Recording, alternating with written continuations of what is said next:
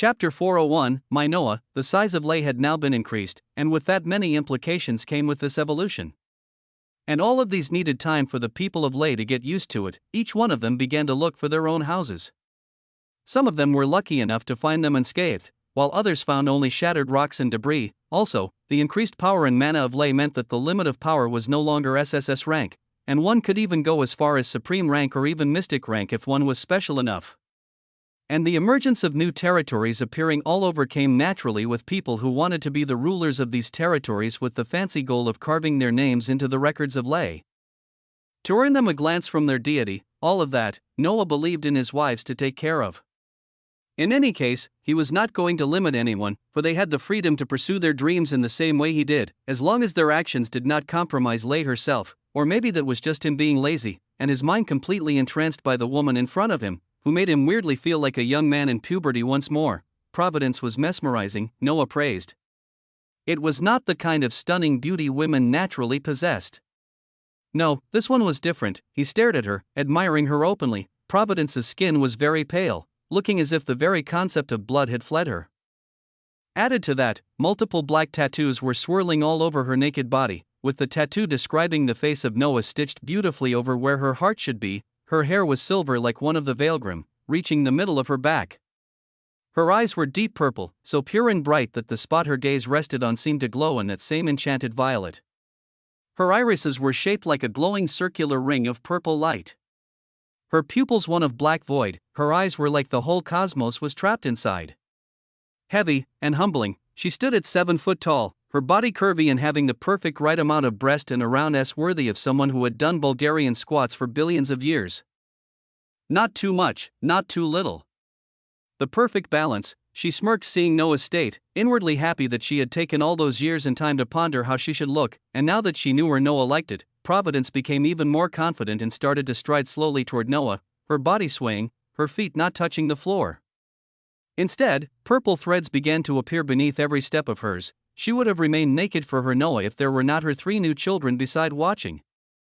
So, reluctantly, her body was covered by a long golden t-shirt. Noah raised an eyebrow at the sight of the t-shirt, for it was one he had searched for so long and never found. He liked it. After all, it was made by himself from the golden leaves of Aurelia's tree, so it was Providence who stole it. At the side, the 3 origins began whispering, "Who is she?" She is powerful. Fated whispered, feeling inside Providence all of their power combined perfectly into something supposed to be impossible. Mother? Destiny guessed, tilting her head cutely, then seeing the face and reaction of her new father, she nodded in confirmation. Beautiful mother. Sweet mother, oh. Kaus's mother? Kaus was weirdly too happy. Why are you so silent? Providence finally said, as she arrived an inch from Noah, smiling with her insufferably white teeth. Noah's lips curled up at her words. "Ah well, don't you know, darling," he said, closing the remaining distance in a heartbeat and wrapping his hands around her body. Providence shivered. There are times in life where words lose all the meaning and weight we would love to give them. He whispered, making Providence unable to control the rising burst of emotion she managed to hide behind her confident self till now, and one of those times is unfolding at this moment, darling. Noah continued, then clicked his fingers to blind the eyes of his new children. He stared at the mesmerizing cosmos-like eyes of Providence, seeing how they were shimmering and trembling, as if trying to hold back tears. They failed. Her eyes hazed. His smile deepened as he slowly put her forehead to his. Finally, darling, I get to see the one behind my rise, and finally I can now thank you properly, face to face. There is no need. Providence answered back, her face blushing softly despite her confident smile. You are my Noah. You are all I have and all I ever know and will ever know. You said that without me you wouldn't stand here, she continued, then raised her hands and placed them at both sides of Noah's cheeks. But without you, my Noah, my existence would have no meaning. Her eyes were deeply serious. At her words, Noah fell silent for a moment, then chuckled, trying to be romantic now. I have learned from the best. She countered with a smirk of her own. They stared at each other for a few seconds before they burst into laughter, then hugged each other, each one of them feeling the body of the other deeply. Providence couldn't stop sniffing her Noah's scent, touching his whole body as if trying to engrave it inside her brain. She went as far as licking his face, wondering how it would taste. Noah, the ever-gentleman, let her do whatever she wished. While he enjoyed her warmth, they stayed there for a very, very long time, without moving, as if time was meaningless to them. Which was true. After all, Providence had made the whole time of Lei freeze only for this moment. She needed it. So unhurriedly they broke their hug and crouched down on the ground, which was now transformed into a grassy field of purple flowers, favorite color of Providence. Noah wondered why purple. Providence sat on the ground while Noah placed his head on her lap. She began to caress his silver hair softly and lovingly, a smile on both of their faces, the whole world drowned in a peaceful silence. They did not say any kind of love words, for their actions spoke louder than any imaginable words at that moment. Instead, they began to discuss idly, talking about Noah's journey, commenting on his recent actions, with Providence scolding him for adopting children just because he found them cute. Calling him reckless, Noah only smiled wryly. Their small talk continued until Providence lowered her head forward toward Noah's face and lovingly kissed his lips. The kiss lingered only for 1 to 2 seconds, before she parted her lips away, her face still hovering an inch from his. With her silver hair falling down on her in that state, she licked her lips sensually, feeling the warmth of Noah on her lips, then smirked, as expected, tasty. She said, "Then, don't you have a power system to complete, my Noah?" "I do," Noah answered, "though I would have forgotten it if you didn't remind me." Providence laughed lightly. "We have all the time, my Noah. But right now you need to get up and finish your task. Then you will introduce me to my dear sisters." Her voice was enthusiastic at the end, showing her eagerness to finally talk to all these women she observed all these years in silence. Noah nodded with a smile, then slowly got up from her lap. He stood tall and straight, then sighed, and the paused world began to move once more. He took a step, turned his body to give a smirking flying kiss to Providence and a wink, before disappearing from the realm. Appearing immediately inside the core of Lei, he found his sister now grown up, slowly having the curves of a magnificent woman. Her hair was now silver with streaks of white, blue, golden, red, brown mixed inside. Her eyes were exactly the reflection of Lei seen outside. A world in round shape, surrounded by lightning and frost. How beautiful his sister was, and that was exactly why. "I am forbidding you from going out, Lei," he said, making Lei shriek in shock at his sudden words. "What?" She scowled, voice now more mature. "Why would you even do that? And why are your first words after my rank up these?" she said indignantly. Noah shrugged, then walked toward her and stood in front of her, patted her head. "Just listen to your big brother. He only wants to protect you from big bad guys outside. Trust, no one will hurt me." She protested, yet Noah ignored her plea, and began the process immediately. "Hear me well, sister," he began, Lei focusing while rolling her eyes. "I will sacrifice all of my current power of Providence to you. You also need to get out of my body temporarily." Her eyes widened in surprise. "It's for my new power system. I will no longer evolve based on mana or law comprehension. I will only evolve by taking the power of the worlds I will integrate in my Ubuntu, until I have everything this universe has to offer, then reality, and then beyond." He took out the fused origin of fate, destiny and causality with enhanced powers given by Providence, then gave it to Lei. He also began to take out his divine core and his law comprehension. Lei was still stunned, but she focused immediately and began to do as her brother wanted. After agonizing minutes, Noah succeeded in giving all his power to Lei, then managed to get her out of his body. He instantly staggered back, feeling a weight of weakness he never thought he would feel once more. At that moment, any enemy could have killed him as easily as a man kills a chicken. That is, if he didn't have his wives, children, and even the records ready to protect him. How lovely it was to have a family. He laughed, and watched how Lei was slowly absorbing his power and those of the origins inside him. Soon, she assimilated everything, causing inside her eyes another phenomenon. Now, there was a whirlwind of purple threads swirling all around her world-like eyes continuously.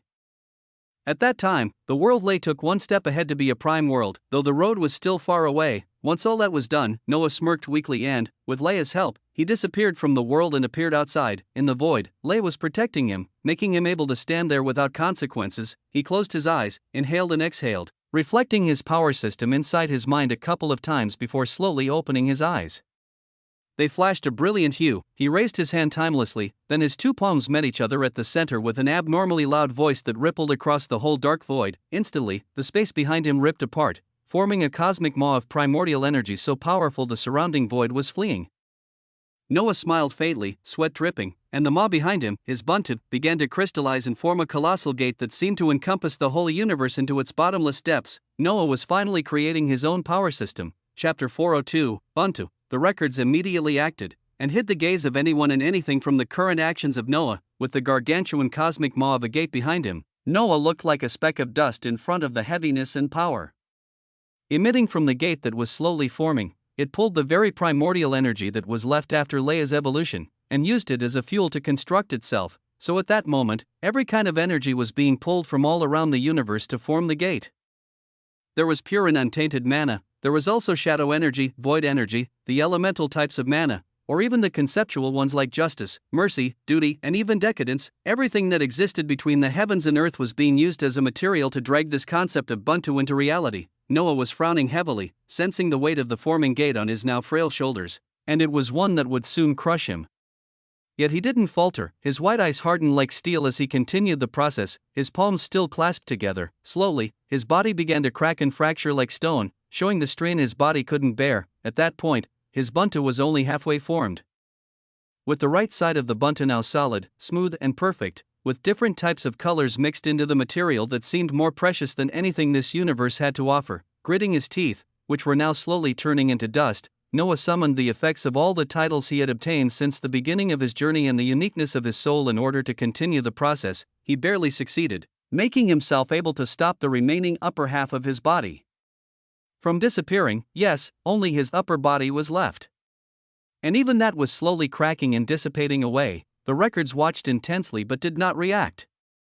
Noah's wives also instinctively felt the danger to his life, and all of them exited Lay to observe the process. Their hearts froze at the sight of their husband. Unconsciously, each one of them tried to approach him and aid him, only to be held back by Leia's barrier around them. Just believe in brother, she said to them, while preparing herself for the fusion with the Ubuntu. Sensing his wife's presence, Noah only smiled, thinking how it would be so embarrassing if he came to fail in front of them. His focus renewed and deepened exponentially in one breath, making him link more of himself to the formation of the Ubuntu, accelerating the process greatly. Soon, when only Noah's world heart was left, and when all the wives were shuddering in fear of losing their husband. Click, the Ubuntu was finally formed. A heavy presence settled down around the whole universe for a heartbeat where every being inside of it sensed something heart-shattering slither inside their very soul, making many of them tremble in trepidation. The Ubuntu was newly created, now looking like a colossal gate made of swirling colors that gave a primordial feeling. At the center of the gate was a swirling mass of black-white light, rotating on itself with the infinite symbol, heavy in implication. The Ubuntu was oval in shape, with the outer ring of it describing the stunning faces of women. Seeing those faces, the wives' eyes widened. No way, Virgo muttered, shocked by what she was witnessing. The faces were those of each of Noah's wives, all of them with their own defining features, colors, and expressions unique to them. An overwhelming feeling of pride and love pierced the heart of all of them. Some, like Celine and Emmy, were unable to stop their eyes from blurring. At the creation of his Ubuntu, Noah began to feel power seeping down into his only remaining blue planet heart, nourishing him with an energy he only felt once, primordial energy. That energy seeped deep into his heart, then began to reconstruct his body unhurriedly. At the same time, Lay disappeared from the void and entered deep inside the Ubuntu. The moment she did, the Ubuntu glowed with an intense purple light, the color of providence. Before it, the crown of it, the exact shape and picture of Lay could be seen plastered there. Immense power flooded all inside of Noah as Lay began to integrate herself with his Ubuntu. At the other side of the Ubuntu, Lay found herself in a wide expanse of silver-white void, with only her as a celestial body, for now. She began to feel herself being encroached at the very center of this incomplete budding universe, becoming the core of it. Meanwhile, Noah's body began to be reconstructed with primordial energy, and with the threads of providence now back to him, his height increased, now standing at 9 foot tall. His skin was pale white, with perfect lean and compact muscles that would shame any man confident in his build. On the left side of his chest was a tattoo shaped like his Ubuntu, and so with the face of his wives clearly visible, his silver hair now had a streak or two of purple, giving him an enchanting look. His eyelashes were now deep silver with a shade of purple. His eyes shifted, no longer white eyes with threads and runes, but perfectly circular immaculate white irises, with pupils slitted in purple and jagged by enchanted threads. Once Lay completely fused with his Ubuntu, Noah immediately felt that he had achieved the first Warren gate. With that achievement came the knowledge of what he obtained with this elevation.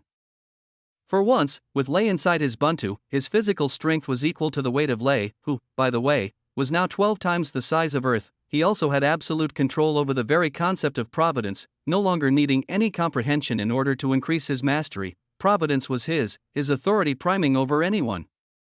And that meant that the power of fate, destiny and causality would be useless on him, would no longer work. then with the primordial energy coursing in his veins, every one of his attacks would be millions of times more lethal than anything.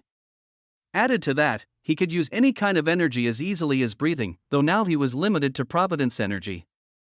For that was the world he integrated with, and he also obtained an innate transformation ability, where his power of Providence was multiplied, at his will, and at the stare of his wives, Noah's body began to slowly change. Above his head, a purple ring made of threads appeared. His eyes changed, becoming purple-blue and key-shaped, able to see the destiny of anything inside the universe. His face became faceless, only revealing his eyes. His skin was now untainted formless black, with streaks of brown, silver, and blue dancing all over like stars in a dark sky.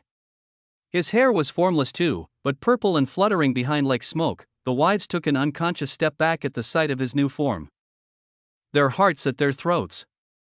At that instant, Noah no longer felt like a being, it was like he was a concept, the very concept of Providence. One able to see and manipulate their fate as easily as breathing, Noah raised his head to the void expanse, feeling the stare of the records, and the searching eyes of the progenitors and other powerful beings. He smiled, wanting for a moment to show himself to them, but he controlled his urge. Yet he was unable to stop himself from intercepting Lul's perception and whispered to her gently, almost lovingly, "Soon, Lul." Very soon, he immediately cut it off, making Lul, sitting beneath her tree, raise an intriguing eyebrow at the whisper. After that, Noah sighed and dispelled his transformation, feeling the strain of it. Then behind him, his bunta shrunk and disappeared from reality. Though Noah could still sense it and even speak with Lay, he turned his eyes toward his watching wives, then smirked. They immediately cursed, "Damn! He became more beautiful." Dominique cried in injustice, "This is becoming ridiculous." Apollonia rolled her eyes, lips twitching, unable to believe the current beauty of Noah with those eyes. Even Celine's eyebrow was twitching. "Isn't this too much, my baby?" They continued to complain, not because he was now way more beautiful than them, but because they couldn't stop staring at him.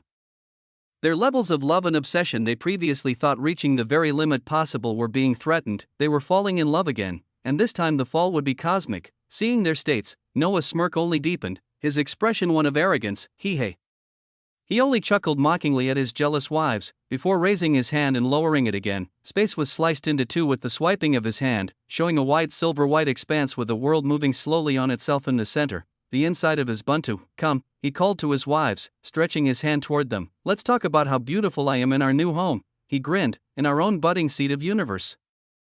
Glorious, Chapter 403, Mother of Dragons, soon, Lul. Very soon, sitting under the shade of the all-encompassing world tree, Lul began to echo these words she had just been addressed with over and over again, all while sipping her green tea. There was no one around her that day, preferring to act like her other comrades' progenitors and simply cut off any contact with her faction for a moment. Though for her, she knew it would not last, for she loved too much to meddle with them, but at that moment she was more concerned. No. Not concerned, for nothing could make her feel that way in this universe. She was merely intrigued by the fact someone who knew her would dare to threaten her. Especially if that someone was not a progenitor, but Lul was no fool, and her instincts were sharp. She knew that whoever made the universe shake that day was responsible for the previous ones as well. And as a progenitor, she knew there was rarely anything worth the quivering of the universe, so, a worthy opponent? Maybe. Maybe not. She mused quietly, smile on her face, soft breeze fluttering her leaves like hair. Yet I wonder, why would that being target me? And the most intriguing part was that she could not know, feeling in those words the complete submission of fate, destiny, and causality. Oh. She stopped sipping mid-step, suddenly realizing something. That means those 3 children actually chose a legacy bearer? And they all chose the same being? Now, that was interesting, not that it never happened for one to have more than one legacy, but it was extremely scarce.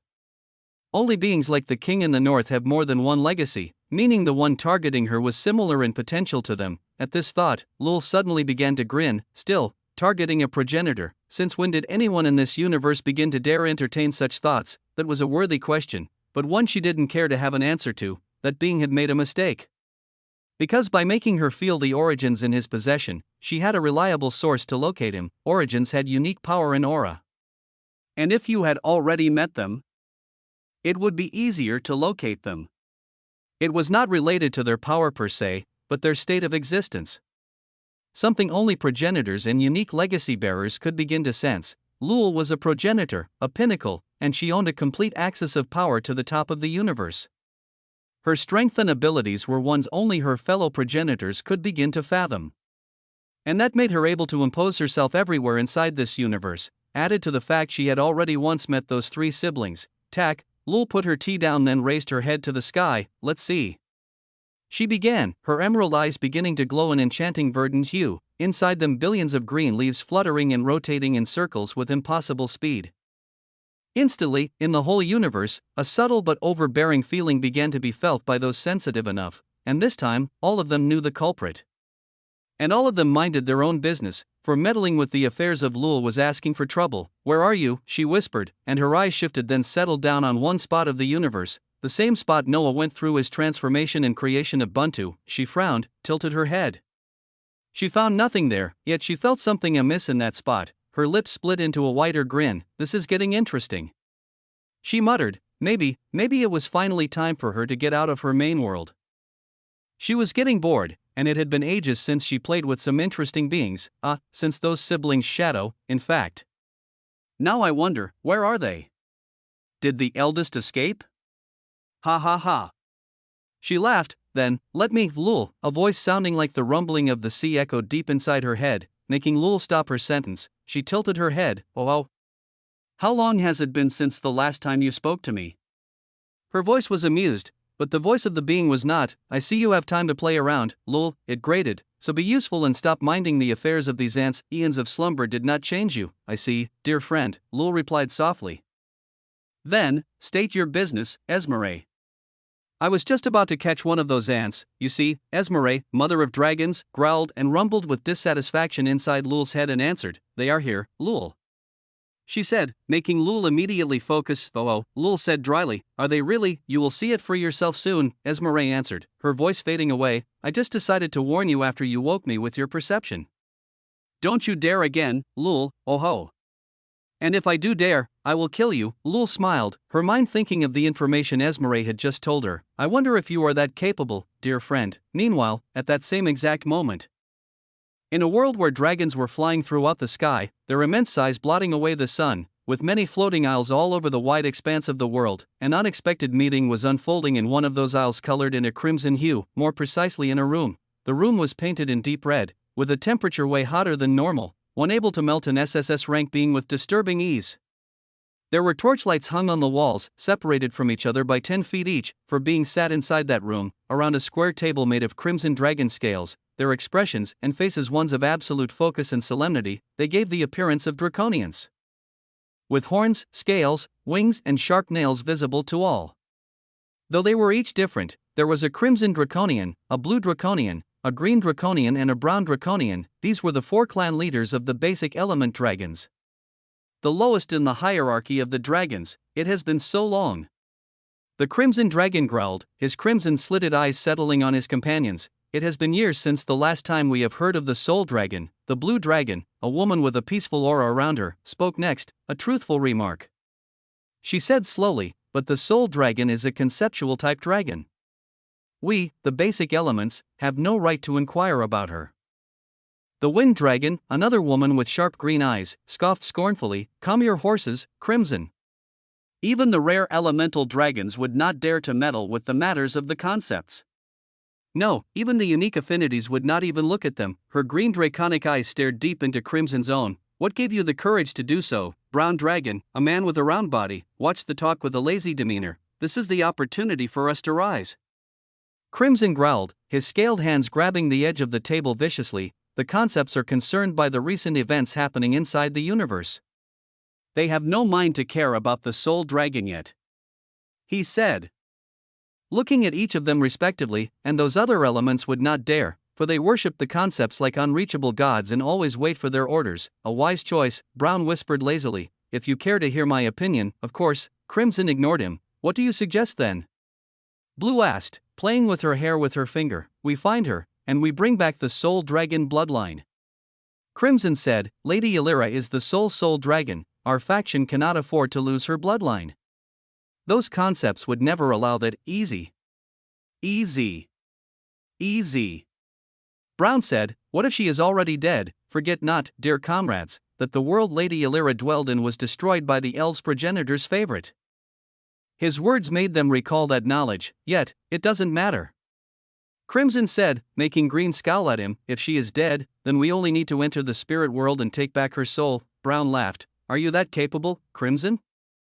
To enter there and come out, Crimson grinned coldly, I have relations with a member of the Death Concept Dragons. His words made the other three widen their eyes in surprise, and recently, I have killed a white phoenix. He added with a wider grin, Green, Blue and Brown finally realized that Crimson had been planning this for a while. For a white phoenix's power could revive the dead under certain conditions. So with it, as long as they were lucky enough to not meet one of the rulers of the spirit world, they could come back. Thinking about this, they began to see the possibility of this endeavor. Added to that, if they did get back Lady Illyra, then maybe, just maybe they would be given the opportunity to breed her and so increase their status and power. As for the women, they licked their lips with their long jagged tongues, seeing the opportunity to have a concept owe them a favor, one they would use perfectly to elevate themselves. Seeing their faces, Crimson smirked, are you with me? They looked at each other, then slowly, when do we start at Chapter 404, Constellations? Noah stood in the white-silver void of his new budding seat of universe, in front of him. In the distance was the peacefully rotating Lay, with her own phenomenon on-touring her stunningly. Noah's eyes were closed, his arms rested on his chest, thoughts swirling in dizzying circles inside his head. Slowly, his eyebrow began to knit together, showing something akin to discomfort. Incomplete. He muttered under his breath, feeling the space around him. There were no laws around him other than providence and a hint of space and time. Anything else was completely absent. The law of fire, of wind, of velocity, those laws that made a universe move and remain viable were not there yet. He expected it, somehow. After all, this was a budding seed. Not even a seed, let alone a complete universe. And knowing this, he actively searched for how to reach the second Warren. That information came to him naturally, for he had already reached the first Warren, second Warren, cluster.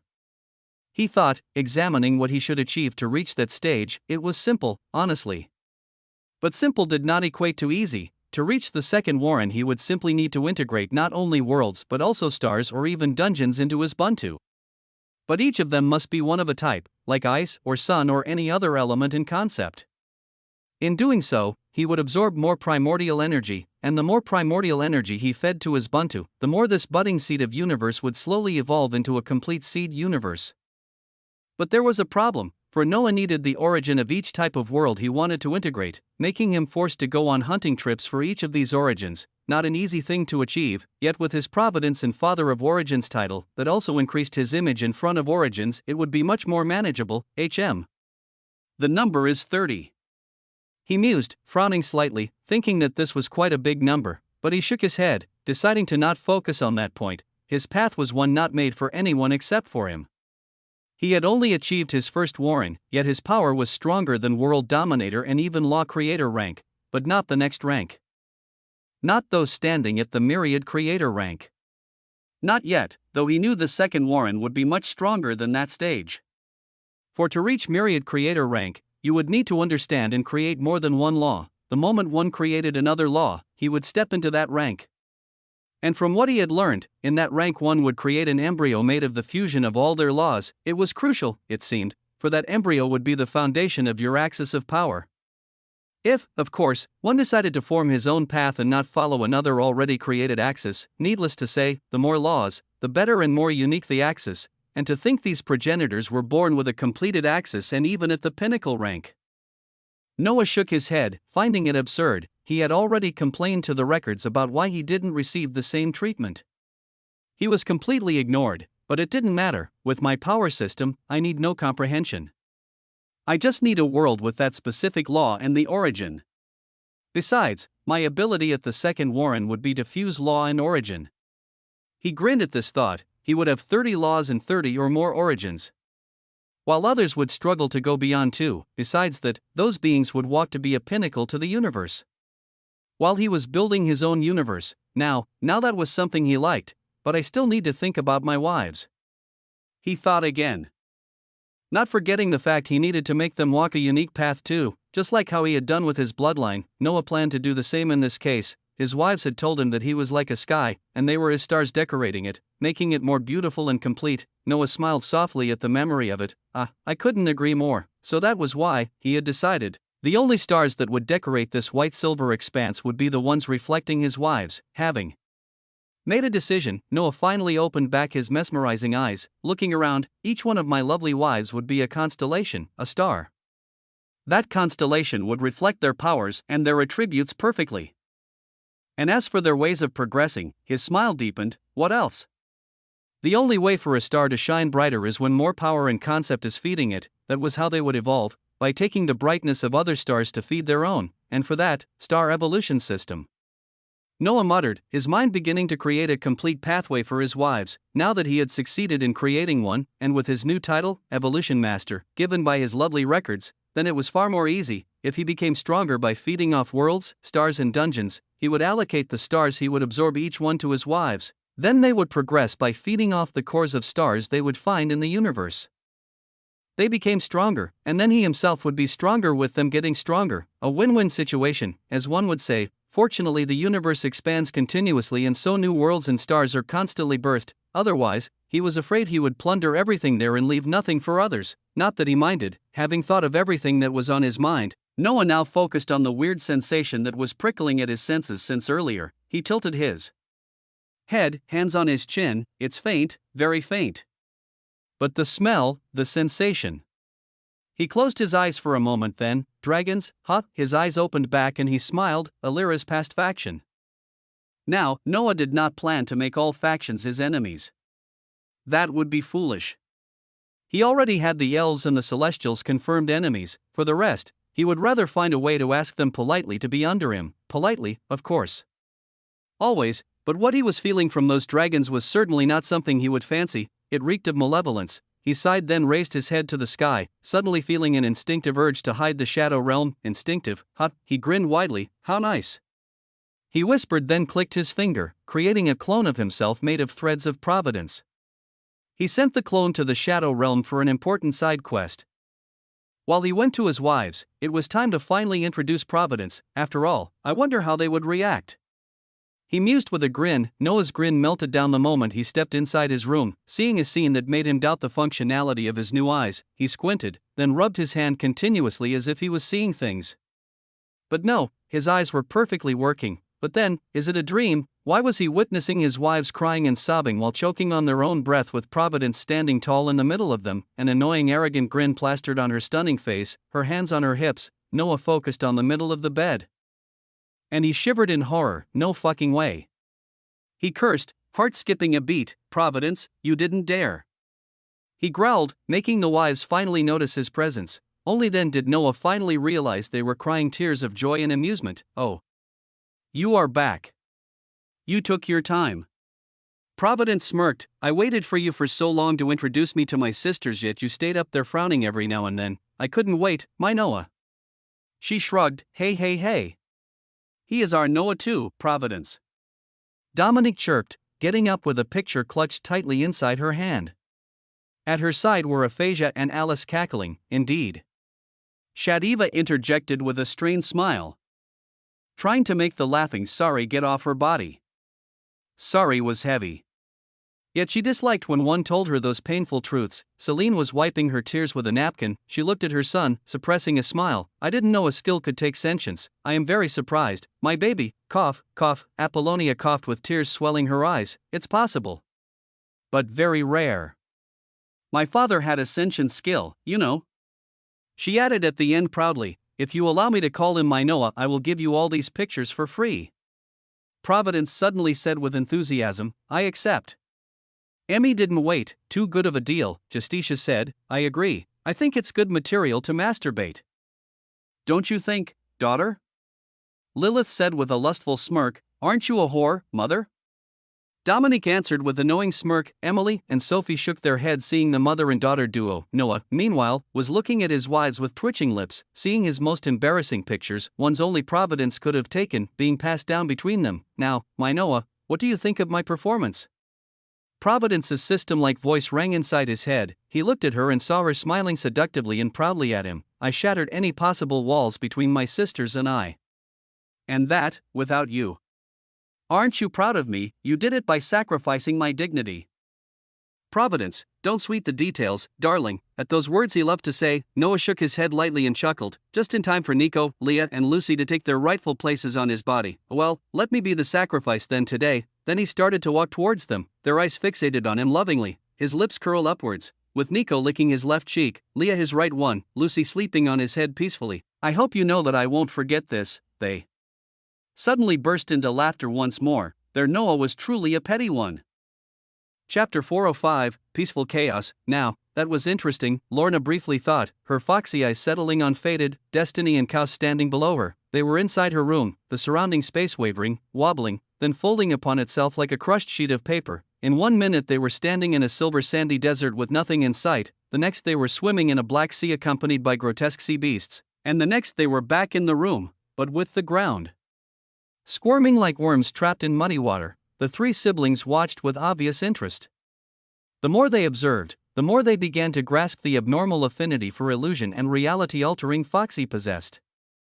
If they were not at their level of power, they would certainly believe that all they were seeing was true. Besides, they could feel that this was just their new sister not suppressing her power, letting her own aura alter reality. Kaus was amazed. Big sister. Big sister so cool. He chirped while clapping his hands repeatedly, then immediately stopped and hid behind Fated when Foxy's gaze settled on him. Look at me, big sister. But Kaus thinks big sister powerful. Scary too, Fated smiled with her typical grin. So smiling father was not wrong. But you still have a long way to go to match us, illusion woman. She pointed rudely her silver sharp nail at Foxy floating high in the sky of her room. So don't get cocky, sweet sister. Strong sister. Destiny said, raising a thumbs up at Foxy with a soft smile. Big sister is cool. Foxy watched each of them with amusement slithering inside her eyes. She never thought for 1 second that a day would come when she would have origins as siblings. It was funny to her, but most importantly it was perfect for her. Her brother had just gone away, leaving her here alone. She didn't want to admit it, but she missed him dearly, and missed even more the pranks she used to pull on him every single day. It was always funny to watch Premier trying to be serious only to rage in anger and frustration at her pranks. Foxy remembered how every time he caught her, he never managed to do more than tie her to a tree with his power and walk away. A power that would free her after only an hour. He was always so indulgent with her. Thinking back to her brother, Lorna unconsciously smiled, and was tempted to use the mark she had put on him, but she shook her head immediately. Not yet. She thought, he or anyone besides him could sense it if I do, and I might cause trouble for him. Let's wait. She would wait, and in the meantime she would bond with her new siblings.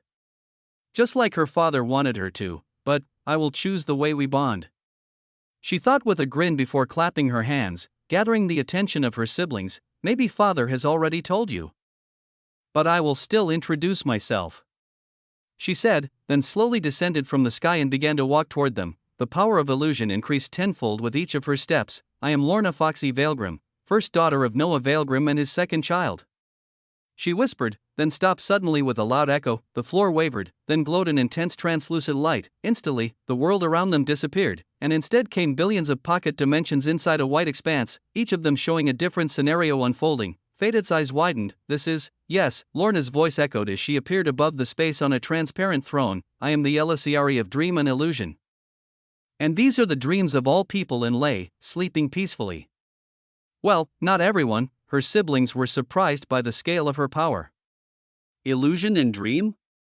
And they could see all these dreams were feeding her, making her more powerful. Seeing their faces, Foxy smiled. What about we do something interesting, dear siblings? She said. Interesting? Kaus wants to know. Kaus chirped. What? Fated asked, while Destiny observed the surroundings with her ever-constant smile. Nothing much, just an idea of mine. She smirked. Why don't we create our own dream realm, different from the one of the universe, where the folks of our world would wake up in one same big dream world and do some kind of competitions with rewards to gain? What kind of rewards? Destiny inquired. Foxy grinned. What else? An increase in luck, or a better destiny, or even receiving a higher fate. In the future maybe something more, who knows? The siblings' eyes widened. What do you think of it, siblings? Let's create something to make our people stronger and more unique, all with rules. Of course. They were silent for a moment, before all of them looked at the small dream manifestations of these folks. their lips curling upward. Tell me the competitions, big sister. Fated said, suddenly enthusiastic. Foxy smiled even further and immediately began explaining her idea. Soon, the most unfortunate folks of Lay would be called into their dream world, where death would cause damage to your soul, but the rewards would be worth it, and she could feel it. If she ever succeeded in creating this, Lay would certainly advance in stage and she would gain massive boosts in power and status. Just wait, brother.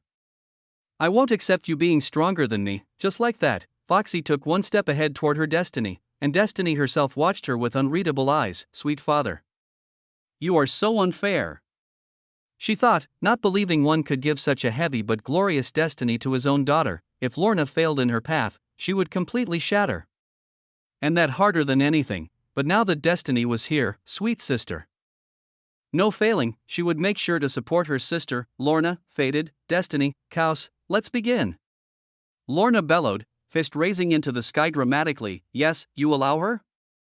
Lay asked inside Noah's head, explaining to him the idea of his eldest daughter. Noah smiled faintly. Let her. I am curious about what she could do. Once she succeeds, I can allow her to create the dream realm of my budding universe. You do not think she would fail? Lay inquired again, laughter dancing inside her tone. Fail? Noah echoed. You do not believe your own niece would fail, do you? Lay laughed. Of course not, and disappeared from his mind, agreeing with her brother. After all, none of them were made to fail. Back in her space, Lay shook her head and continued swimming, relaxing peacefully while she still could. Noah was still inside his room, his wives surrounding him on all sides, discussing idly with each other. His head was resting on Anya and Zara's laps, the two of them caressing his hair. Demi, Providence, and Celine were discussing clothes and the trends that existed back on Earth. But soon their talk drifted into their preferred positions in sex. Esther was showing pictures of the Shadow Realm to Shadiva, asking if there was anything she wanted to remain the same. Apollonia was with Yuki, the two of them bickering endlessly. Yuki was provoking Apollonia, and the latter used her knife-like tongue to counterattack everything she said. In the end, Yuki called Elira for help, for like Apollonia, she always had the perfect comeback to anything one could say. Apollonia finally found her match. Lilith and Dominique were licking the tips of Noah's fingers playfully, while Nico and Leah were fighting at the side, on the floor, because one had decided to invade the territory of the other. Alice, Crystal and Emily were watching, fueling the fight by betting on who would win. You can do it, Nico. I believe in you, Alice shouted, clenching her fist tightly in support. Leah, I bet on you. Don't make me lose my secret skill to make Noah come faster, Crystal begged. While Emmy laughed with tears, Sophie was resting her head on Noah's chest, a peaceful smile on her lips, with Justicia playing with Lucy at the left side of Noah, wondering what a crow like her would eat. The room was chaotic but ordered in a strange, harmonious way. Each one was arguing, fighting, teasing, but all of it woven in perfect affection. Virgo watched this scene with love shimmering in her eyes, never once believing she would one day be part of this kind of family. Sari and Noelle were at her left and right, smiling. You were so reserved, Virgo. Noelle said, why are you standing here? Shy, maybe. Virgo smiled and shook her head. Not at all. She said softly, I just love to observe them. It makes me aware of the blessings I have been granted, to be in this loving space. Her smile turned melancholic. After all, I know how it feels to have none to call a family, but many to call enemies. Then we are the same, Noelle said, wrapping her arm around Virgo's shoulders. I was originally a void beast. We are a species born from the void itself. No family, no nothing. And if you ever dare go to another void beast to seek that concept, you will be killed instantly. For eating another void beast makes you stronger. They listened silently. So yes, Virgo, I can understand your view. And I can also understand that we have what few in the whole universe could claim to possess. She looked at her and smiled openly. We have a united family with a loving husband and abnormal children. I don't know about you, but this is enough for me. And I would do everything to protect this family. Sari nodded. Everything. She echoed, and that means protecting you too, as you are now Virginia T. Raneth Vailgrim. Noelle added with a grin. Virgo began to blush, though none could tell, am I really a Vailgrim? I do not have the Elisiari bloodline yet. Ah, you are right, darling. Let's change that, shall we? Noah suddenly said, before slowly getting up, looking at Virgo with a smile. Come, let me see the wisp of power of a pillar. And let's make you an Elisiari. Virgo's heart skipped a dangerous beat, embarrassed at becoming the center of attention all of a sudden. Oh. No. I mean, yes. Yes. She stumbled on her words. The wife smiled at how cute she was, while Virgo herself wanted to disappear from existence entirely. I wanna die. Chapter 406, Sanctuary of Decree. The decision was made, and Noah acted upon it immediately. The wives stopped their charades and made a space for Noah and Virgo in the middle of the room. They watched from the side, wearing their transparent nightgowns. Virgo smiled shyly, still unable to put up with so much attention on her. Even though these were affectionate ones, she was still not used to it. She did come from a place where people always looked at her, but it was either a look of scorn, or jealousy, or pure unreasonable hatred. This changement was welcomed, but she would need time to adjust and fit herself into this new family. You have all the time, sweetheart. Noah whispered gently, dragging Virgo back into their current reality. She blinked rapidly, her eyes clearing as she looked at the soft smile plastered on Noah's beautiful face, his features just an inch from hers. I do not know your past yet, so I might not understand what you went through. But worry not, he said, patting her crimson hair as if she were a child. She was over 1,000,000 years old. Don't rush. You have the time to get used to this new reality. And I will make it easier by giving you the Elisiari bloodline. He chuckled. I guess once silver hair like all of us frames your head, the process will be easier. The wife smiled at the side, looking at this scene with tenderness. Providence, especially, was moved. Until recently, she had only watched these moments in the depths of Noah, unseen by all. And now here she was, her sisters around her, and the man she loved more than anything in front of her. She was grateful. Virgo, meanwhile, managed a wide-open smile. Her mind suddenly eased considerably after Noah's words. She nodded vehemently, yes. It will be easier. Her voice was freer. Noah's purple-slitted eyes twinkled with amusement and soft love. Now, come and let me see again, he said, and immediately began. He raised his index finger, wrapping Virgo in a cocoon of purple threads of providence. His purple-slitted pupils narrowed in focus as he slowly began to examine the inside of Virgo. Around him, the wives took a couple of steps back, giving him more space. Deep inside Virgo, Noah began to see something. That something was not inside her body, nor in her soul, nor in her mind. It was a skull colored in deep, intense crimson, so intense Noah's own skull ached from the simple act of staring at it. The crimson skull was placed in another fold of reality, buried deep into Virgo's fate. By examining it, Noah could already sense that this thing held a portion of Virgo's fate in its grasp, making her unable to ever escape the hand of ruin. Also, with his newfound level of proficiency in providence, Noah saw that Virgo was slowly walking toward her inevitable death, a death that would return her soul to the hand of ruin, for she had strayed from her mission and failed. That meant ruin did not forget Virgo like he ignored others, something Noah expected, for he was not nearly strong enough to make a pillar forget anything. Now, these pillars are starting to get on my nerves, Noah whispered emotionlessly, his eyes cold for a heartbeat. Seeing how Virgo would die no matter which path she took, something he would not allow, now he knew why he felt that only his new power system could aid Virgo.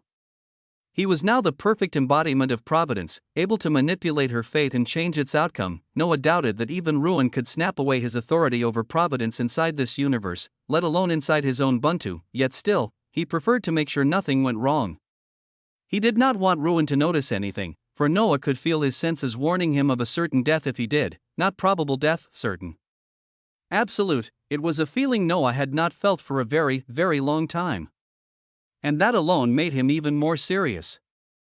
So, I know I am abusing your gentleness, dear records, he began. Time around lay slowly crawling like a snail before stopping abruptly, but just hide me from that thing's gaze until I finish my task. The record's eyes descended on him, heavy, but warm at the same time. The price would be heavy, Noah.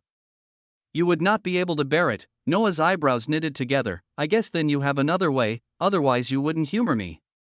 Tell me, then. The records paused, wondering since when a simple universe dweller spoke to them so openly and brazenly.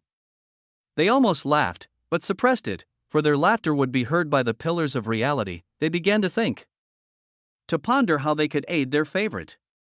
And something came to them immediately, a glimpse. They wanted to give him a glimpse of the type of being he was going against, but for that, he needed domain. Authority. The records said. You have lost your domain and authority because of your new power system. You will need them, for me to help you. Noah tilted his head, finally realizing what he had lost. Yet he only smiled. His power system was still in its infant stage, still very malleable, so without hesitation, he began to modify and deepen it. My domain? My authority, he began, smiling, this whole white silver expanse is my domain. I created it, and I have absolute authority over every single aspect of it. Noah's body began to glow, his purple eyes shining with an intense hue. My domain, this budding universe, shall be named Veilgrim's Sanctuary. And my authority shall be absolute. An authority with creation and epithet entwined together, the glow wrapped his whole body, and on the tattoo situated on his chest, the name Veilgrim's Sanctuary began to etch itself. Noah felt a very distinct authority enveloping him, his domain and authority were complete, and a surge of power thundered through his being. Only then, 1 minute. The record said, for 1 minute we will bestow you a sanctuary of decree. Noah raised an eyebrow. What is that? With this power in Ubuntu, you will have 1 minute before he notices it. The records fell silent, letting Noah think about it. But there was nothing to think about. He grinned and activated his transformation ability, his pupils becoming key-shaped, his face turning faceless and formed from pure formless black substance with purple smoke like hair drifting upward. An overwhelming power of providence surged inside him, his Ubuntu enhancing him greatly. Added to that, the primordial energy inside his body was doing wonders. Let's start. Records, his voice echoed eerily, sounding almost identical to the records themselves. The records acted instantly. Sanctuary of decree, the scribe of reality. BOM. Noah's head exploded into billions of providence fragments the moment he received his sanctuary of decree. It was too heavy, too powerful, too straining on his very existence. He couldn't even bear the weight of the name of this strange power. His formless pieces were falling apart completely, making him briefly think he would die, but the records aided him, forcing a fragment of his still intact mind to remain functional enough to perform the task. He gritted his non-existent teeth and used providence to completely sever the link between Virgo and ruin. At least, that was the plan. But even if the sanctuary of decree was exponentially too powerful for him, Noah gained an insight from being destroyed by it. Instead of severing the link, he could use the crimson skull in his favor. He would make the skull the power of Virgo, not a tool of ruin. At that moment, he grinned with absolute lunacy, his mind shattering again and again under the weight of the power. 30 seconds left in the 1 minute. He realized now why the records gave him only 1 minute. He knew he would absolutely die if he spent more than 1 minute with a power he had no right to touch at his stage, something even a progenitor did not possess. He focused and used a function of his sanctuary of decree, the scribe of reality. I define existence by declaring it. Noah repeated inside his mind, then looked at the crimson skull intensely. Only 15 seconds left. You are sentient, and your master is Virginia T. Raneth Veilgrim. The air hummed with power. 10 seconds, his body was disintegrating. A pain greater than anything he had ever felt pierced into his soul, fracturing it slowly. He clenched his jaw and finished. You are a parasite. An inconsequential one in the eyes of ruin, feeding on his leftover power for your master. You are undetectable to anyone except the Veilgrims. A brilliant burst of black and white glow erupted from the skull, followed by Noah slumping weakly onto the floor, his transformation dispelled, a part of his body incomplete as if devoured by emptiness. The 1 minute ended, the sanctuary of decree had been revoked. Noah's chest heaved up and down sporadically, beads of sweat dripping down his face. His mind felt like someone was hammering it with the whole weight of reality behind each strike. What did you do? Providence shrieked in shock as she instantly appeared beside him. The world was still paused in time. Noah had decided not to worry his wives with his disturbing state, only Providence could move. At her words, Noah smiled weakly. Nothing. He rasped, voice thin. I was simply meddling with an interesting power, darling, he chuckled shakily. Providence's cosmic purple eyes were shrouded in worry as she looked at Noah's slowly healing body. She sighed tiredly. You are so reckless, Noah. Noah only smiled wryly. He had no choice. He needed to make Virgo one of them. Needed her to feel more at ease and integrate faster into their family, so the risk was necessary. And besides, sanctuary of decree. He whispered, lips still dry, does it ring a bell, darling? Providence immediately fell silent, then slowly shook her head with a strained expression. No, Noah shrugged. Oh, no matter. I will find out. The power he felt was overwhelming and dangerous.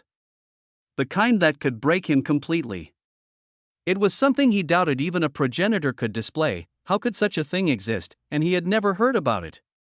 And how could one ever reach that level? Multiple thoughts surged through his mind erratically, but all of them died down as he focused back on the present. His body was now healed, though he remained weak.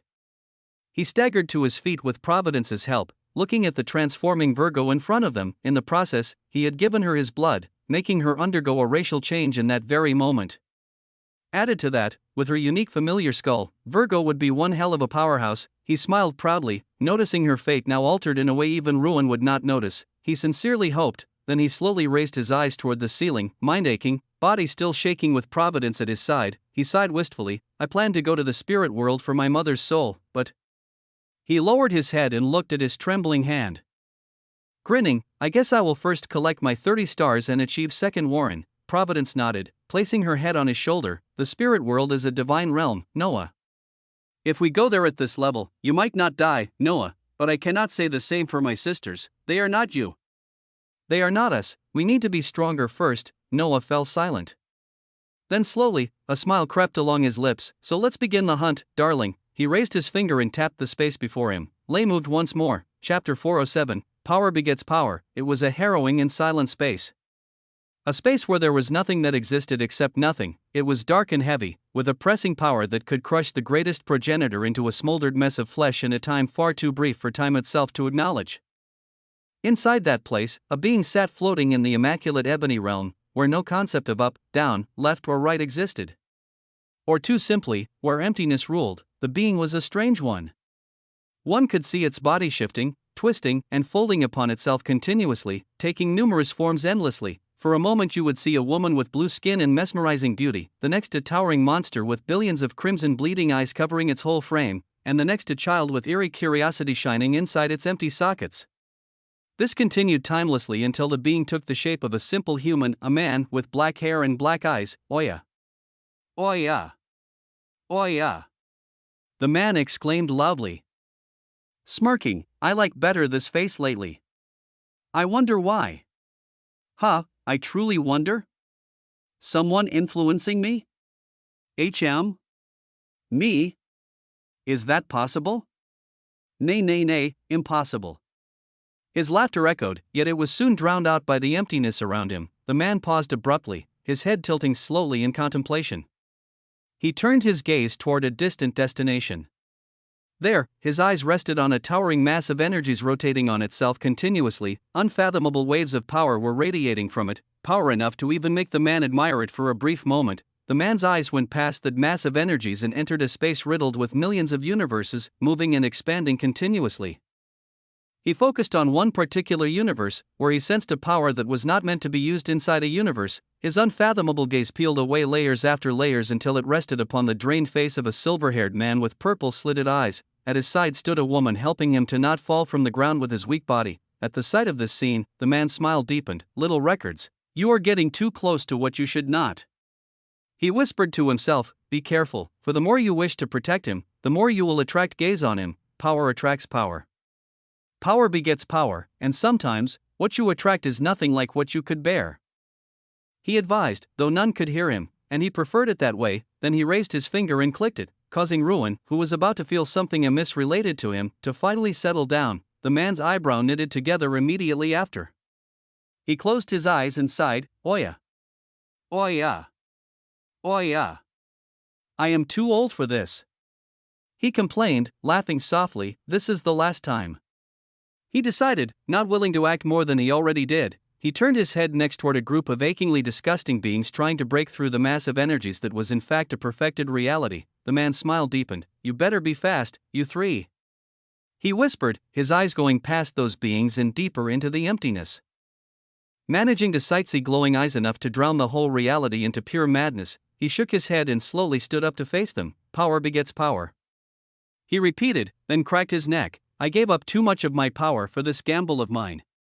But I just need one of them to be what I believe they could be. Only one. The beings hidden inside the fold of emptiness screeched angry cries as flashes of reality-bending attacks erupted, targeting the man on all sides. The space shook and shrieked in horror. The man sighed, Oya! Oya! Oya! I said I am too old for this, man. He bellowed, then suddenly his expression became void, empty of anything. He clapped. Let's finish today early.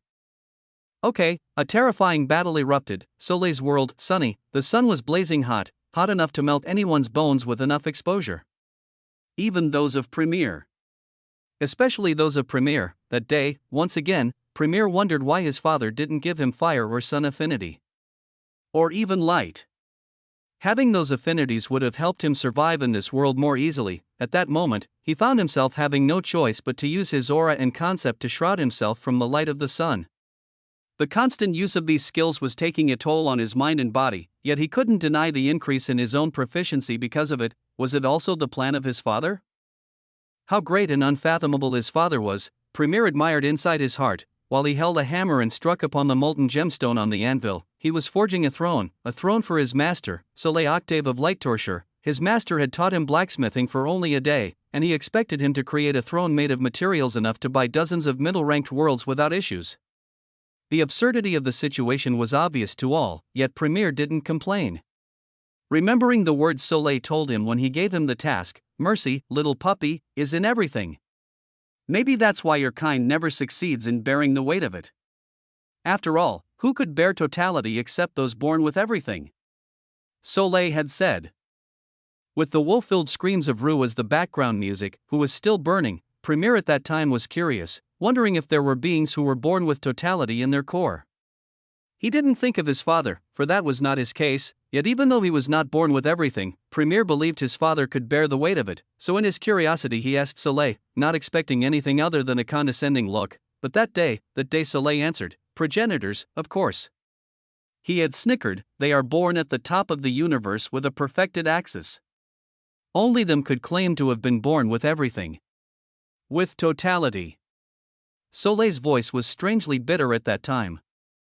Premier didn't think much of it, and even now, with him doing his task, he still didn't think much of it. He had no dream of being able to bear totality, but he wanted to bear the weight of mercy, not only for his father, but also for himself. He needed to know he could achieve something by himself. He needed to know that even if he would be mostly known as the firstborn of Noah Weaverheart, he could obtain achievements by his own hands without the aid of his father, so he focused on his task, hammering the hammer down with practiced hands, his mind swirling around how he could apply the concept of mercy in this craft. Not only mercy but also end. With mercy, Premier could choose how something must end.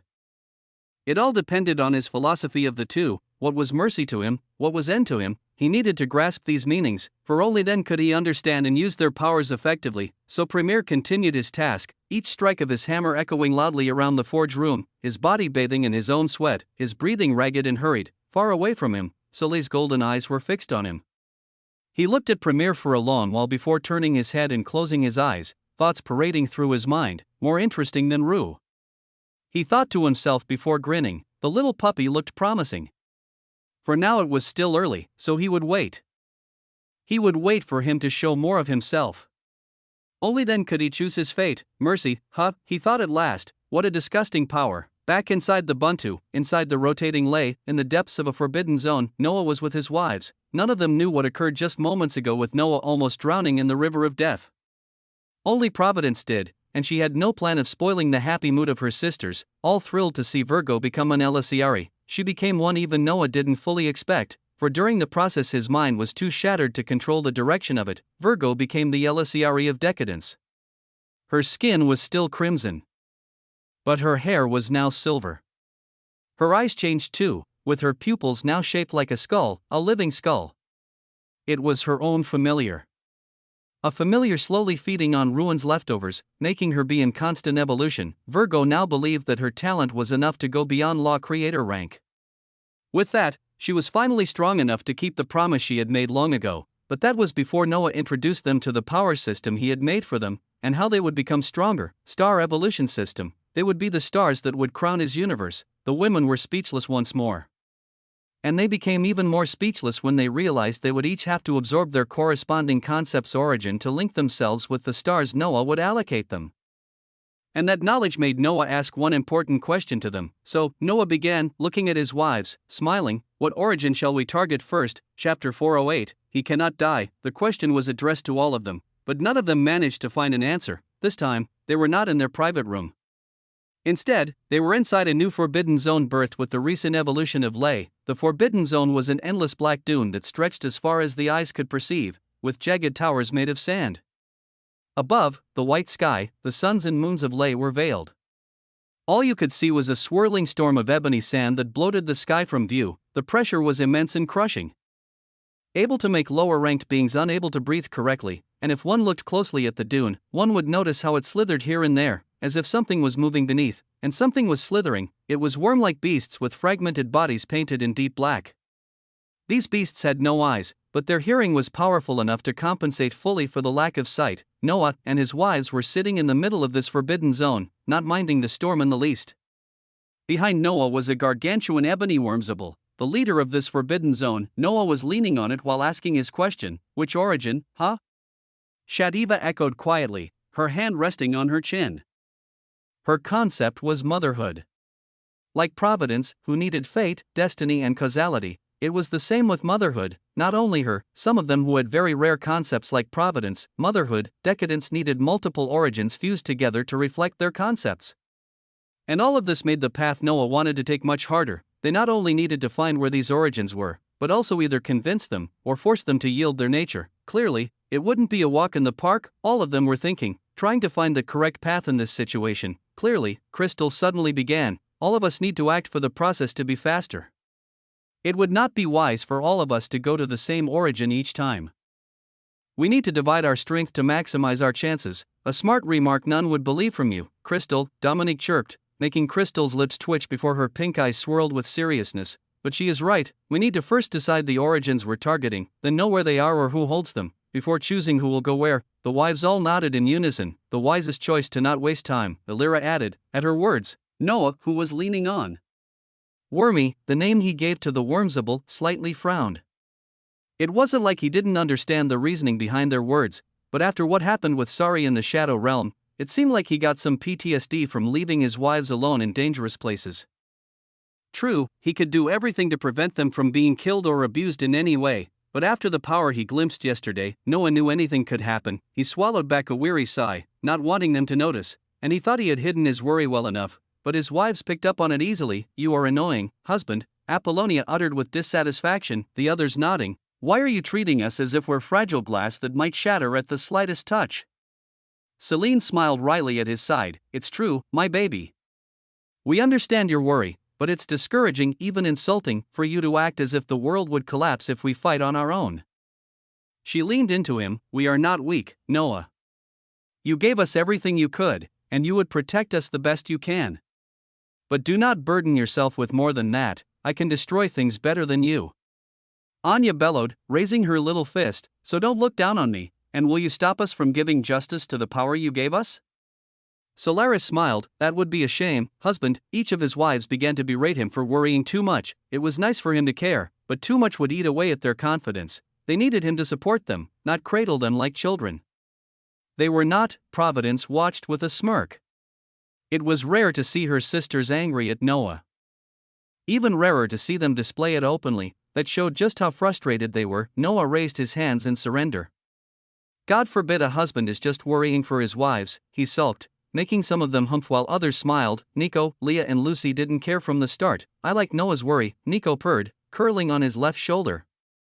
Noah gave her a soft kiss for being too cute. The others rolled their eyes at Nico's attempt to curry favor. Noah smiled, sighed softly, lowering his hands and head, thoughts swirling. They let him think in silence, the only sound being the storm of sand. After a moment, Noah finally raised his head and focused on the two beings who hadn't uttered a single word since the beginning.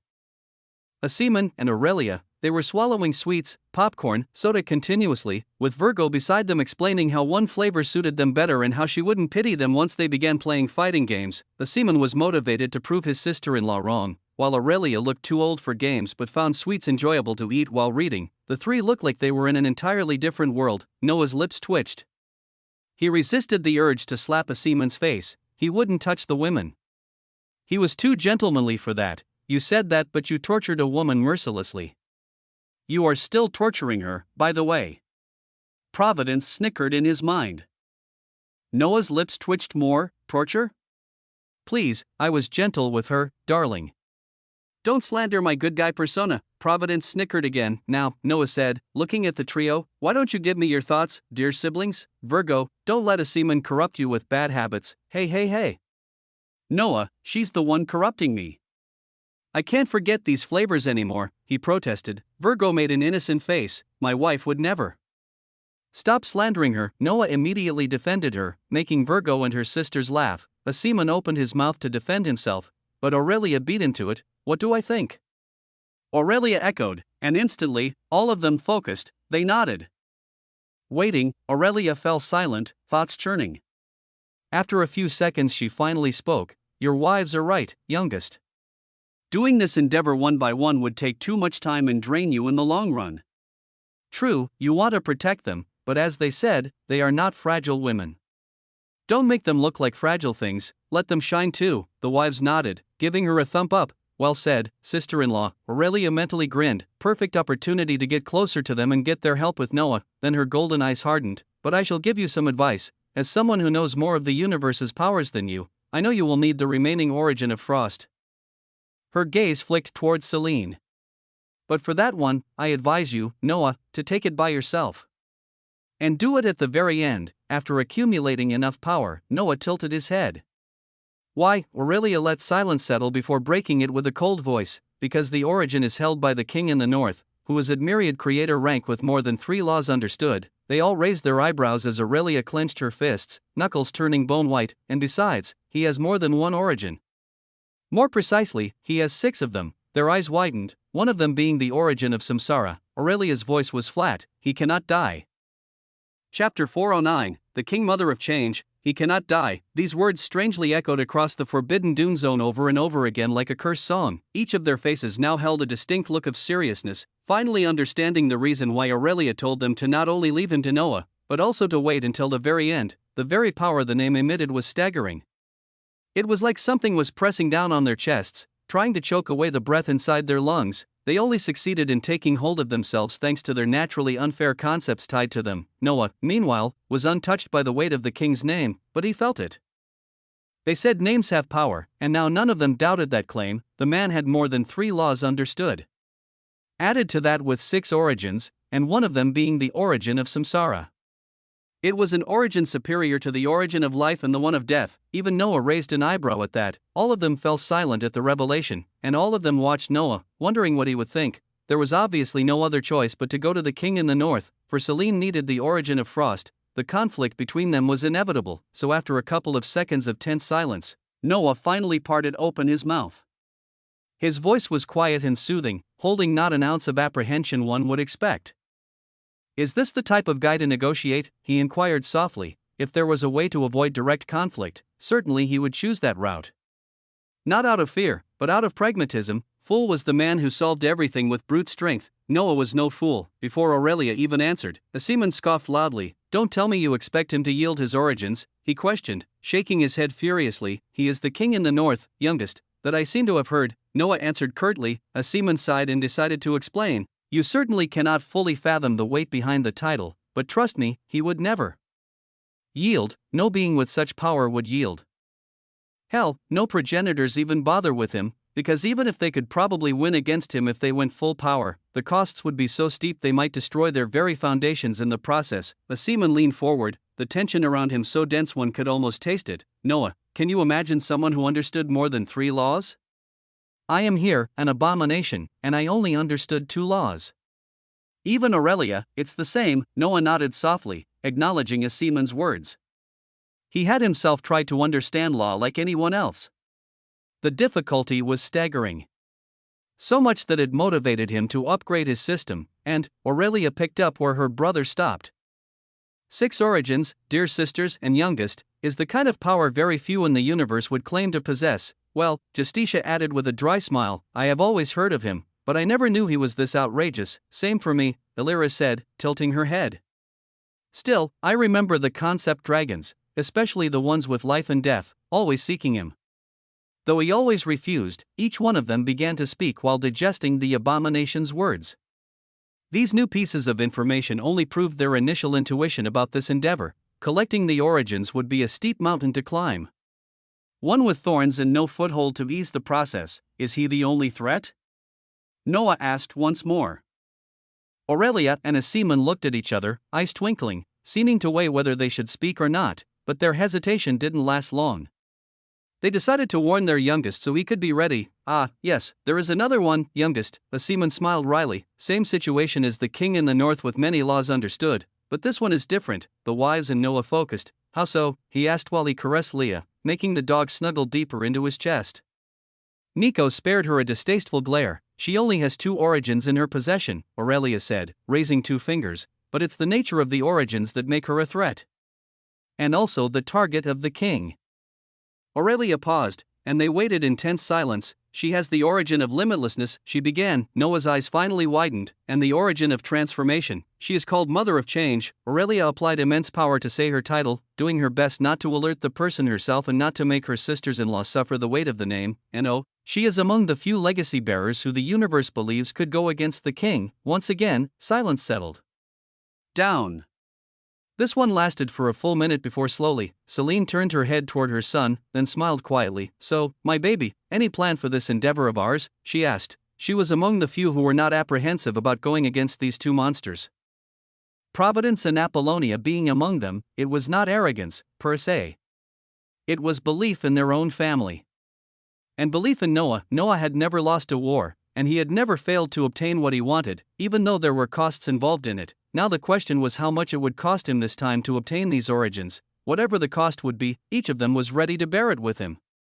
And this time, none would tolerate him doing it alone. Noah could see in their eyes the burning fire of determination. He laughed lightly, then slowly got up from the ground, giving a soft tap to Wormy. The beast screeched in sadness at being dismissed, but still did so after snuggling up to Noah for a heartbeat.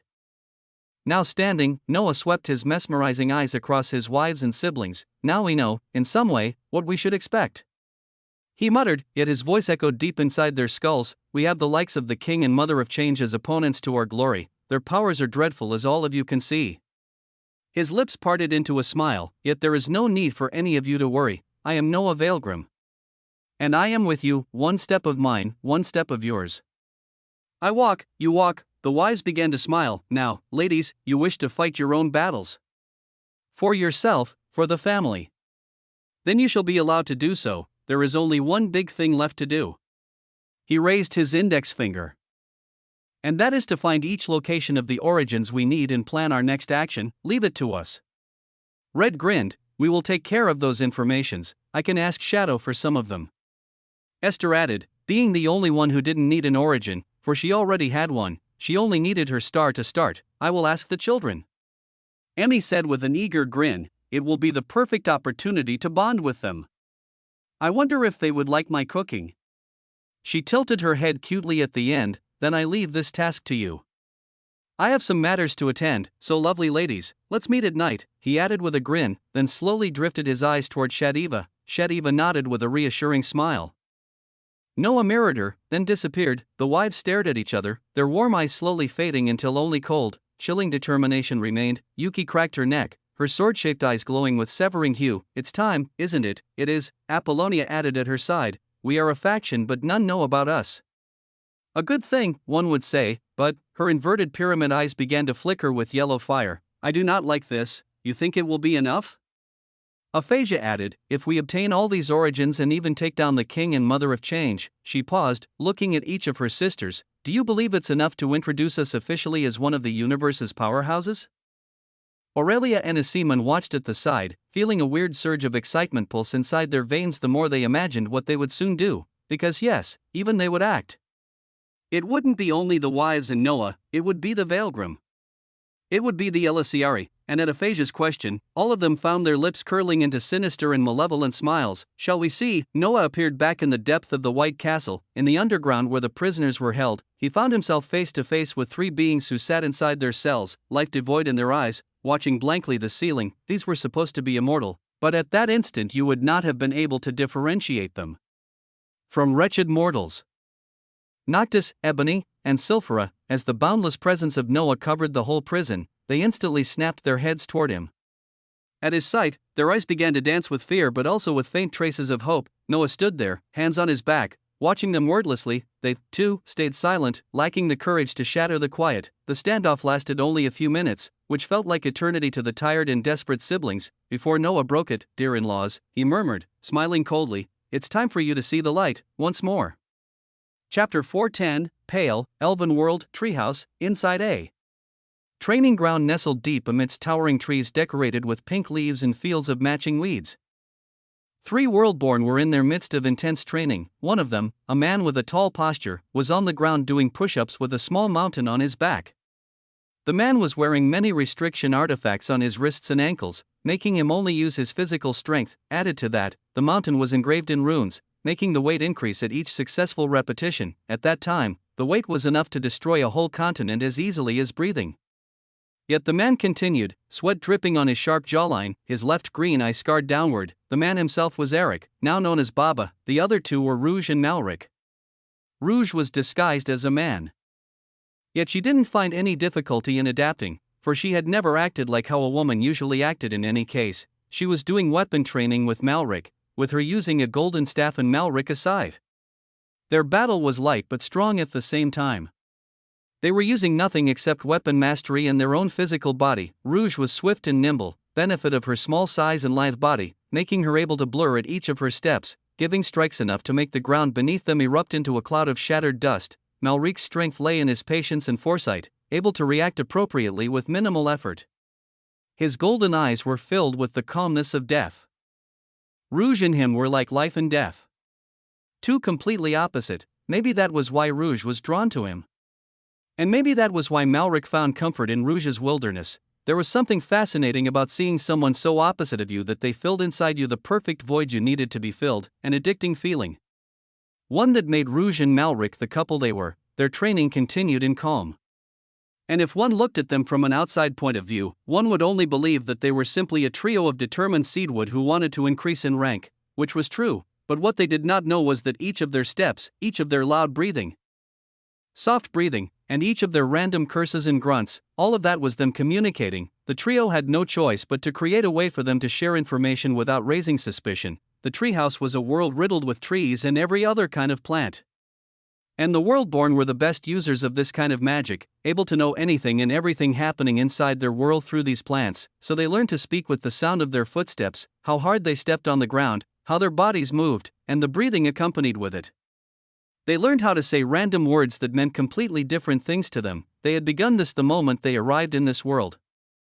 It had been years now, and their special communication had improved by leaps and bounds, and at that moment they were sharing information about the progress in their mission. Just in time for Klaus to appear high in the sky and watch them quietly, they stopped their actions immediately, stood straight and steady before bowing deeply in respect. "We greet the Elder Root." They bellowed in unison. At that, Klaus simply nodded, standing in the sky, not willing to touch the earth as if disdaining it. "Your dedication to your crafts has been one of the talks lately among our legions," he said, voice heavy with authority. "I have proposed to Lord Orion your profiles for the next seats of Rootsion." The 3 pairs of eyes lit up with delightful surprise. "But my lord has been busy lately, as he will soon depart from the world, going on one of his glorious conquests. I shall be accompanying him too." Here, his eyes were glowing with a strange hue. "All of this, to say that in the meantime, you should refine your skills even more, for the trials to be Rootsion are worthy of hell's affection." After saying those words, Klaus immediately disappeared, not willing to stay a single more second with them. After his departure, the trio stood there, watching emptily the space in front of them. The words of Klaus were strange. But in all of what he said, there was only one thing the trio managed to understand. Orion Lul Worldborn had left his palace once more, going out to the universe, for another conquest, he had said. Eric added inwardly. They exchanged a glance, then wordlessly continued their training. They could smell it, something was brewing. And the stench was a nasty one. Weeks passed since their talks about the origins, and the Veilgrims spent these weeks in a furious hunt for information. They did not rest a single second, using everything they could lay their hands on to inquire about where the origins were. There were some easy to spot, with shadow aiding them, like sword, lightning, and mind. There were also others, like love, charm, and lust, whose hiding places were revealed to them rather easily. There were more still, but a couple of them were ones they knew where they were, yet obtaining them was another matter altogether, and others, they had absolutely no idea where they were. The origin of soul, for example, was said to be inside the spirit world. And the origin of spirit was said to be held by the Queen of Hearts, who lived deep inside the fairies' main world, a world none had ever seen but only heard of. The speech origin was also said to be held by a dragon, one of the grandchildren of the progenitor Esmeralda, mother of dragons. Nonetheless, added to that, any type of origin related to fire, light, sun, justice, stars, and moon were either in the hands of the celestial faction, Or none knew where they were. Soleil Octave of Bright Sky was the owner of the origin of sun, with her mother Redalia Marigold holding the one of light. The origins of emotions in gold were in the hands of the human faction, with the divine beast holding those of bloodline and beasts. There were others still not claimed, like life, death, faith and devotion, and void, though life was very close to the world-born. From what Aurelia had told them, these gathered pieces of knowledge allowed them to plan better, not leaving any kind of loophole that could cause them trouble. Well, at least they tried. But rare were plans that properly did their job. Noah, meanwhile, had noted each origin they needed, who held them, and where they were. After that, he re-evaluated the full strength of each of his wives impartially. He wondered if he should let the ones with the same concept go toward the same origin. It was dangerous, for they would not be able to use their powers at full capacity facing them. Noah would have believed they might find a way, but he would rather not bet on the frivolous Lady Luck. Instead, he matched each of them with different origins that did not embody their own concepts. Most of them were in groups of two, but some were alone. Virgo, for example, was left alone with her opponent. The same with Zara and Shadiva. It was not a matter of confidence, it was because their powers were too unique and could cause widespread damage in harrowing ways if used correctly. Decadence, emotions, and motherhood, not once for the weak. After all those preparations, they didn't act immediately. Instead, they trained even more intensively, pushing themselves to their absolute limits for the upcoming battles. The ones who were in duos began to fight together, sharpening their synergy. Apollonia and Yuki, for example, were together. They found it strange, for Noah always paired them. Even back in the academy, they remembered going on a mission together with Noah, that mission where he met Shadiva. That mission where Elizabeth freed herself from Justicia. Since that mission, they somehow felt a sense of rivalry between them, and even if reluctantly, they felt closer to each other than to the rest of their sisters, something neither of them would ever admit aloud. But they felt it, and they showed it by cursing and mocking each other every now and then. Especially now, with Apollonia's new appearance, Yuki didn't shy away from calling her two-tainted bitch, a name that always made Apollonia empty her bag full of curses. For the granddaughter of the Celeste, it was terrifying to witness her foul mouth, and just like that, they trained. And while all of them trained, with 3 moons rising from the pale dark horizon of Lay, Noah was in his room, his mind drifting once again. Needless to say, he would not let his wives go into their quests without safety measures. And he was thinking of how to make it billions of times harder to kill them. First, he needed to make them law creators, and then, answers began to gather inside his mind like a storm, but they disappeared like smoke as Noah felt something heavy on his chest. He opened his purple eyes and saw Providence sitting on his chest, wearing nothing except a t-shirt that was transparent and showed her whole body shamelessly. She leaned her face forward, stopping only when their breaths could be seen dancing sensually. "Your mind is clouded by too many thoughts, my Noah," she whispered, slowly licking his face sensually while her hand trailed down his thigh, in the direction of his divine rod. "Do you mind if I help you relax?" Noah smiled. "How would you help me, darling?" Providence grinned before tearing apart her t-shirt, showing her full naked pale body painted with mesmerizing tattoos. Noah's divine rod immediately saluted like a good soldier. "Me, darling," Providence slurred. "I will use myself for that task." She kissed his lips next. "Claim me, darling, claim your own system." Noah's lips twitched at the last one. "Saying it like this, you make me look like the father of degenerates," he said while slowly fondling Providence's perfect round breasts. Providence suppressed a moan as her hand grabbed Noah's divine rod, then kissed his neck while still answering him. "You are indeed a degenerate." "But our degenerate," Noah's lips curled upward, then he flipped her over briskly, mounted her, watching from above. Providence yelped in small surprise before her smile widened lustfully, drinking in the sight of Noah's naked body. Her Noah truly was a beautiful one, she obsessively remarked. Next, she parted her legs wide open, showing her pink cave already slick with holy water, then licked her lips sensually. "Make me yours," Noah did, and by the morning, Providence was even paler than usual, a very interesting kind of pale.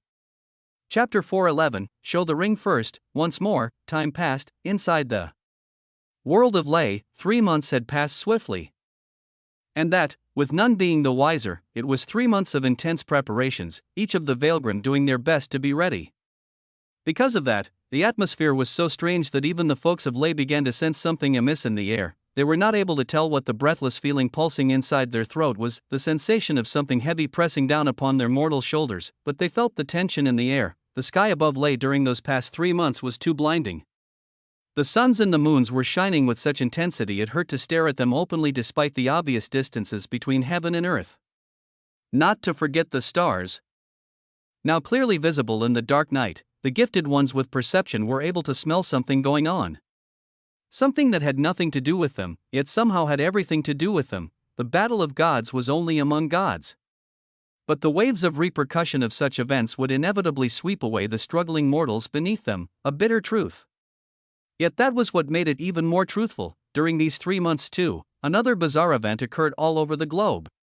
One where some people claimed to be summoned into a dreamlike world called Ghent, where there were games and rewards for each win. These claims were dismissed at first, people calling them delusional and a bunch of fools. But one being made all of them take this new phenomenon seriously. It was a middle-aged mortal man at C rank, with a wife and a child to take care of. The man was poor, and he was a cripple, for his left leg had been severed during one of his duties, a duty concerning guarding the gate of his city from beasts. The city being a weak one, none could help him regain his leg. He was known in the city called Lockdown, and he was certainly famous for refusing any kind of help others wanted to give him, with his famous words, "I shall bear the burden of taking care of my family alone," a commendable character, but one that would kill his family of hunger one day. That day never came. After all, he had been chosen as a tester for the dream world, Ghent, created by the children of the absolute deity. A chance was presented to him, and he used it well to increase not only his luck but also his destiny in a splendid manner. So one day, in one of his numerous walks in the backroads of Lockdown to search for some half-finished food for his family with his frail body and cane, he mysteriously found a healing potion at SSS rank among the trash. A feeling of ecstasy surged through his body. With that, his leg was healed, making him go back to his duty as city guard. Now, his family was eating a lot better. God's mercy, they called it. People began to raise an eyebrow. But the man himself was striving harder in the dream realm, increasing his fate and destiny steadily. He died multiple times in the process, causing his soul to weaken, but the man never gave up. He strived hard until his fate and destiny were high enough for him to completely change his life. For one day, in his expedition to root out a beast settlement outside the city, he found himself alone in a mysterious dungeon filled with wolf statues. He succeeded in his trials at a hair's breadth, and inherited the wisp of bloodline of the Elisiari of End. This was the birth of Lucan Wolfish Fenrir, the future undisputed first rank in Ghent, and the first devout follower of Premier Veilgrim. He was the first, but soon many people emerged, but just as many emerged, many also died in the process, their souls unable to bear the burden of dying repeatedly. None batted an eye. For all of them knew that nothing could be gained without sacrificing something in return. Now Lay was becoming a more complete world day by day, and now on that shiny day, the Veilgrim were ready to depart. That day, once more, the Veilgrim decided to host their meeting not in their white castle, or even in one forbidden zone, but instead atop the 3 blinding suns. They were searing hot, but it was something each one of them could easily sweep aside. Besides, Lay could make the suns be a cooling breeze for them. As she was the will itself, she was becoming extremely strong and unique in some kind of terrifying way, and it was something none of them except Noel, Justitia, Apollonia, and Illyra knew. Lay had the potential to be something even the will of the divine realm would fear. And that was the only outcome. After all, Noah had promised his old friend to make Lay the brightest star in the universe. Finally, she would be way better than that. Noah never failed his words. Now they spread themselves along the 3 suns, discussing with each other. Noah watched his wives with pride dripping from his eyes. Each one of them was now at law creator rank, with their own laws. It was done in only 2 months in. It was impossible for each one of them to comprehend law in such a short amount of time, but Noah made it possible. Noah made them intensely trained so that each of them could at least begin to understand something in their law. Once they stepped into that territory, Noah, with providence, obtained their understanding at 10,000 times the quality. Then he would transfer back that understanding to them, and that was done over and over again until a firm and solid understanding formed in their own concept. Needless to say, it was taking a toll on his mind to do such a thing, but Noah put up with the discomfort. It was also not easy for his wives, but they did it, for they knew they needed this strength to succeed in their endeavor. Noah even did it with his siblings, making the 2 comprehend a 3rd law each. They were ecstatic, to say the least. Added to that, he had made for each of them a backup plan if everything went south, hoping it would be enough. He had done all he could, and his wives had done all they could. Now the only thing that was left was to have confidence in them. And Noah did. So now, we all soon depart. Noah said, looking at each of them with a soft smile, and we might not be able to see each other for a while, for each of you would be working on your own task. His words made many bear a forlorn expression. Leah herself was whimpering at his lap, not wanting to bear the feeling of being away from Noah. Noah smiled and began to caress her, easing her considerably. "We will talk anyway," Anya added, trying not to let sadness edge her voice. "With the rings on our fingers, we can talk with him and with each other anywhere and anytime." "So it's fine." "Oh." Emmy grinned, like, "Isn't it finally time we show off these rings?" "It was the plan, wasn't it?" Ho-ho-ho. Elira gave a snarky laugh. "Of course, dear sister, it is. We shall make sure to kill or retrieve the origins with the ringed hand." "Just so that they see it." "Oh? You think they will notice it?" Apollonia smirked. "What about before starting, we each introduce ourselves while showing the ring? Let's make it a ritual." "Does the ring need to be seen?" Virgo asked timidly at the side. "Of course, Virgo." They all said in perfect sync, making Virgo yelp in surprise. Noah's smile continued to deepen the more they talked. Each one of them was apprehensive, yet none showing it. Deciding to ease the atmosphere with jokes instead of heavy sentences, Noah decided to hop in. "You shall, of course, declare it to the whole world every time, ladies. You can even add how these rings were made by the unfairly beautiful Noah Weaverheart." He smirked arrogantly. "Let the women know I am a romantic. I will take care of them." "Oh?" Celine whispered beside him. "Any women, my baby, anyone who can stand beside your presence without fainting." He teased. "Will be hard to find, sweetheart, that's the point, mother." They continued to joke around for a moment before everything died down, their expressions now focused, silence now settled atop the suns. Noah unhurriedly got up, standing tall and steady, his white-purple slitted eyes watching them with a smile on his face. "I added in the ring the power to step into this bunta without any problem. One that will only react with your bloodline, concept and mana." They nodded. "Now, before going, is there anything you want to say?" he asked. They looked at each other for a heartbeat before turning their eyes on him. They smiled. "We will hear from you, right?" Red asked for her sisters. The meaning behind was clear. They were wondering if the universe would make them hear of him. Noah only smiled at that question. "Of course, lovely ladies. You will all feel it and hear it." He grinned, and they grinned with him. "I am Noah Weaverheart." Chapter 412. The maids, they all departed. There was nothing more left to say and nothing more left to do except going in their quest for the origins. Each one of them went in their own way with their own method. The travels to their destination would take some time for most of them, as the worlds or realms or even dungeons they were meant to step foot on were far away. Noah, this time, or maybe just like any time, he didn't go alone. He went with his maids, pretty motivated to pass some time with them, for he believed to have neglected them far too much. Only Morgan, mother of Zara, would not be part of that little group, for she was given the task to go alone, with the origins of emotions in mind as her target. But if most of them would need time to arrive at their destination, there was one group who arrived almost instantly, thanks to the timely aid of a mysterious divine beast. Celine and Elira arrived in front of one of the most important worlds of the divine beast's faction, their target being the owner of the bloodline origin. The moment they appeared in front of the weird-shaped crimson world, though no one could see it. Deep inside Celine, Luminara was shivering like a cat called for a bath. She couldn't help it. The whispers were now too loud. And with her being in the domain of the divine beast, "Come back to me," she could barely resist the order given to her. But she knew she couldn't yield. "I must sleep," she wheezed. "I must enter a deep sleep to block the calling. I need to be deeper into Celine, only her soul could hide me." She brokenly thought as her head felt like it was being split open by the whispers. Yielding to those whispers would mean delivering herself to him, and if she did that, not only would she fail the word she had given to the fog, but also Celine. "No, I can't let him meet Celine. I cannot." Luminara bit her lips sharply and went deeper and deeper into Celine to hide better, something that didn't escape Celine's attention, so she paused just in front of their target world, Elira at her side looking at her with a raised eyebrow. "What's happening to you, Luminara?" she inquired, feeling through the deep bond they shared the fear radiating from Luminara. It was heavy and primal. "Nothing, but..." Luminara's voice echoed gently inside her head. "Be fast, Celine, and let's get out of the divine beast's territory." "Something related to your past?" she inquired. "Yes, something you can tell me?" "I can help you, Luminara. Just how you have always done with me." Celine's voice was, as always, soft and quiet. It hurted her to feel the mother figure who had been with her since she was young slipping into such fear. She hated it. And she wanted to help her, but Luminara could not tell her the truth, for she had been ordered otherwise.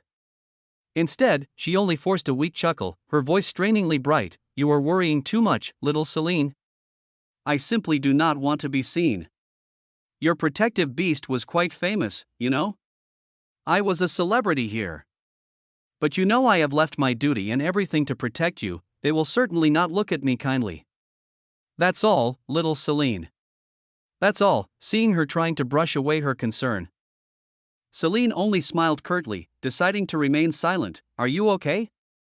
Illyra asked at her side, you look lost. Don't tell me you were scared, Celine. Celine smiled, shook her head, then rolled her shoulders one by one. Nothing really, I was just thinking of the first time I met you. She lied. Celine grinned at that thought, her blue eyes dripping with frost. You remembered how you so easily overpowered me. Illyra mirrored her grin, herself massaging her wrists. The good old time, if you ask me, Celine. I taught you some good lessons that day, perfect. Celine's voice was cold. Now let's see who is stronger, shall we? Confident, aren't you? Illyra's lips curled upward as her eyes rested upon the world shaped like a crimson maw of a devouring beast. Fine.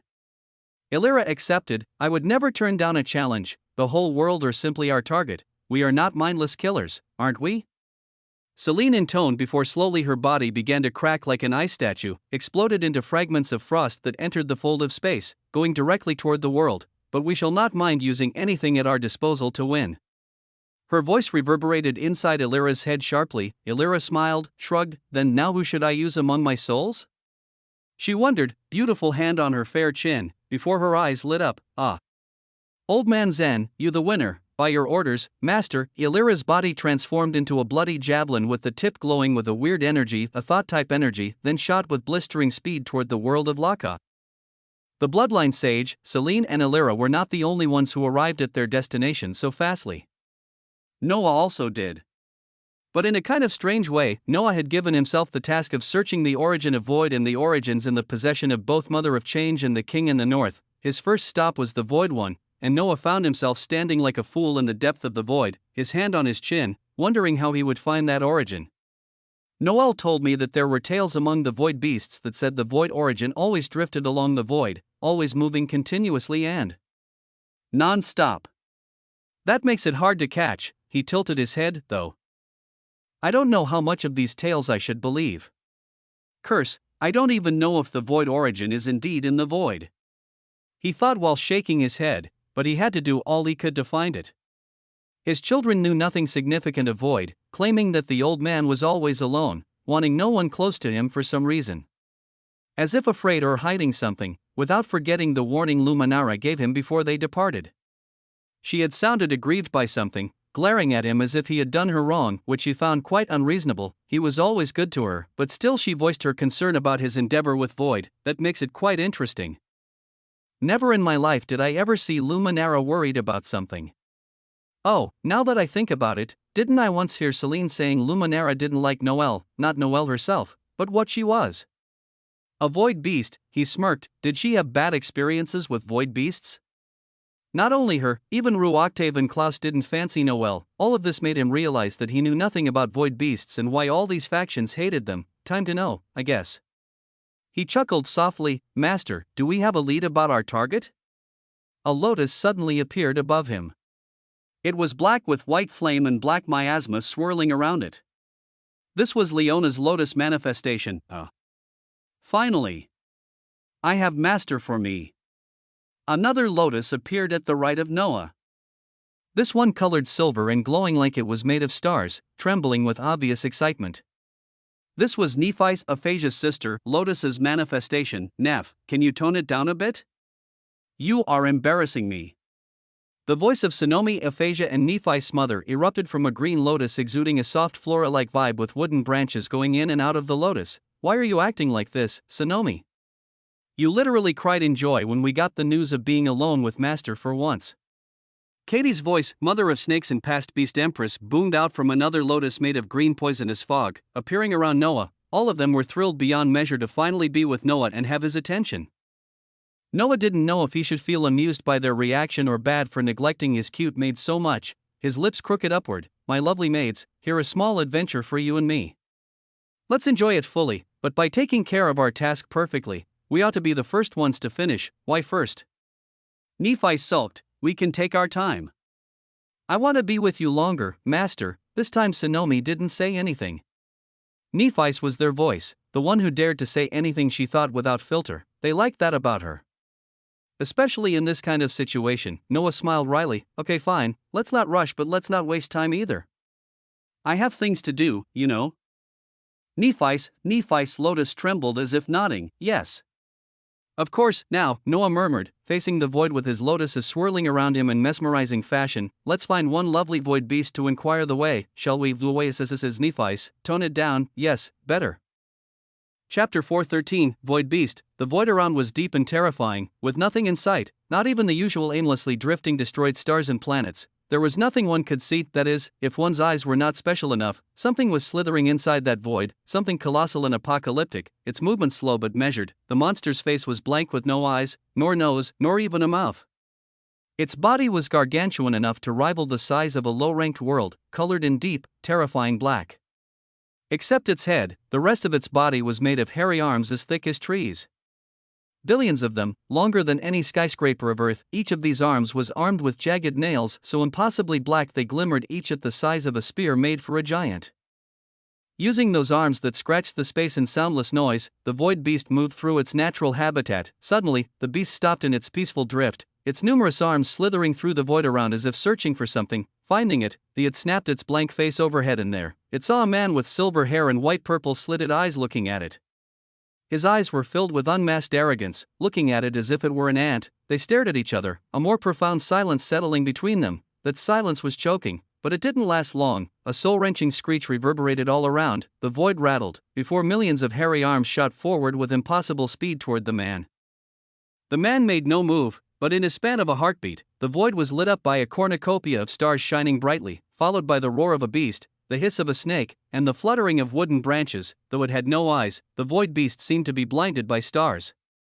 As a consequence, before its mind got the time to adapt, its whole body was wrapped by a titanic snake with scales glowing like emerald crystals in that moving darkness, the head of the snake biting and swallowing millions of its arms in one go. Poison sank deep inside each of them. The beast howled. Following that, from nowhere, flowers began to bloom all over its body, draining its void energy and injecting within it a potent paralyzing poison. The monster thrashed around with staggering intensity, causing the space about to shiver and then crack as its arms pierced easily the first layer of void. The snake began to struggle to keep it immobilized, its body cracking as if about to burst in seconds. Nephi's, Leona, attack! Katie hissed, and just at that moment her snake burst into a rain of green poisonous blood.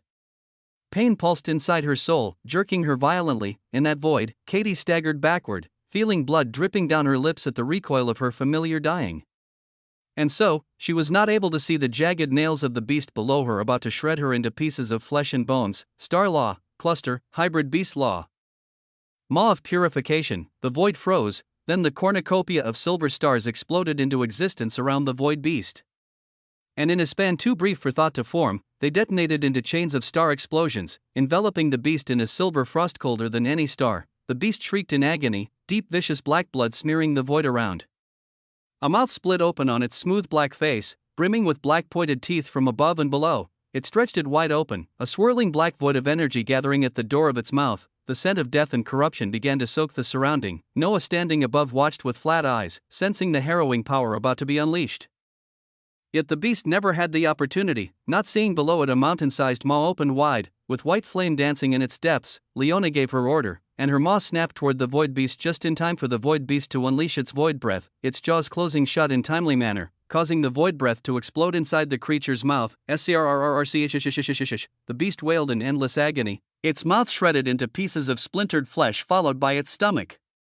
Immaculate white flame began to burn the whole creature in shrieking terror, coupled with frost starlight. The pain was wrenching as one could hear the monster whimpering. At that instant, in that suffocating darkness, all one could see was a moving figure of white flame crying in agony with Star's Law still freezing inside it, and Plant Law eating up its void energy. But Katie was not done.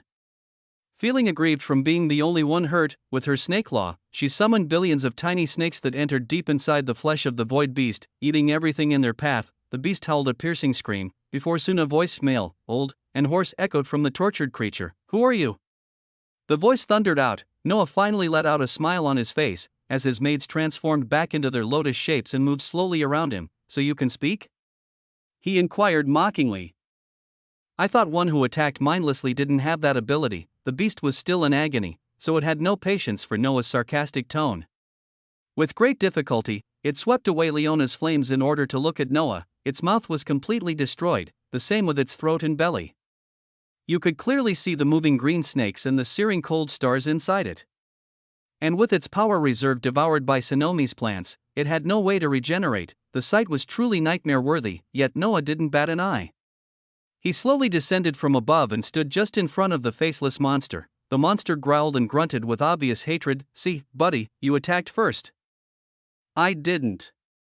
So stop looking at me as if you want to have my head inside your destroyed maw." Noah shrugged. "You cannot, anyway, so," he clapped soundlessly, "let's get into business, shall we? My brethren will sense this event."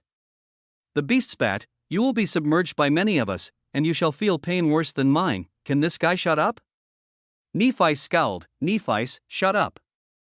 Master is talking." Noah wordlessly raised his finger, pointing at the sky above. Compelled by an instinctive feeling to obey, the beast raised its head, only to see a massive tapestry of purple threads enveloping the whole area in cage-like fashion. "Don't worry," Noah's voice made it look back at him. Eyes dilated. "No one shall know, though. I would have never believed that beings like you could have brethren. I must thank you for this information." He smiled sweetly, while the beast shivered. "That means I do not need to waste time with you. You either talk without delay, or I will trouble myself and go visit your so-called family." At that instant, Noah's eyes were terrifying to the beast. His white-purple slitted eyes looking like a primordial being was staring down at him, with the swirling lotuses around Noah adding to his otherworldly vibe. Noah raised his right hand next and placed it on the beast's head. The monster shivered and wanted to recoil but found its body locked in place. "So," Noah whispered, "will you talk or do I need to slaughter your brethren in front of you?" There was silence. A silence where inside its head, the void beast lived multiple possible timelines with its clan members killed in multiple agonizing ways before its eyes. The clan members the void lord told him to care for and nurture. He shivered thinking of the punishment he would receive if they came to die. I will tell you." The beast answered weakly. Noah spared him a beaming smile. "Wonderful, so tell me, beast." He tilted his head. "Or is old man void?" The void beast shivered once more. This time, more strongly. Meanwhile, a black crow was flapping its wings in front of a dungeon entrance hidden in a small corner of the universe. The dungeon was shaped like a sword, emitting an intense aura of severing that made Lucy slightly apprehensive. Still, if Noah gave me this task alone, that means he knew I could do it, she thought, before flapping toward the sword-shaped entrance of the dungeon. There, her crow transformation was undone as she regained her Elisiari form, with the horns and wings characteristic of the Veilgrim. Her wings were like those of a crow, wide and deep black. Her horns were made of condensed feathers that jutted upward sharply, the tips shining. She stared down at the swirling sword energy before her, then slowly raised her hand and pressed it against the door. She cracked a crooked smile. "Forgive my intrusion, sword," she whispered. Next, the sword energy transformed into silver, transparent crows that entered deep inside her body, granting her the power to summon crows infused with severing sword aspects. The door fractured and disappeared. She took one step and vanished inside. Chapter 414, Elisiari. Lucy stepped foot inside the dungeon. Instantly, she felt the difference between dimensions. The space she found herself in was hazy and white, impossible for anyone to see clearly beyond a certain radius. She felt on her smooth skin the sensation of being stabbed and severed by multiple sharp swords. Not only that, she sensed her neck being held captive. As if with one wrong step she would find herself headless. The scent drenching the realm was strange, being a mixture of steel and blood. Lucy's heart began to beat erratically inside her chest, her face tightening into one of focus. She looked beneath her and noticed that the ground was made of rusty-looking swords, worn out by the merciless time, yet Lucy's immortal feet were cut as easily as a knife through butter with a simple brushing against them. The pain jolted her body alerted, making her already focused mind enter a state of absolute concentration. She flapped her wings and took over the sky, then began to wander through the dungeon in search of the origin of sword. The wind attempted to slash her whole body, but Lucy was prepared. Her raven wings hardened like steel itself, before going past that and becoming as hard as diamond. Next, she wrapped her whole body with her wings, looking like a black feathered egg, then continued her way. With her senses and current power, it did not take her long to spot the position of sword. Though, the origin was not actually trying to hide itself. Soon, Lucy stopped in her tracks. Before her lay a sword. The sword was, in all accounts, just a two-handed slab greatsword. The sword was colossal, at least 10 feet, and immaculate black. The black was so perfect one could see their own reflection on the smooth blade. Added to that, there were silver inscriptions coloring the whole sword, from the handle to the blade itself. It was mesmerizing, yet Lucy felt nothing but an intense sensation of standing at the edge of being severed into cubic flesh. Yet she didn't falter, and unveiled herself from the shroud of her wings. She stood tall and steady in the air, her appearance radiating a unique aura Sword had never felt. It was deep and encompassing, as if holding inside the beginnings of multiple fearsome bloodlines. The appearance of an Elisiari was unique. The horns and wings were common to most, their own were different and special, reflecting their nature. In this form, their power increased by leaps and bounds. And their innate hunger for conquest and battle would be unleashed fully and without restraint. Lucy's eyes, that looked like garbled crow feathers of death, rested upon Sword. Her horns and wings began to glow with a strange language. A language Noah created during their 3 months of training, for he wanted his lineage to be more complete. The language was one of numbers and colors. He took the numbers 0 to 9 from Earth, the colors from imagined and objective realities, added to that the unique numbers of other races to create its own. Looking at it from an outside point of view, the language, Noah called it Veil, was a mess with no meaning, yet Noah gave each of them meaning. Next, he taught that to his wives, then Solaris taught it to the priests of the Absolute Church so that it would spread. Facing this strange language, the priests only said it came from God, and the people learned it and treated it as a holy grail from the mercy of their deity. At that moment, it was still in its infant stage, but with the new language Noah made each number and color able to hold the condensed refined power of his wives. Because of that, when Lucy let them loose, her aura surged like tidal waves, deep and terrifying. Then she spoke, her voice like the screech of thousands of crows crying out together. Sword, she began, and weirdly the ring nestled on her left hand began to glow brightly. I am Lucy Crow Veilgrim, Elisiari of Crow, wife of the progenitor Noah Veilgrim and inhabitant of Lay, WSHSH. The air tightened, becoming heavier. The name of Noah, too, was extremely heavy on the tongue, and now that he no longer wished to hide, now that he was ready to scream to the whole universe that he, too, was a progenitor, things were no longer the same. This was not a simple gathering of origins. This event was a declaration and a statement made to the whole universe. The Veilgrim had entered the stage, and they were starving for glory. The silent and observing Sword felt the pressure deep around his domain.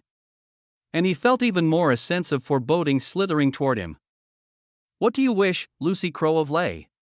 Sword spoke, a male voice that sounded like two swords clashing. Lucy allowed a faint smile to crack her lips. I am here to invite you to our faction. My sister, Yuki Veilgrim, is the Elisiari of Sword, and she will treat you well. Sword paused, his body vibrating continuously. Then, Yuki, he echoed, his voice sounding like one recalling a distant memory. I remember a talented child I guided toward formless Sword who was named Yuki. Lucy grinned, it's her. She nodded, it's the one who wishes to wield you. Wielding me is no simple matter, Lucy Crow of Lay, Sword whispered. I am an origin, and accepting a master means binding myself to the talent and potential of a being. Yuki was talented. But not talented enough to wield an origin. Not nearly enough. So I am afraid that, hold your horses, Sword.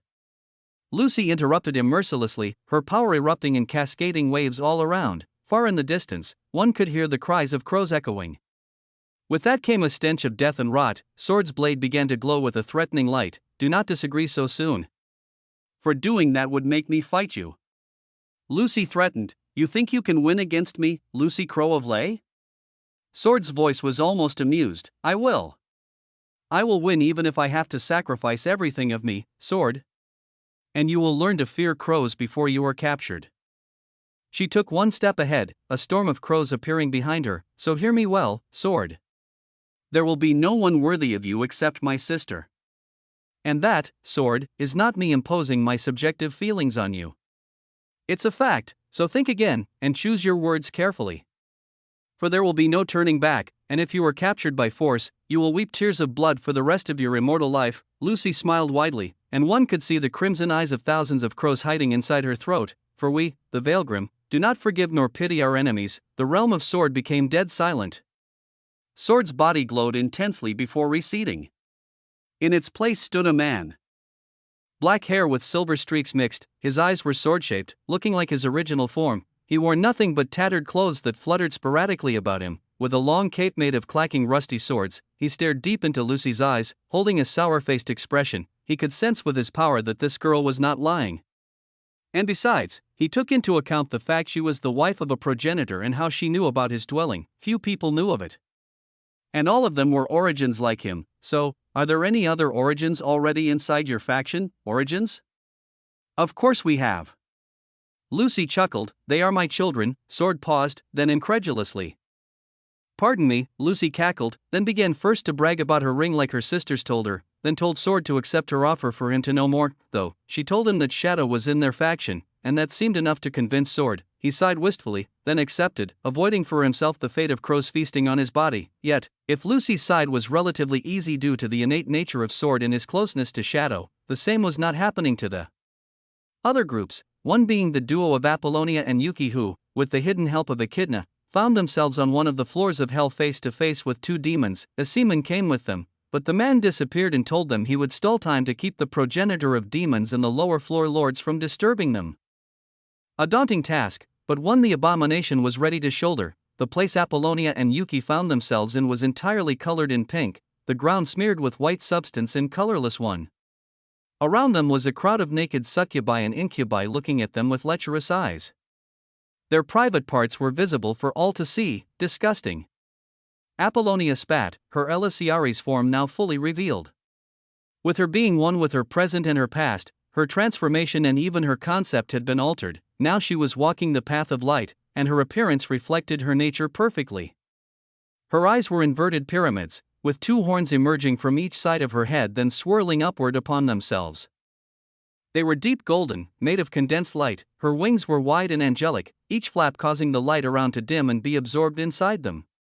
She, too, had veils language on her horns and wings. Yuki stood at her side, watching the pair of incubus and succubus holding the origins of charm and lust. These were the toys of courtesy and lust, they had discovered. One she pampered relentlessly. Yuki's horns were shaped like swords, her wings composed of orange-colored swords. Oh, the succubus slurred, her thigh dripping with cum, or, shut it down, whore. Don't open your slutty mouth to address us. Apollonia coldly interrupted, her eyes shining with molten light. I am Apollonia Elizabeth Vailgrim, Elisiari of Light, wife of Noah Weaverheart, an inhabitant of Lay. Behind her, the face of a blindfolded woman made of light appeared. The woman had wings encompassing the whole room, and looked like she was praying. And you have something I desire, Apollonia continued, her voice too hot then too cold the next. I shall take them. Yuki grinned and pointed her sword toward them. And I am her lovely sister. She didn't speak more than that. She only moved her hand, a flash of orange, and the two demons found their hands on the ground, blood gouging out in cascade. Silence, then a screech followed by a fury of attacks that put the whole floor at risk of being destroyed. Chapter 415, Elisiari Monsters. The 78th floor of hell shook as if an earthquake was happening at the slash of Yuki, the left hand of Pute, the succubus and holder of the lust origin, and Gigolo, incubus and holder of the charm origin, fell on the ground with a weak thud. Pink blood heavy with aphrodisiac pattered across the floor. The silence that followed was suffocating, but the moment the pain registered inside their brains, all hell broke loose. Their hands regenerated in a heartbeat, then with wrath dancing in their tone, we will rape you.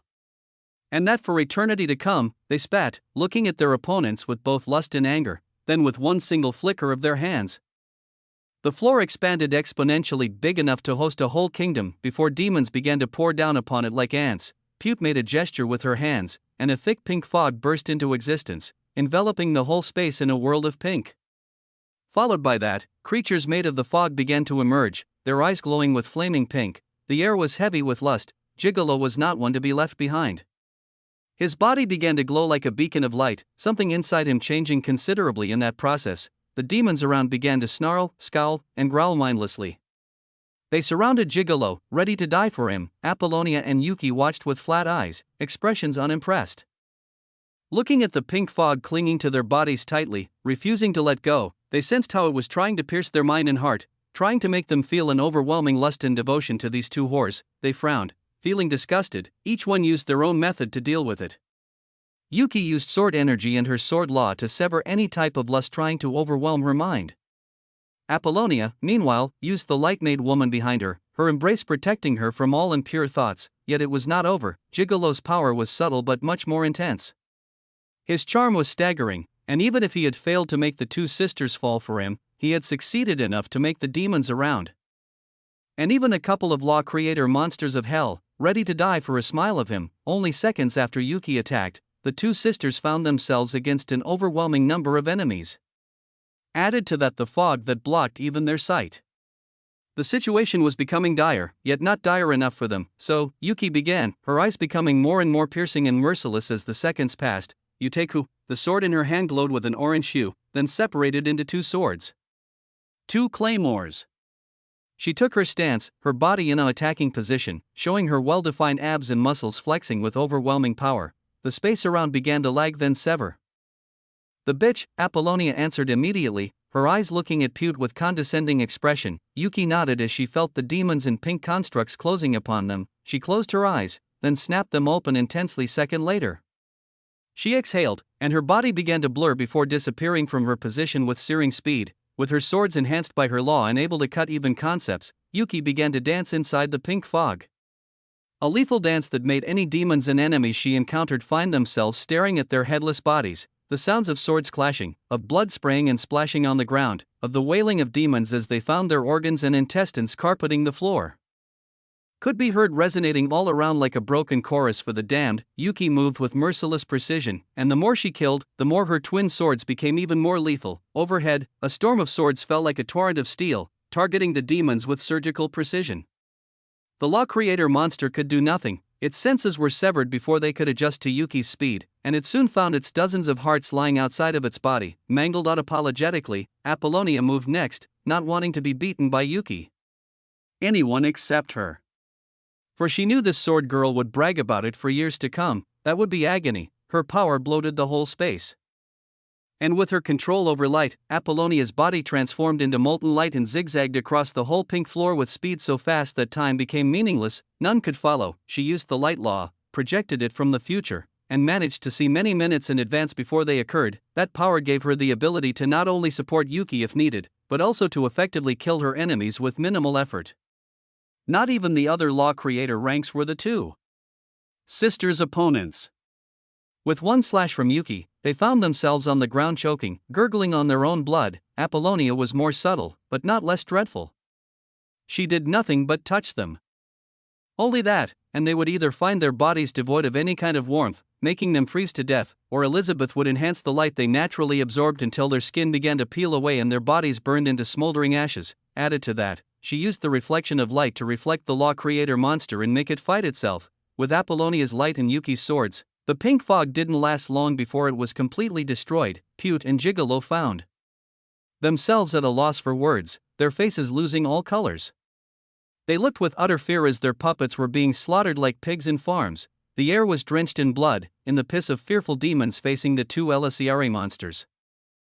And in the woeful cries of the fallen, they staggered one step back, and found themselves stepping on intestines and eyeballs of their puppets. Fear began to poison their mind and soul. Run. You need to run, you too. Go call courtesan Lust, she will save you. The Lust origin, a womanly voice, reverberated inside Pute with obvious urgency, but for one who passed her whole life cuddled beneath the shadow of courtesan Lust, she was unable to take hold of herself in face of such overwhelming carnage. Gigolo was no better. Seeing them unable to move, Lust and Charm took upon themselves the duty to warn their true master. They immediately flew out of the bodies of the two, trying to go deep into the lower floors, but no such option existed. The light-made woman of Elizabeth blocked their way, before her mouth opened wide and breathed a ray of light toward the two origins. Followed, slashes whipped through the wind and cut off their legs. Lust and Charm began to shriek in both pain and outrage, but none of that mattered. Apollonia and Yuki were a merciless duo, and there was no mercy inside them. But all of these were only possible because one being was sitting at the door of the 7th floor. In front of him a bunch of demons with overwhelming energy radiating from them. A seaman watched the true lords of hell, staring down at him with different kinds of eyes.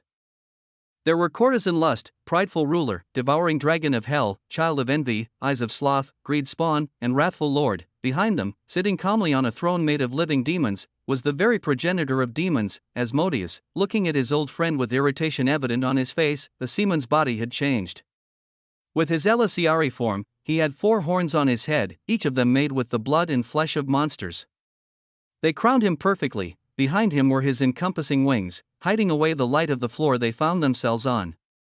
It was crimson, but if one looked closely, one could see the images of many kinds of monsters hidden inside. He didn't activate his veil tattoos, finding it yet not adequate. At his side was his crimson wolf gifted by his brother. The wolf glared at the demons fearlessly. "What are you doing, abomination?" Wrath growled, his crimson eyes dripping with anger. "Who gave you the audacity to attack our home? Are you tired of living?" Each of his words was accompanied by a surge of aura, pressing down on everyone present, though none of them found it threatening. "Interesting," Courtesan Lust slurred, "your race has changed, my love." A seaman spared her a look of disgust, "Right? I am so envious." Child of envy bit her lips while looking at the beautiful shape of a seaman. She really wanted to look like him, and she felt like she could. Her eyes began to glow subtly. Pride didn't speak, finding it beneath him to entertain such a folly. Sloth was sleeping, though none among them would tempt their luck to attack her. Gluttony and greed watched with weird smiles, facing so many questions. The seaman smiled. "Well, dear friends, can you give me some face today? Let's have some tea party. It's been a while I attacked you, isn't it? Let's catch up to the old times." Courtesan's smile deepened. "Talking while my toys are being attacked?" Her smile turned cold. "My love, are you mocking me?" A seaman shrugged. "Not quite.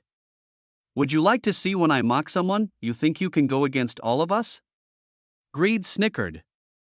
"Don't tell me your new appearance gives you that much confidence, monstrous bastard." The Elisiari of monsters smirked, his eyes glowing sinisterly. "Ah, yes, I did not present my new self, did I?" He raised his hands wing-like. "I am a seaman Raidveilgrim, Elisiari of monsters, brother of the progenitor Noah Weaverheart, an inhabitant of Lay." The floor wavered as a seaman looked deep into Asmodeus's eyes. "And none shall go past me today," he grinned. "I have my sisters-in-law up there.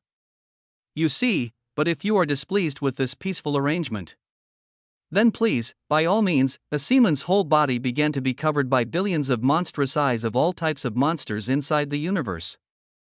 Even his lips, his tongue were covered with them, blinking eerily. The sins instinctively took one step back, as a seaman's demonic voice boomed through the whole hell. "Be my guest." Chapter 416, Chaos. The atmosphere was tense as a seaman provoked the lords of hell and their progenitor without any hesitation. They looked at him with strange eyes, noticing how all these eyes were different and were actually blinking at them as if alive.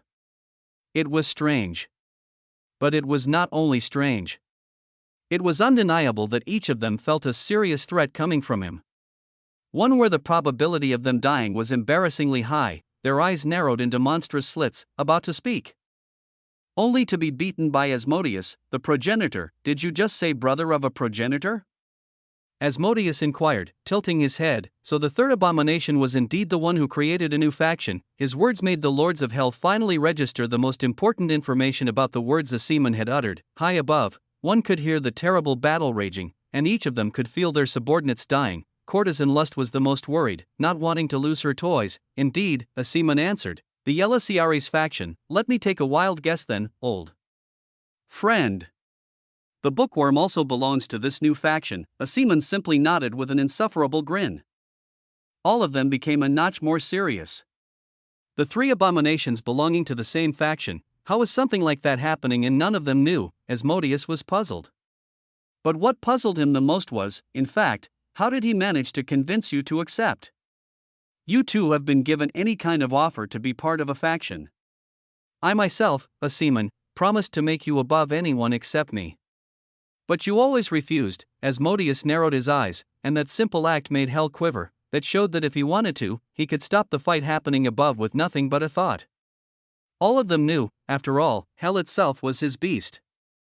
But the demonic progenitor was one whose mind could never be guessed. His actions were whimsical, but everyone knew that when he was serious, it would be wise to stop any kind of folly. A seaman noticed the seriousness of Asmodeus, and his irritation. Seemed like him refusing to be a demon but accepting to be an Elisiari touched him. He smiled faintly. Now the atmosphere was more of them being curious than hostile. Everyone except Courtesan Lust, but none cared. No one told her to give two origins to some pitiful whores. Why did we accept to bind ourselves to a faction? Well, I reassure you, it's not because of the simple fact he is an abomination, but simply because of who he is. Asmodeus arched an eyebrow. "If you are willing to have a peaceful conversation about the youngest, then I am more than pleased. You should take this offer seriously, for you will surely be the first to know him more." A seaman was weirdly serious, and to the demons who knew him well, it was a huge deal. So facing that proposal, curiosity began to gnaw at every demonic heart. They eventually accepted, each of them having their own thoughts and plans about this new vital information. A seaman could see it, but didn't mind. Noah planned to make all factions and races bow under him, so a seaman would try to make these demons willingly accept. They were demons, they were creatures of overwhelming desire, one simply needed to give them what they wanted. And Noah proved himself capable of giving one's greatest desire.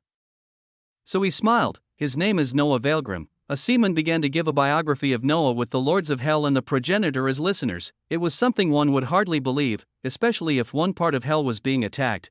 But what were demons except beings with chaotic alignment? They were nothing like humans, so none of human beliefs and expectations should be used to guess their actions, and that made one wonder, what would they do after learning about Noah?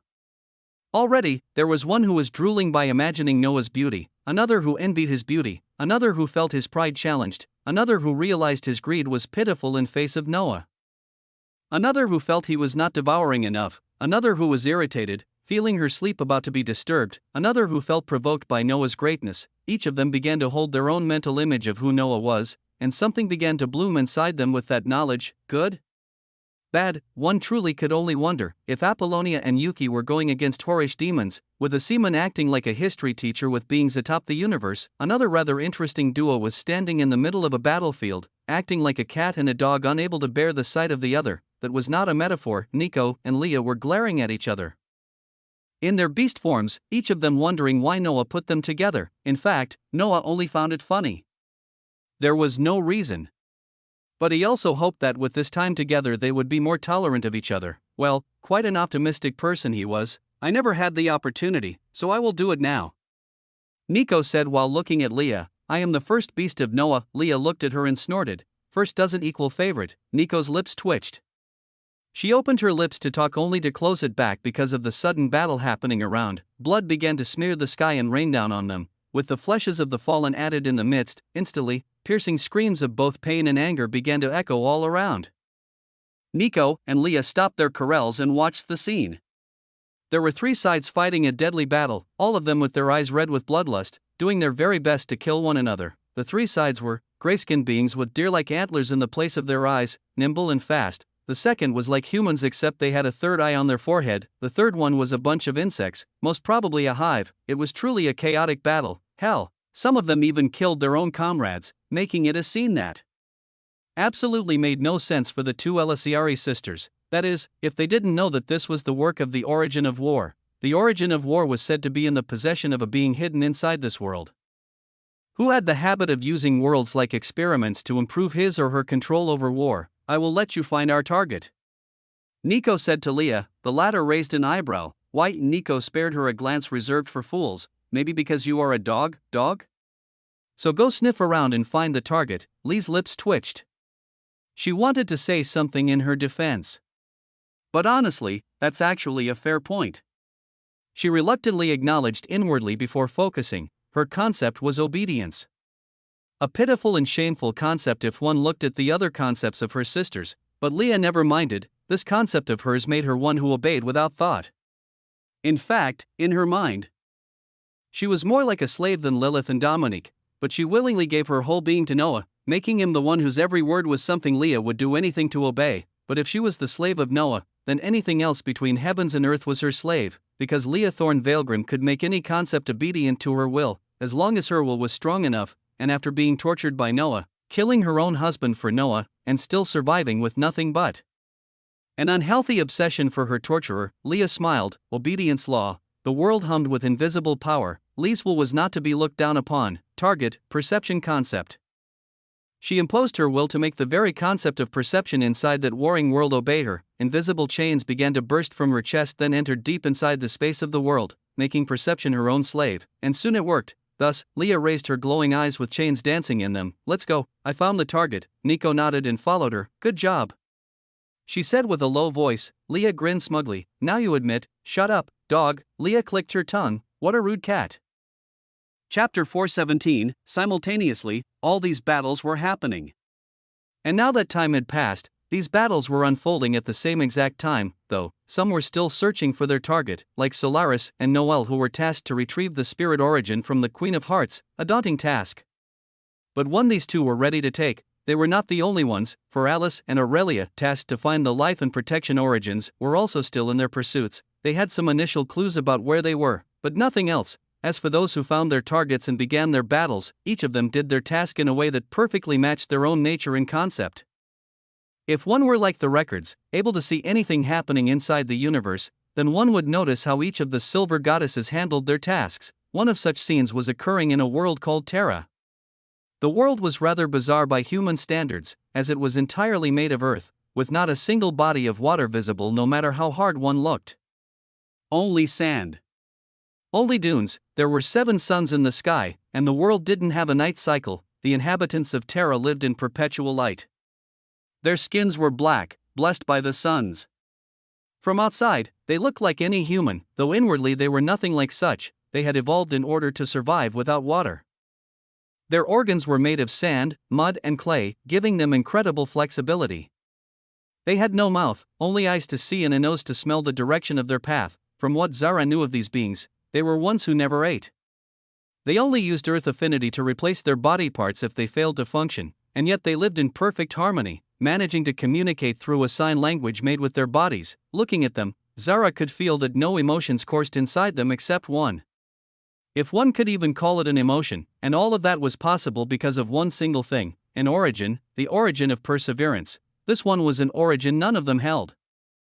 But one Noah wanted the moment he heard about it, and the particularity of the origin was that it was not a being who used it. The origin was in the hand of the world's will, making this world quite a unique one. Zara watched all of this from the void, silent and unseen. Knowing the character of the origin, she knew that a negotiation would be a fool's dream.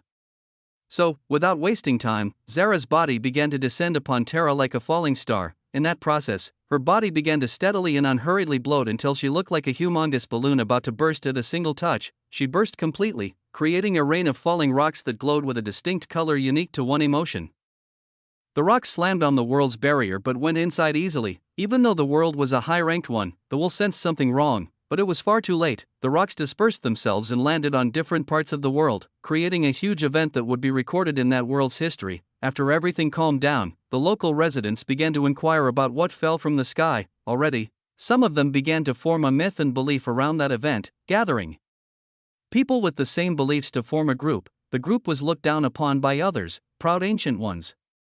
But no matter what happened, all of them sent their men and entered in contact with the world of emotions by collecting the rocks. They felt euphoria.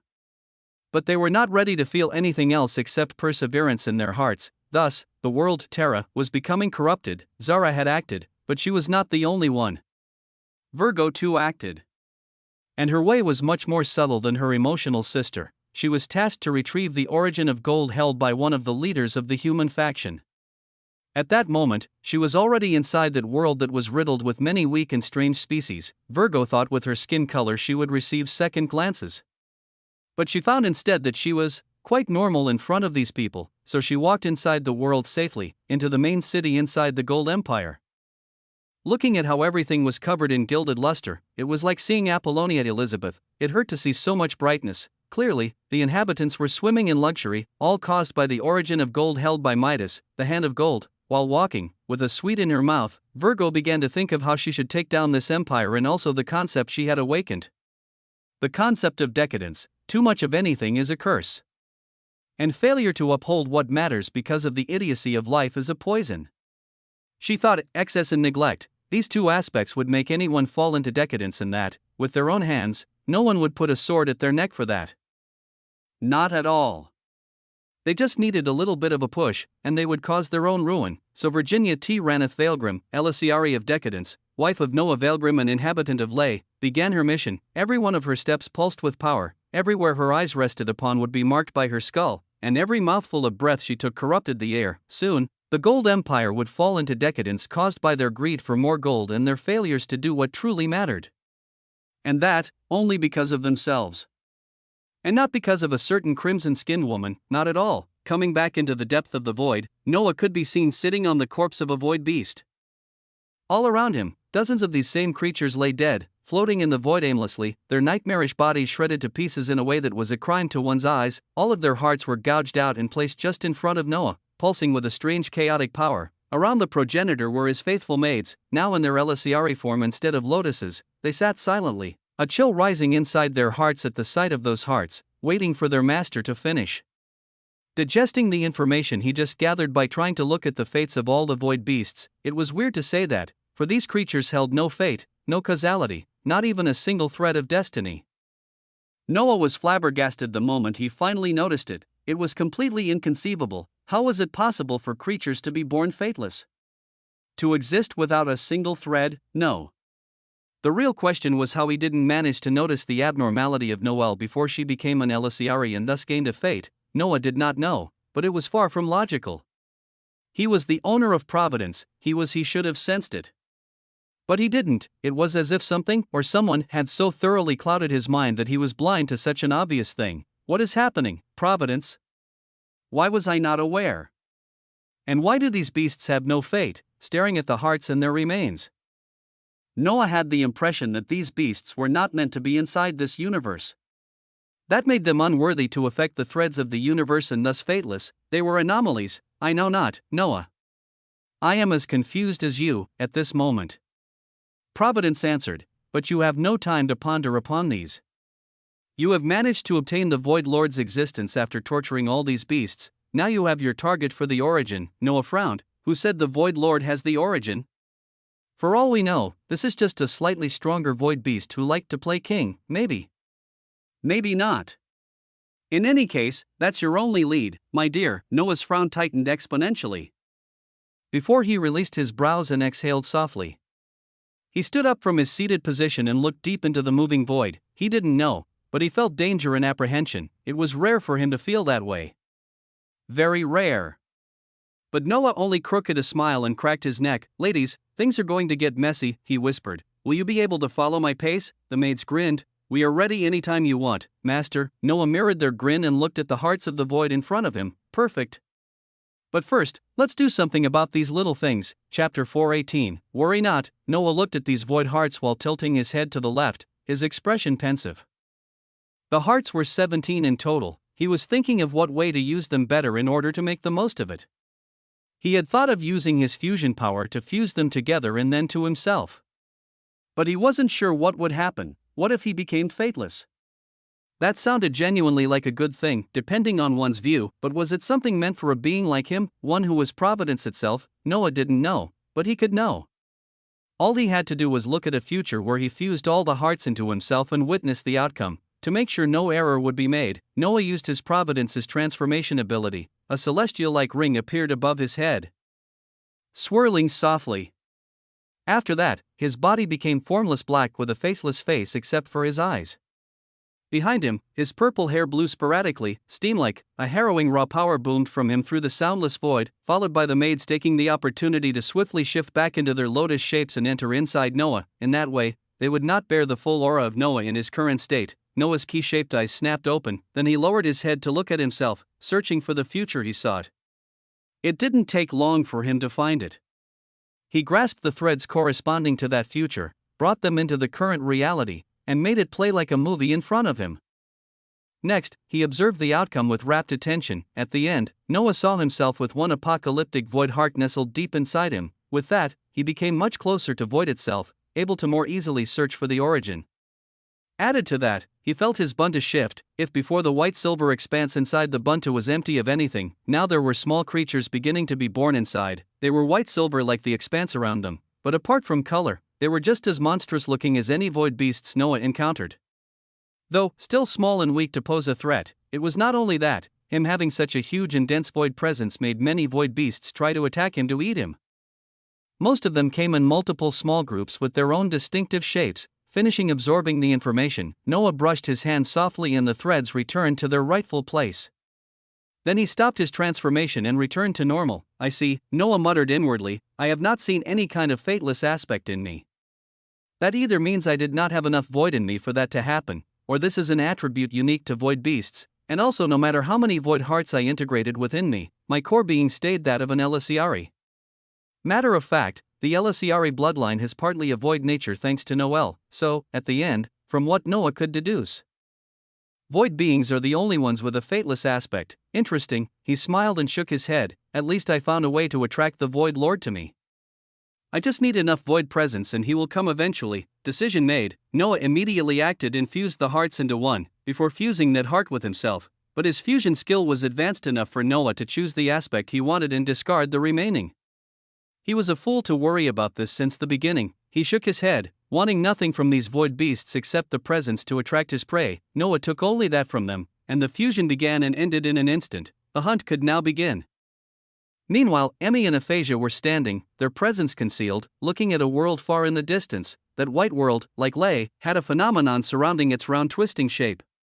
It was a massive white snake coiling perfectly around the world with its body, and connected to itself by biting its own tail. Looking at it from this far, it was shaped like infinity, and the power emitting from it was staggering.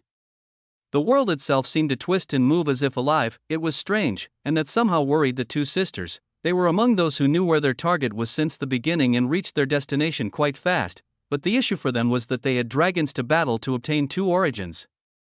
Origin of speech and origin of snake, and in all honesty, I am not so confident, Sister Aphasia. Ellie whimpered with anxiety glowing inside her brown-glassed eyes. She did not say anything when Noah gave her this task, but she was truly afraid. All of this was new to her. Things were going too fast. She didn't believe she was ready yet to battle a dragon. At her words, Aphasia looked at her sister and smiled softly. Her black skin was shining under the light of the wandering stars, giving her a mesmerizing look. She raised her finger hand and tapped lightly on Emmy's back multiple times. Emmy stopped her spiraling thoughts and looked at the spirit ruler. You will be fine. Aphasia comforted her. We have a bunch of dragons to deal with, but this should not frighten you. You are Emmy Rowhite Veilgrim, Elisiari of Gold, wife of Noah Veilgrim. I can understand that it's your first time, so you might feel apprehensive, but Aphasia took hold of Emmy's hand and showed her the ring. Why are you afraid? He is always with us. If you feel stressed, then talk to him. No. Like, I don't want to bother him. He must be busy right now. Emmy shook her head vehemently, stammering furiously upon her words, but it was too late. The ring was already activated by Aphasia. It glowed an intense golden luster, making Emmy's heart skip a beat. She snapped her head toward Aphasia. Tears swelling inside her dazzling brown eyes. Sister Aphasia? She pouted. Noah Veilgrim, husband of fantastic women, one of them being Emmy Rowhite Veilgrim, is listening. Noah's calm voice boomed through the ring. His words immediately made the two sisters feel at ease, unable to stop smiles from creeping across their lips. Sorry to disturb you, Noah. I didn't want to. Emmy apologized unconsciously. You are worrying for nothing.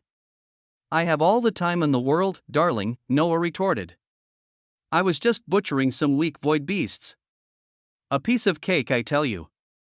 I can do it with my eyes closed. I know you let my sisters do it, Aphasia chirped in, joking. But it's good. Make Nephice work hard, and my mother, well, make her work hard too. From Noah's side one could hear the betrayed voices of two women. Aphasia giggled and continued, Emmy was stressing, so she called you. Emmy shot her sister a betrayed look. She was truly embarrassed. She knew she was the only one freaking out so much during their task. She was indeed the only one, but Noah completely understood why. In fact, he expected it. I know it's all new for you and it's still early to make you fight a grandchild of a progenitor. But you will be fine, darling. Take it as training, fight and give the best of yourself. If it's too hard, then use the ring and enter the Buntu. You won't be disgraced, and no one will look at you funnily. Okay, Emmy nodded, as if Noah could see her, so go, darling. You are the Elisiari of Gold. Your concept seems simple but holds many aspects inside of it. Do you know what aspect gold represents in most societies? Vanity? Greed? Value and purity, Emmy answered immediately, and authority, darling. You see? You have everything to put down arrogant dragons. Don't think yourself low, you control something everyone, even those with different faiths, believe in unwaveringly. You control wealth. You control money, so worry not. At these words, Emmy's spirit was lifted, her eyes shining now with a gilded luster. She looked at the world belonging to Tiamat, the speech dragon and origin of snakes, and felt a newfound confidence. Thank you, Noah, Emmy said with a smile, and inside her head multiple ways to use her concept began to sprout after the watering of Noah's words. Noah smiled through the ring. Always, he responded. Then the call ended. Emmy looked at Aphasia. They smiled together. Now you are ready, Emmy, Aphasia whispered. Sorry for making you wait, Sister Aphasia, Emmy said.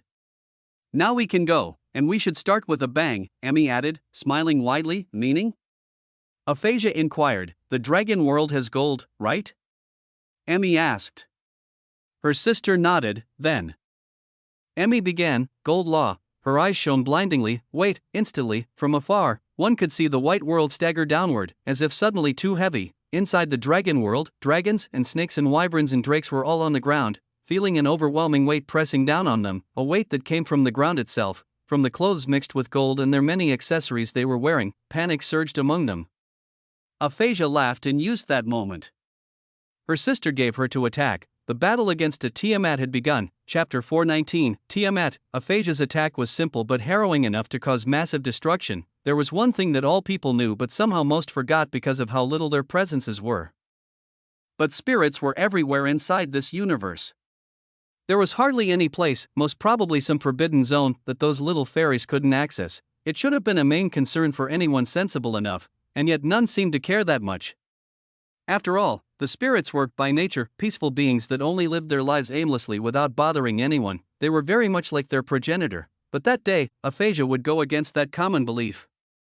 Something that would have quite an effect in the future, but for now, Aphasia had used all the fire spirits she could control inside the dragon world and gave one single command: ignite. And the world ignited, shrouding the whole world in crimson devouring flame. Cries of pain echoed, and the world itself seemed to quiver at the blinding explosion. Without waiting any single more second, Aphasia and Emmy propelled themselves toward the draconic world, intending to finish the fight in one go, and yet, they were facing a direct descendant of a progenitor. One who held the origin of speech and the one of snakes, and like any being inside this universe knew. Rewind. A soul-wrenching voice boomed through the void like a cursed echo. Words had power beyond one's understanding. The whole attacks of both Emmy and Aphasia were reversed by the simple utterance of rewind from Tiamat. The dragon princess. In one instant, the world became as if it had never been attacked. There, the sisters began to feel something wicked slithering inside their hearts. Something poisonous. Something that could consume one's very being, fear. True fear. Immediately, Emmy and Aphasia stopped in their tracks, feeling the danger of approaching. They managed to stop just a couple of steps before entering the territory of Thiam, the world's name, their hearts racking their chests in a crescendo. They had deeply felt the power behind that single word, and that was one worthy of chills. Unconsciously, they shrouded their bodies with their laws, sensing something dreadful coming their way. And indeed, why stop outside? Come inside, little ants. At the voice, Emmy and Aphasia found their bodies wanting to enter inside the world and obey the words of Tiamat. They applied more of their law and strength to deny the effect of the dragon's power. And yet, I said, the sisters trembled. Come inside, ants. Their bodies blurred and slammed onto Thiam, then died deep inside the world at a speed faster than light. Fuck. Emmy cursed, realizing their harrowing situation. Aphasia, too, began to glimpse the power of their opponent. This was far above what they had expected. Facing such an ordeal, let's take our form and use Vale's language, she cried while still flying downward. The wind slamming against her face so hard her skin was being slashed apart. She cursed and activated her transformation. Emmy did the same, not waiting in the slightest. Just at that moment, they slammed onto something hard. So hard that they felt some bones inside their bodies creak then crack viciously. A jolt of pain pierced their bodies sharply before it disappeared with their transformation now complete. Emmy barely stopped a curse from escaping as she slowly stood up, putting her hand on the ground and propelling herself back up. She couldn't help but think briefly how strange the floor felt. Her appearance was now fully in view. Her twin horns were strange. Shaped like the $sign, made of the purest gold this universe had to offer. It was so bright the space itself was illuminated by them. Her wings spread wide and tall, made of the same gold as her horns, dripping with soft golden dust. The Vale language was now fully activated, giving her a huge amount of power. Aphasia at her side was the same. For her, both her horns and wings were made of newborn spirits with no consciousness. They were of multiple colors, making it quite a sight to behold. Where, quite bold to stand on me. The voice reverberated once more. The sound this time was billions of times worse now that it was so close, yet they managed to withstand it thanks to their Elisiari form. Instantly, they flapped their wings and took to the sky. Before looking beneath them, Their hearts skipped a beat. Fuck. Did Noah want to kill me? Aphasia was speechless. Beneath them was a dragon. A pristine, immaculate white dragon with purple slitted eyes looking at them with both arrogance and curiosity. The size of the dragon was immense. No, it was colossal and apocalyptic. And the wave of power emitting from it alone was enough to destroy billions of mid-ranked worlds and thousands of high-ranked ones. They felt the weight of her purple eyes upon them. The weight of time, the weight of experience. They were completely crushed. Emmy even more as she faced those eyes that had witnessed an uncountable number of the births of civilizations and their eventual ends. Without forgetting she had caused the death of many of them, it was the sight of one who was born at the top of the universe. One whose every word could collapse galaxies. The two sisters were transfixed, little ants. Tiamat spoke once more, her body coiling away as she revealed her full size. You attacked my world and my people, you did it for your own reasons, but the matter at hand is that I have never wronged any of you. But now you have wronged me. Every one of her words was heavy. And far in the distance, they could hear the poisonous hiss of a snake. Ouroboros was waking at the anger of her master. Now that you have wronged me, Tiamat continued, you shall pay with your lives. The ceiling of the place they were in was rooted away mercilessly, the head of a colossal white snake emerging with purple eyes shaped like infinity. The coiling and slithering of its tongue made the very time around lag and rewind over and over. The space became an endless loop of timelines stacked upon raw matter indefinitely. The two Elisiari sisters took their stances, heavily aware of the battle about to come. Emmy, Aphasia whispered as she called upon all the kings and queens of spirits under her. Sister Aphasia, Emmy answered, summoning all the gold inside this world and at the same time applying her authority around it. Are you confident? Aphasia asked. No. Are you? No. They smiled crookedly, then attacked. The fight against Tiamat, the beloved granddaughter of Esmeralda, had begun. Emmy and Aphasia were up for the task, ready to complete their part of this origin-gathering event without fail, a motivation worthy of respect. But in life, there were things that were simply not meant to be. And that, no matter how one tried hard to change them, the Elisiari sisters had met someone worthy. In this battle, they would glimpse what true power was. The power held by those at the top of the universe, the type Soleil Octave held, the type of power that they, the Elisiari, wanted beneath them. The Elisiari viewed themselves as conquerors. But they were not.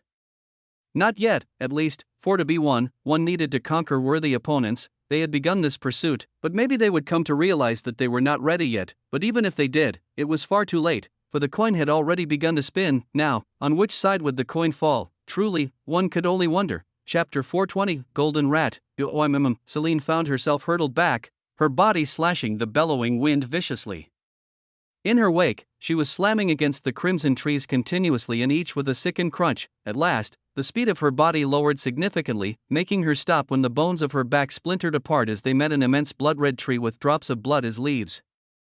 She grunted sharply and fell on the black grassy field beneath, her blood smearing the ground, painting it in red. She coughed, and pieces of her organs mixed with blood escaped her mouth in torrents. She cursed and spat. The blow she had received on her face had been disastrous, and now she found herself bleeding extensively, her head dizzy. Celine muttered something to herself, causing the blood covering her face to freeze then shatter into ice that was dispersed by the wind. Her garbled flesh began to stitch together. And inside her body, she did the same, using her frost law to heal her wounds. Having a fragment of an origin, her ice was more powerful than regular one. And yet, facing her opponent, she felt like it wouldn't be enough. She staggered back up and raised her head just in time to see Illyra flying toward her, a part of her stomach ripped open showing her internal organs spilling out from her. It was eerie. Celine acted. She used her frost and changed its nature to create snow, then used it to intercept Illyra. She bounced upon the snow cushion, then fell on the ground weakly. Illyra coughed and cursed as her whole internal organs were pouring out.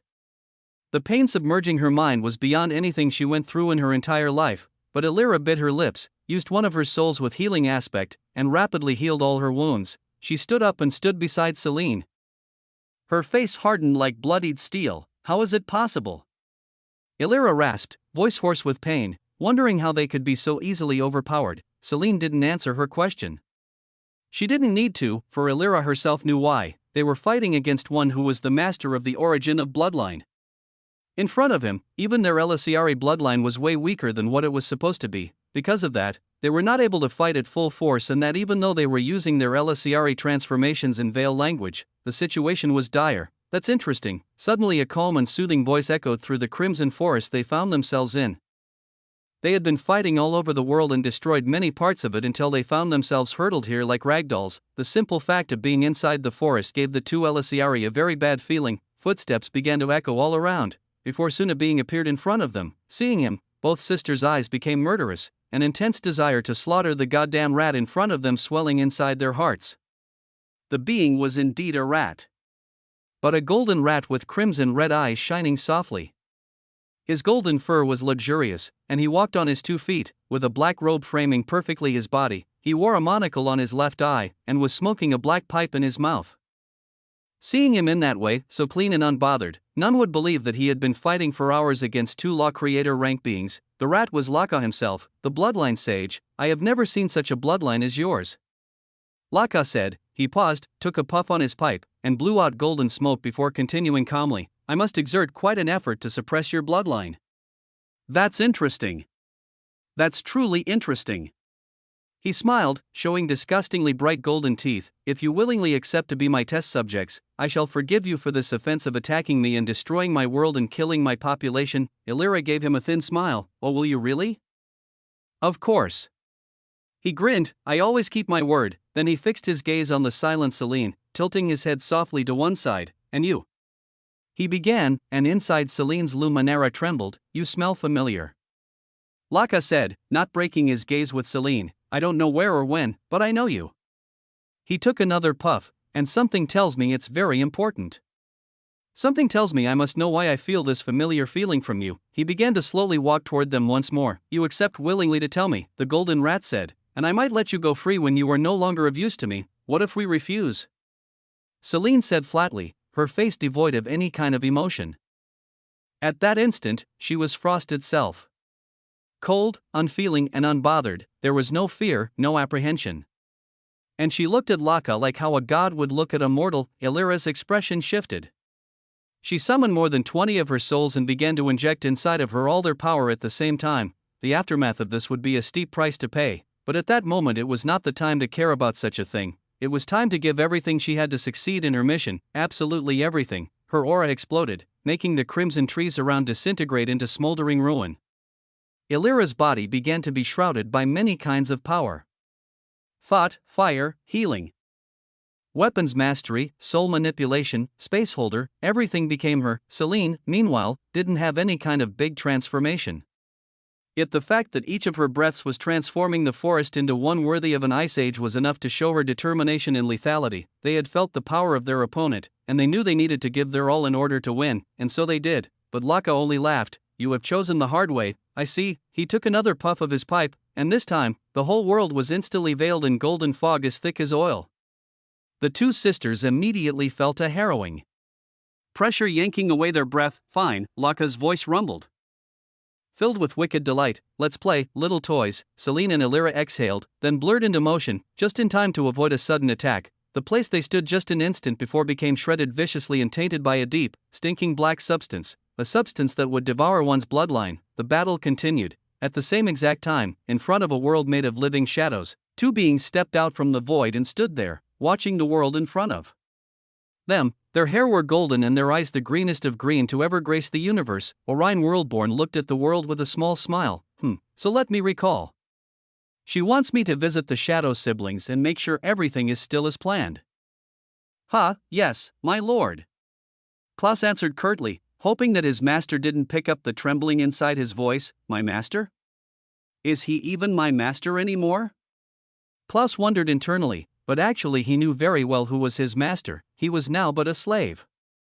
And his master was that monster that the universe seemed to be unaware of. It was honestly bone-chilling to know that such a being was living free without any scrutiny or any restrictions, and because of that, perfect then, let's go.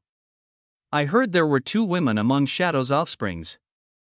Orion smiled. "Been a while I tasted something outside my race. What do you think about it, Klaus? They would certainly not mind your affection."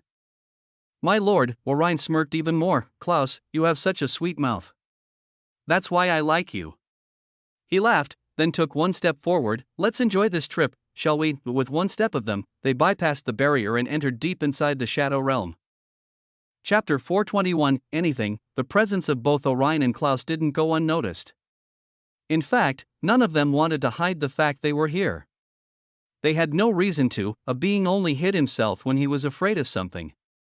Afraid of either a being, or unwanted attention, or even consequences that would later knock at his door after being seen, but Orion didn't have that concern. In fact, since the moment he was born till now, Orion Lul Worldborn had never bothered to hide not only himself but also his true nature. All the elves knew who he was, all of them knew that he saw most of them as nothing but toys for him to play with and slaughter anytime he wanted, all of them knew. Yet all of them loved him in a way that was sickening to watch. They loved him so much that in certain parts of the elves' faction, some would beg and kill their loved ones if they were given the chance to only spend a second in his presence. Even if after that second they might be killed by him just for fun, to them, he was the will of their progenitor. And to them, the will of their progenitor would topple anything between heavens and earth. That was faith, and what a dangerous thing faith was. That was why Orion didn't fear anything, for Lul openly showed that anyone daring to touch him would be killed by her, and that, no matter who the other being was, so here he was, standing tall and steady high in the dark clouded sky of the Shadow Realm. His golden hair was blowing softly behind him, looking like a sea of golden ashes befitting of a divine. His green robe fluttered calmly and surely, while his green eyes rested upon the three beings in front of him. Behind, Klaus remained still, his face flat and neutral. "We greet the Chosen One," Ebony Shadow said while lowering softly her head. Noctis and Sylphra, standing just inches behind Ebony, mirrored her action. Orion smiled faintly, waving his hand dismissively and lazily toward them. "No need for such bothersome greetings," he said. "It's our first time meeting, am I not right?" "Yes, my lord," Ebony answered again, calmly and stoically. The Shadow siblings were nothing like how they were inside Noah's prison. They had now regained their luster and aura, now looking like proper offsprings of an origin, though they still paled in comparison to Orion's shine. At her answer, Orion looked at Ebony and Sylphra, ignoring Noctis completely. Ebony was tall and graceful, her black hair and eyes hiding the depth of shadows. Looking at them, Orion could feel a hint of the concept of time. Sylphra was more petite, small, and cute. Her eyes were constantly shifting, from humanly beings to monsters to worlds themselves. Each one of the two siblings had her own perks. Ebony with her sexy and curvy body, and Sylphra with her cute face that gave Orion some nasty ideas. Unmasked, Orion's eyes shone with a lustful glow. If Ebony and Sylphra noticed his gaze, they gave no indication of it. "As it's my first time," Orion began once more, taking one step ahead, "then I will count on you to make me see the wonders of this realm I have heard so much about, and I am tasked to verify if everything is still in place. I would prefer to do that tonight in my own room." He smiled. "I hope it won't be too bothersome for you, right?" He reached his hand and caressed gently the cheek of Ebony. She didn't move nor blink. Instead, she smiled tentatively. "We will be very much pleased, my lord." Orion grinned, then pointed his hand in one random direction. "Then please, I shall follow your lead, daughter of shadows." Ebony smiled, and with Sylphra they began to lead Orion. Noctis stayed behind, sensible enough to know that the prince did not wish his presence. Klaus too stayed behind. Soon, the three disappeared completely, leaving only Noctis and Klaus there, in silence that didn't last long. "Are you sure it will work?" Klaus asked, his voice only heard by Noctis. "If I were you, I would not act now and wait later until the master came by himself, at least, and let my two sisters be raped by him." Noctis coldly shot back, "It will not be only me, at that time, that will crash out and destroy everything." Klaus's heart skipped a beat. "What do you mean, what else?" Noctis scoffed. "My sisters, no, we have been offered a way out of our situation. A way out to finally be free and seek forgiveness from our sister." Noctis's eyes were getting colder and colder. "A way out of our misery so that we could take back what's ours and then build something new and meaningful from it." The siblings had been alone in the prison for too long. Long enough for each of them to reflect on their past actions and realize their errors and wrongdoings. They had been selfish, they realized, they had been cowardly, they had been unworthy of the love and devotion Shadiva held for them. They became painfully aware of it, and that awareness came with the one where they realized it was far too late. At that time, only regrets had remained inside of them, but still, they didn't give up seeking audience to see Shadiva day and night while crying furiously, and yet, she no longer responded to them. The fire of hope of salvation died down then. But now that fire was being rekindled by Noah's words. He had promised to only help them have an audience with Shadiva but nothing else. But that was enough, that was more than enough, and that was why. "You better get ready, Klaus."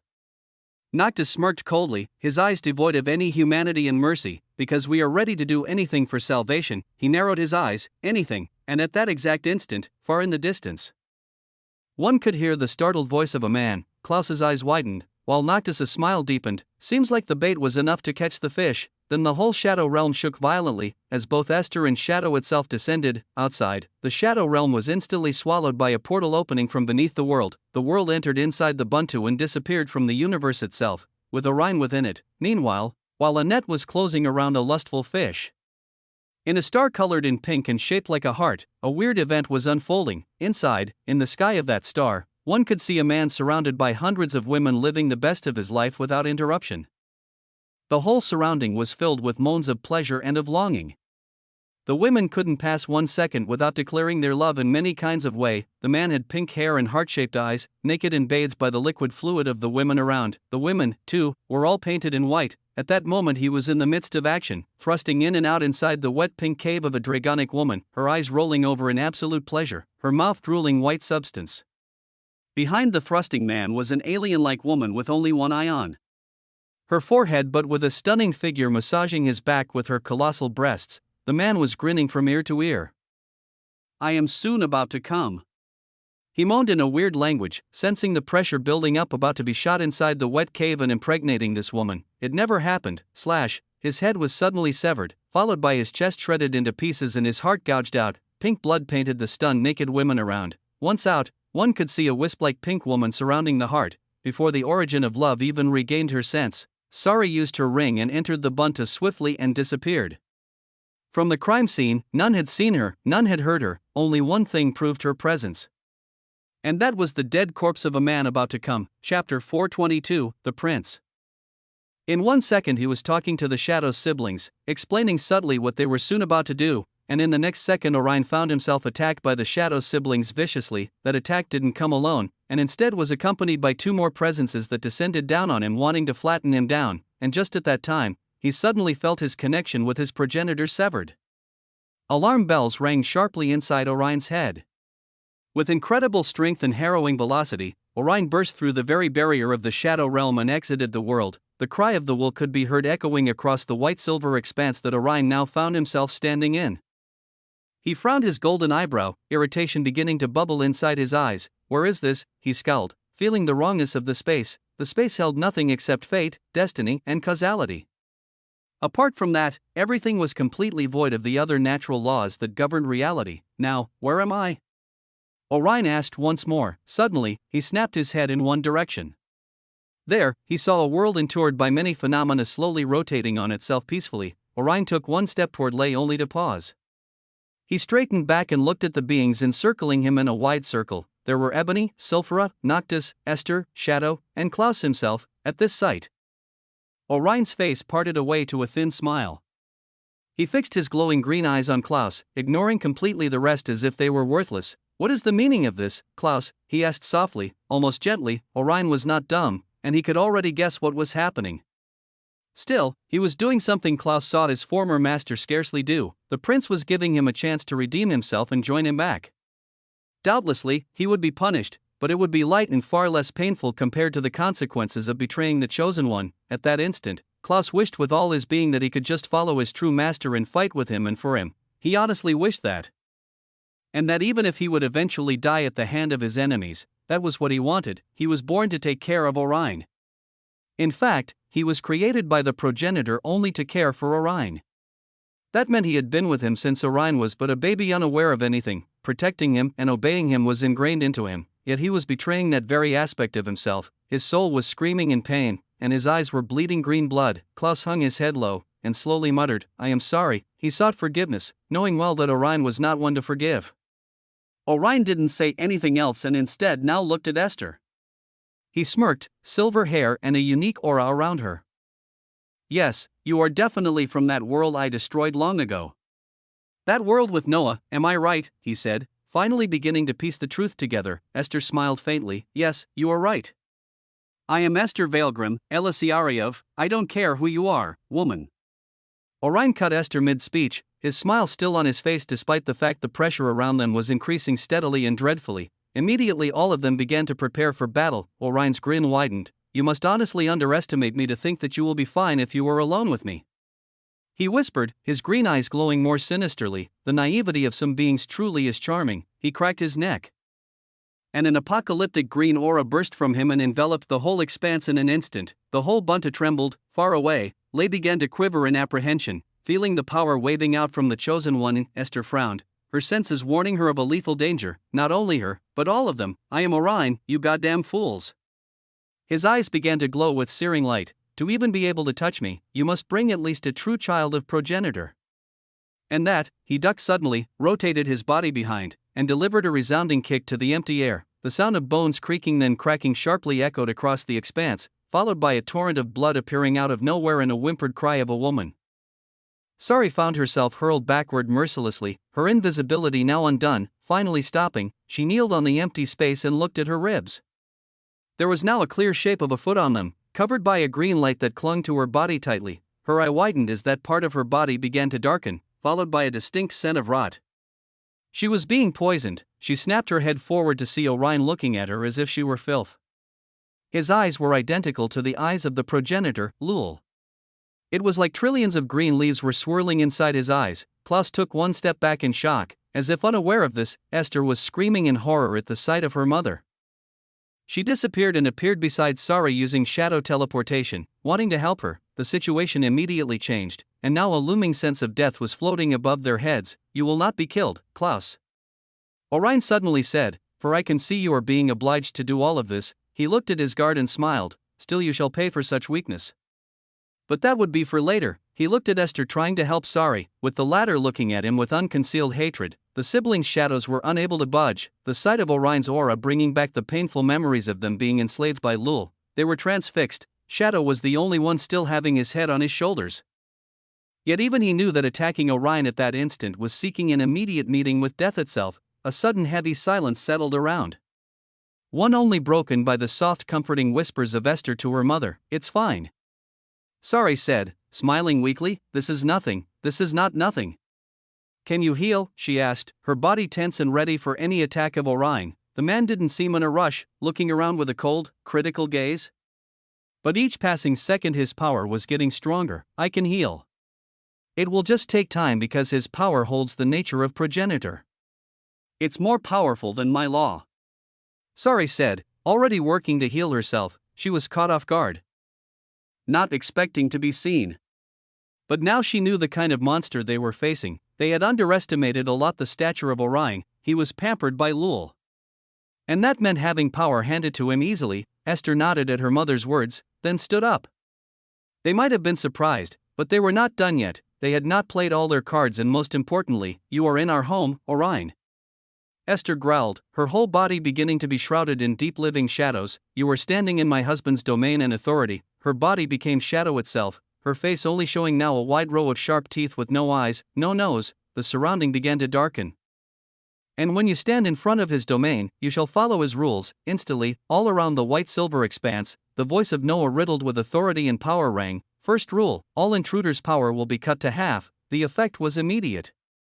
An overwhelming pressure descended down on Orion as his aura was cut in half, and with that his own power. He frowned, yet it was not done. Second rule, my wives cannot die inside my domain. Sari's wounds immediately closed up, supported by Noah's authority. She stood once again, feeling as fresh as before. Now, Orion sensed danger. Yet he smiled. You cannot die, he asked, smiling. Let's test that theory, worthless women.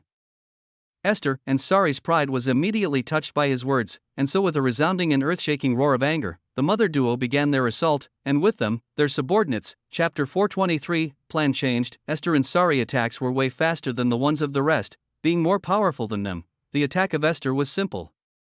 As she bolted towards Orion with burning anger, a sea of shadows splashed on the white silver expanse like ink on a blank sheet of paper. The sea of shadows surged then with sudden intensity, becoming a harrowing tidal force of living darkness that made the surroundings immediately gloomy. Inside the darkness were the wails of numerous beings overlapping each other, causing an eerie chorus of the damned to slam inside Orion's mind. At that instant, Orion's eyes darkened and became momentarily blind, his body transfixed on his spot. Meanwhile, Sari was not to be left behind. Now that she knew the strength of Orion, she would give whatever she got to land a proper hit. She used her law of unseen, and used a huge amount of her divine mana and authority to simply, where is your mana, little bastard? Sari inquired, voice cold, and at that time Orion completely lost the link with his own divine mana. His eyes finally widened in surprise, as a sudden weakness bathed his whole body in a chilling sensation. It was then that the attack of Esther began to fall down. The sea of darkness was now transformed into trillions of javelins, but the javelins were unique in their own twisted way. Esther had used her uncontested authority of shadow to see the true shadow of Orion. She took control of that shadow and fragmented it into trillions of javelins, each holding a dark aspect of Orion. Trillions, that was how rotten Orion was, but it didn't matter. Esther gave her order, and the javelins fell down like a storm of darkness. All that with Orion unable to access his mana, immobilized, and blind. All of these happened in less than a second, showing how fast the perceptions of these divine beings were, and just when the attack was an inch away from Orion. Third rule, my wife's attacks lethality are tripled. The space shook and an absolute authority wrapped around the strikes of Esther and the skill used by Sari. The javelins then landed on Orion with merciless precision, causing an explosion of dark smoke mixed with green blood to erupt from the sky, mushroom-like. The whole expanse rattled, yet that was not the end. The Shadow siblings' attacks finally struck the Chosen One, followed closely by Klaus's own. A sudden and uneasy silence settled around them as they all watched with rapt attention the smoke. Esther took her stance, her faceless face beyond focus. She had transformed into her Elisiaries form now, making her face look that way with 6 horns made of the purest shadow to crown her head. Behind her, 4 pairs of shadow wings spread wide. Sari, too, was the same. But none could see her transformation, for everything was invisible. The mother-daughter duo watched with intensity as the smoke finally was dusted away, revealing their enemy in all bloodied glory. Orion stood there, his clothes shredded apart, leaving only some of it. His golden hair was now garbled, and his head and all his body were bleeding furiously, with some javelins still lodged inside him. Wordlessly, he took out all of them from his body and threw them aside. His brutal act causing his blood to spill even more, yet the wounds were slowly closing in real time. And in not even seconds, everything of Orion looked as pristine as ever. He stared at them before cracking his neck. All of these rules, and your advantage numbers only make this fight an even one. He said with a cold smile, now that's interesting. I have never been challenged in all my glorious life. His smile widened as he took his stance, his divine mana now back, and this time Orion was ready for any kind of trick. Seeing his face, Klaus couldn't but shiver in fear but also smile in happiness, because he knew his prince was getting serious. And when he was serious, Genesis Law. Orion whispered, and instantly, oh fuck. Esther cursed, then she attacked, not wanting to let Orion finish his words. All of them did, because they could feel the danger in yet. Orion's smile widened until one would think his face would split into 2. He put his 2 palms together and made an inverted pyramid sign. The world tree, Batum, a humongous green world tree, began to sprout just behind Orion, making the bunta quiver in instability, for the power gouging out from the tree was staggering. At the same time, far in the distance, beneath the true world tree, Lul stopped midway drinking her tea. Her eyes narrowed instantly as she snapped her head in one direction. Orion? Now, all these events were not localized into one place. The events were spreading in all corners of the universe, and that in mesmerizing fashion. One such event was happening inside a chain of 3 stars linked by lightning and plasma. Inside the stars situated at the middle, made of deep crimson lightning, Shadiva was calmly sitting on a thunderous cloud. Behind her were 2 of her children, looking like perfect homunculus painted in white, with one eye that looked exactly like Shadiva's humanly ones. The power emitting from the 2 were at law creator rank. Yet, that was not the most surprising thing happening at that moment. In front of Shadiva, separated by a lightning table, sat an old-looking lady made of lightning from all kinds of color. Atop the table were multiple cards. Tarot cards, to be more precise. Lady Lightning smiled, her wrinkled face garbled even further. This is truly interesting. Shadiva. She spoke, and the storm of lightning surrounding them increased in both dangerousness but also in dreadfulness. Thunder began to rain with wrenching impact, yet the 2 players didn't move. Each of them looking at the cards inside their hands. I hope, old lady, that you would not go back to your words. Shadiva said, smiling motherly, little lass, lightning never lies. The old lady said, if I lose 5 times, then I shall willingly accept to follow you and join your faction. Shadiva nodded with a smile and played, putting a card down. Tack. Old Lady Lightning mirrored her action and played 2. Tack. This back and forth continued for some time, until suddenly the origin of lightning and plasma spoke once more.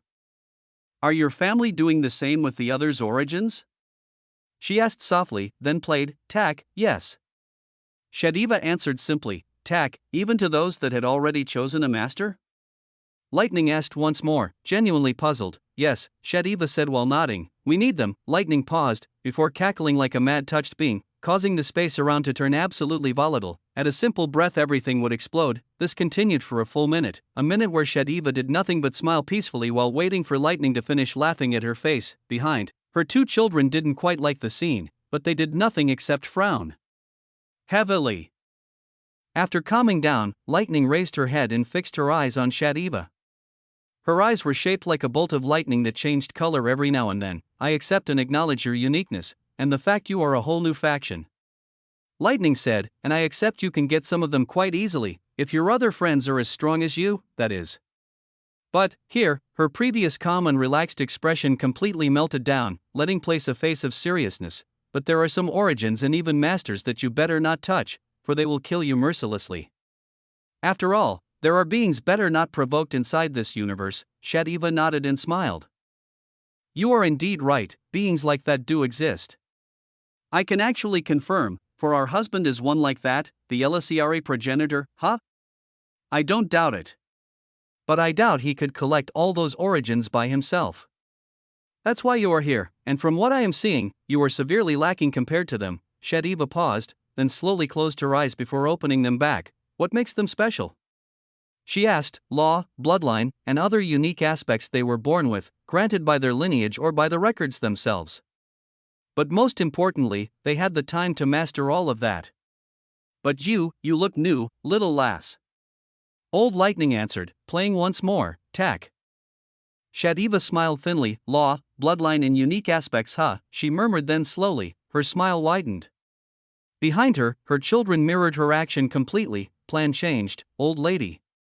Shadiva said, her eyes glowing. Now we fight. What? Motherhood law? Shadiva didn't waste time, and Lightning finally recognized the seriousness of the situation when suddenly all her lightning wrapped around Shadiva as if protecting her. Added to that, the white children of Shadiva began to attack instantly, and only then did Shadiva's words complete. Devotion for mother. Instantly, it was like the whole universe loved Shadiva and was ready to die for her, all at a smile of horror.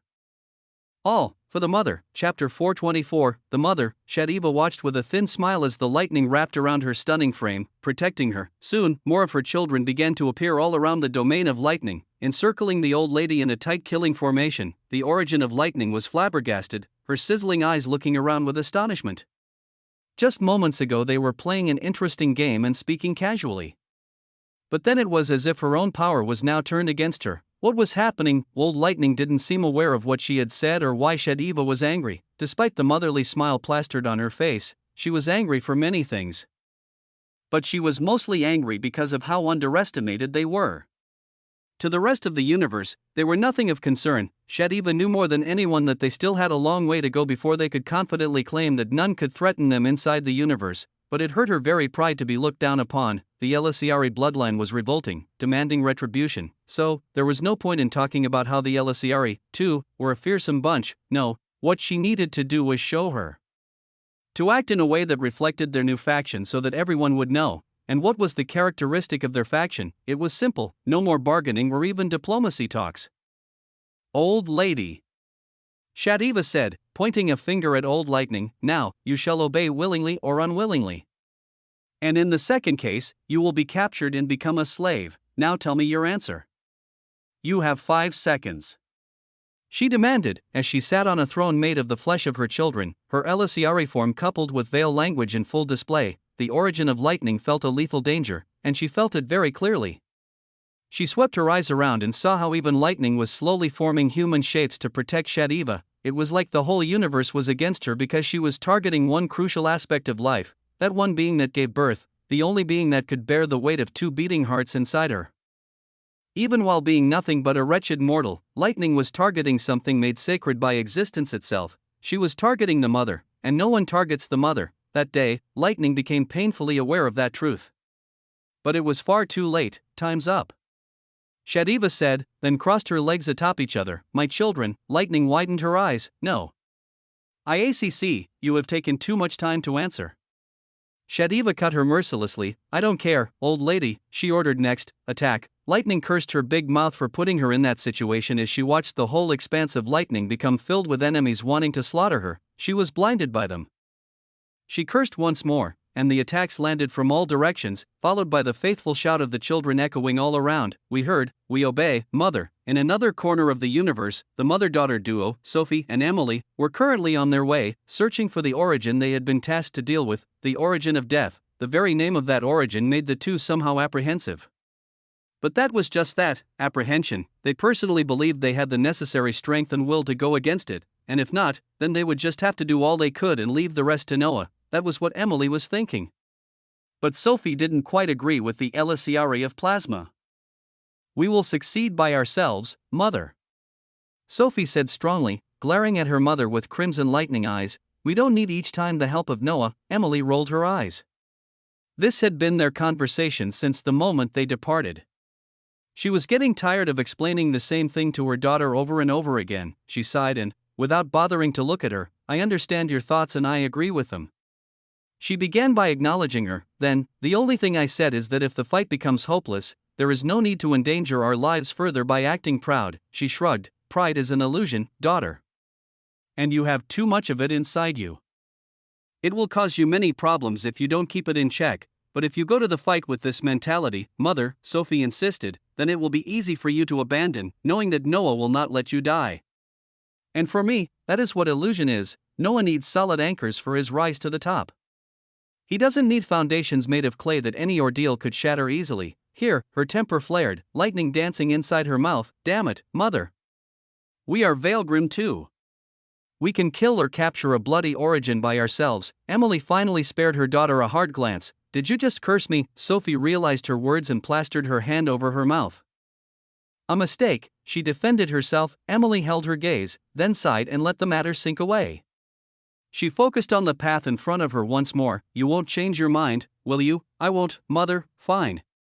She scowled in irritation. "I will humor you and follow your lead this time." Sophie beamed before nodding her head with determination. "We will prevail, mother." Emily scoffed. "We better." "We better, daughter, how?" "Now stay silent. I didn't forget the curse just now. I already said sorry." "You didn't." "Matter of fact, I am sorry." Too late. The mother and daughter continued their talk while searching at the same time. They had been given this information by their 3 origin children and already they could feel it. The rotting stench of death. They were close. Well, Noah whispered, looking at his hands drenched in black blood. He began to count. "How many did I kill already?" 1, 2, 3, 700s, he grinned. "I have killed around 700s void beasts. And only after that did I finally attract your attention." He slowly raised his head and looked at the being in front of him. Noah's smile widened as he felt the power radiating from him. Unconsciously, a cold sweat trickled down his spine. "You are quite a difficult one," Noah murmured, then added, almost playfully, "Are you the famous, or maybe infamous, Void Lord?" he asked, cleaning his hands with a lazy swipe. The Void Lord didn't answer. Instead, he looked deep into Noah, wondering how this creature had the aura of a powerful void beast without being one. It was strange, he thought, but he didn't dwell on it for too long, for his time was scarce and he had matters to attend to. "Work on my behalf," the Void Lord simply said. It sounded more like a command than anything else. Noah tilted his head. "What if I am not very fond of that idea? You die." He answered instantly, quite harsh. "Can we maybe negotiate a lighter punishment? Are you mocking me, strange being?" The Void Lord growled. Noah shrugged. "I don't mock people. But tell me, do you think you can kill me?" he asked. Putting his hands in his pockets, the Void Lord's monstrous face twisted into a huge grin. With that, an overwhelming dark void aura began to surround Noah. "You doubt?" Noah rolled his shoulders. "Doubt is a small word.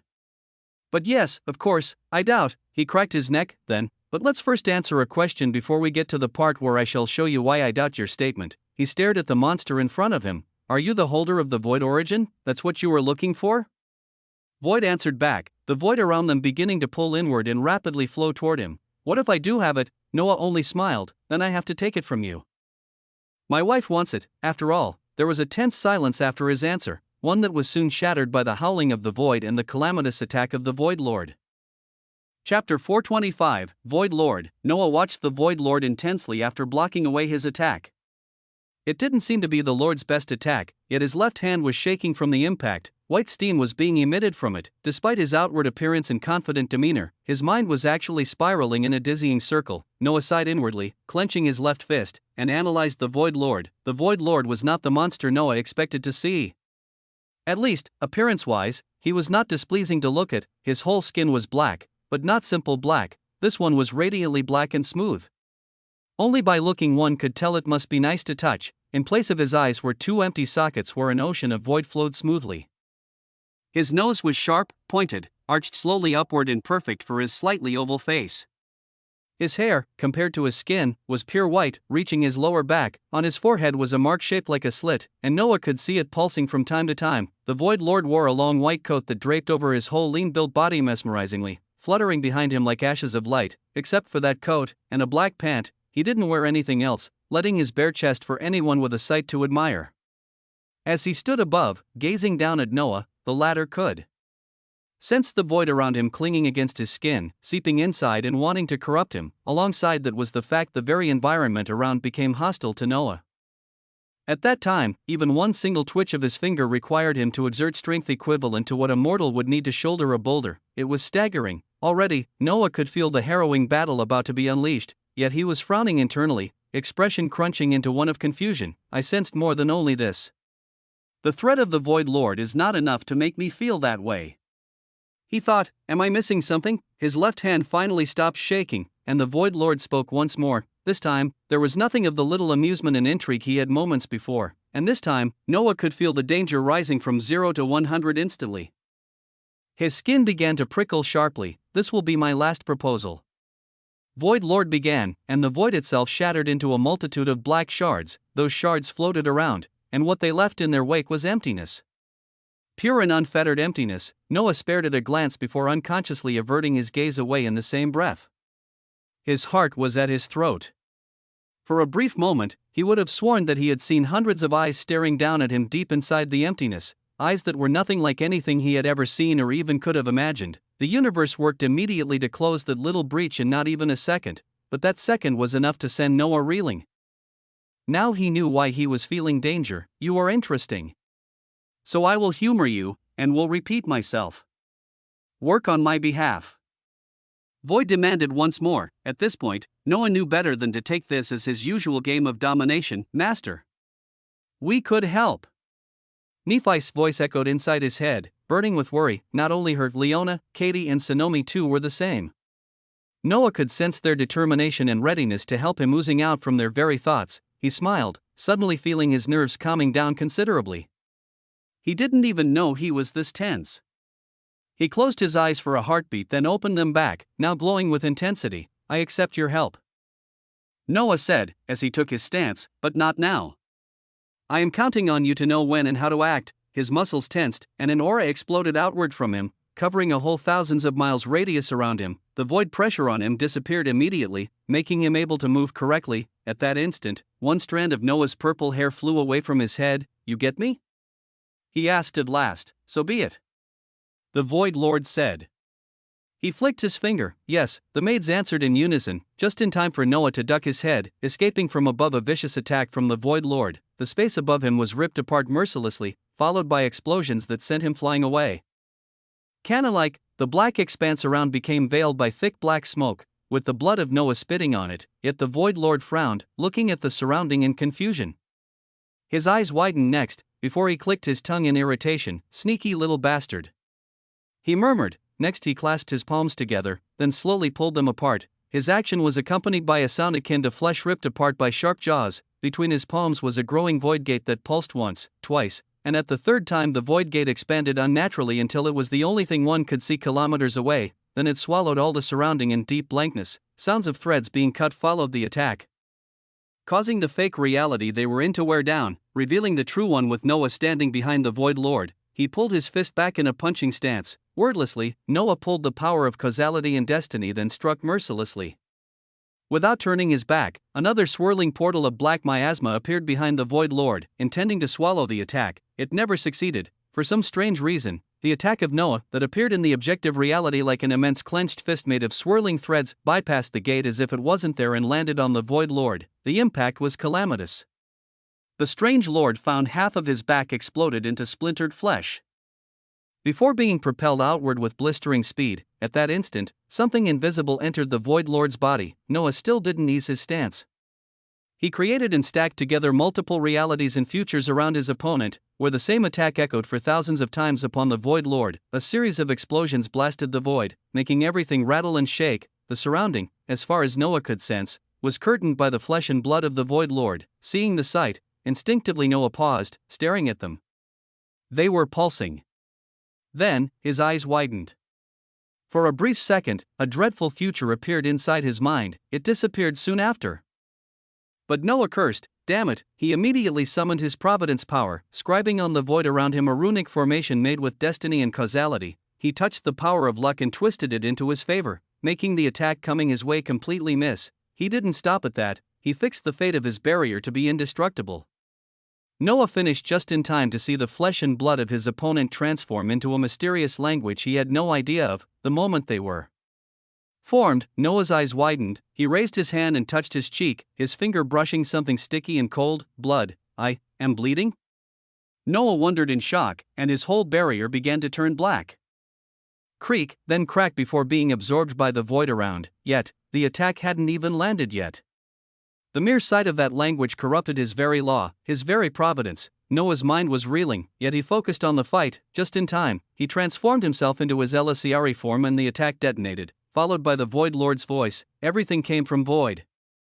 He intoned, voice echoing all around, everything shall return to void. For a brief heartbeat, one too brief to be noticed, Noah found himself stripped of his power by void, but that split of time was enough for the attack to land on his flesh, earning him a raw growl of pain, followed by white pristine blood spraying the surrounding waterfalls. Like Noah was hurled down into the bottomless void with creaking body, his flesh skinned and turned into black ashes, his left side of face ripped apart showing his inside. At that instant, a small dark wiggling beast took that opportunity and entered deep inside him. Noah's body jolted like lightning was coursing through him, then convulsed erratically, eyes whitening then blackening. His mind was hazed by a thick black fog, before being pulled out by the chorus of worried voices of his maids and Providence. Master, Noah. Noah's eyes flickered open, showing a taint of black in his mesmerizing eyes.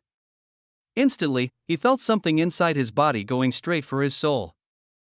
On its path, everything was laid to waste, corrupted and swallowed by void. His power was being devoured, and that power was being received by the Void Lord, who was now standing in the sky, his body pristine clean of any wounds, his face filled with overwhelming ecstasy. Your power, he growled, white hair waving behind like a calm sea. Your power is incredible. The Void Lord was growing stronger, and now one could feel a hint of providence beginning to erupt around him. Alarm bells rang sharply inside Noah's mind. The beast would reach his soul, and that would mean reaching Providence and his maids. Noah's eyes hardened, then he cursed, bloody hell. His voice was hoarse. Yet instantly after, with his body deteriorating and slowly blackening with corruption, Noah smiled with bloodied teeth at the Void Lord. The latter felt something wrong, but before he could pinpoint the bad feeling, he found himself kneeling on the ground, coughing blood. Noah's voice echoed next, entering inside of me? Bold. He laughed, then, fusion. Noah ordered to his skill, fusioning the parasite inside of him with himself. Agony bathed his whole body, before everything turned dark. Chapter 426, Not So Wise. Noah's mind was swallowed by darkness. He found himself with nothing inside his self except nothing. His whole being was sinking into deep emptiness, one he had never felt before. His mind was being crushed, his body feeling like a mad scientist was enjoying too much his experiment on him. It was like he was being cut, stabbed then recomposed again. There was no thought pulsing inside his mind, he was void. And void was him, yet Noah, even amidst this weird state, somehow felt something cracking his skull. A voice. It was indeed a voice, but a muffled one, as if someone was speaking behind thick walls. Not knowing why and only following his instincts, he strained himself to listen. In the beginning nothing could be made out of the words of the voice, but after some time, understanding began to dawn inside his fragmented mind. Words began to whisper inside his head. Wake up! Noah snapped his eyes open, his mind now less sagging and his consciousness beginning to reboot. He groaned, feeling an aching pain behind the back of his neck. Cursing, he craned his neck around, absorbing the sight of darkness with a hint of white silverish light surrounding him. It was not the darkness of the void. This was something else. Something familiar yet different. Where am I? He hissed under his breath, fully confused and most importantly lost about all that was happening. His mind, Noah felt, was slow. You are fusing with the authority of the Void Lord. Providence's worried voice echoed inside his head. making Noah remember his last restless act. You need to overcome his authority or you will be swallowed by him, Noah. Noah frowned. How? I don't know for certain, but Providence's voice was filled with frustration. You must overcome his authority. The simplest way is to use your own. But the Void Lord's authority is stronger than yours, is there? Noah suddenly closed his mouth, swallowing back his words. He lowered his head, staring at his body, and found out that his left leg was already no more. But not only, his right leg too was slowly disappearing, making Noah understand the stake of the current situation. He shivered, then snapped his head to one side of the strange place, his eyes resting on the Void Lord watching him with a bizarre smile. I didn't expect this, Void Lord said, voice honeyed with contentment, looking at his own body in awe. He could sense an unfathomable power slowly but steadily seeping into his being. This time, it was not only Noah's providence he was absorbing. The Void Lord was taking everything from Noah, including his bloodline and numerous titles. He was fascinated, and by taking all of those from him, the Void Lord was usurping the whole identity of Noah. Already, the Void Lord could feel the weight of Noah's existence, and with that, the dawn of understanding of who Noah was. But it was not all.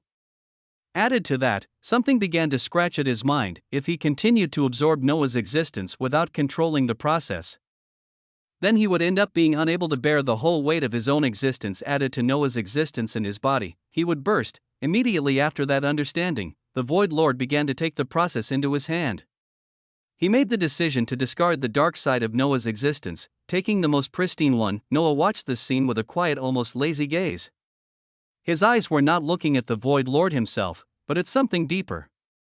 There, he noticed something. He cracked a smile. You are quite a confident one, aren't you? Noah said, feeling his existence slowly being drained, naturally. The Void Lord shrugged with confidence. I don't know what you did, but you have made things even easier for me. By trying to take over my authority, you paved a smooth path for me to infect your very existence. He smiled, showing blinding white teeth. I just need to devour you whole, and everything would be mine. He said, and you must already know that you can't do anything.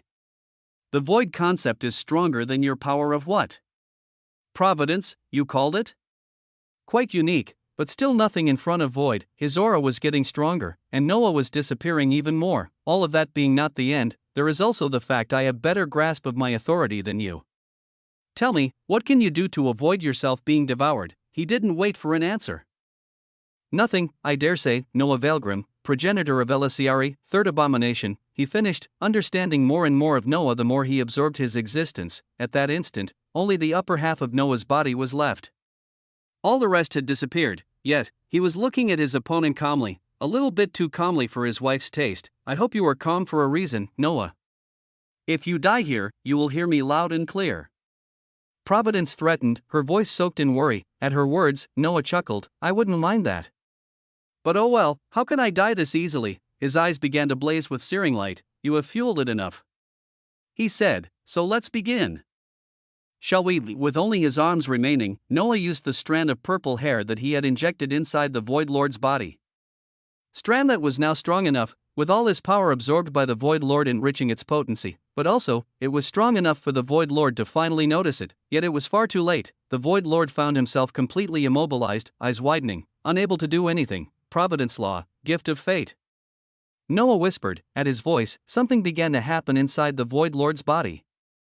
At first he was merely perplexed, but as time passed, his expression slowly became veiled by an overwhelming dread. He opened his mouth to speak, but nothing came except soundless gasps of pain and shock. There was something Noah realized inside the void beasts, and it was simply the fact that they were fateless. And naturally, Noah had been curious about it, so while slaughtering the void beasts like pitiful chickens, he began to experiment with them. And the first thing he asked himself was, could he transform these fateless void beasts into beasts with fate? The question refused to disappear, so he acted upon it to find an answer. The first time was an embarrassing failure. But Noah was a fast learner, and he immediately understood the root of the problem. The universe itself didn't want the void beasts in its stomach, so it rejected them. But here was the thing, Noah didn't yet have a full universe within him.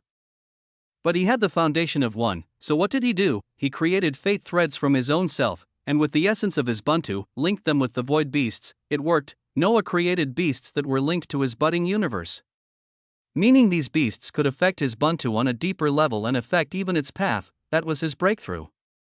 And that was what he used in the fight against the Void Lord. Before even the fight, Noah knew danger was coming, and as a man with providence, it would be foolish of him to start something without peering into the future to grasp the ending. As the wise once said, begin with the ending in mind. But as a being with strong power himself, and facing beings with overwhelming power, his peering was always unstable and unclear. But in his task, Noah found out one future where he died. That was shocking, but Noah was not one to cower. He used the future to his advantage. Noah had taken that future when he died and transformed it into a strand of his purple hair, the same strand of purple hair that now existed inside the Void Lord.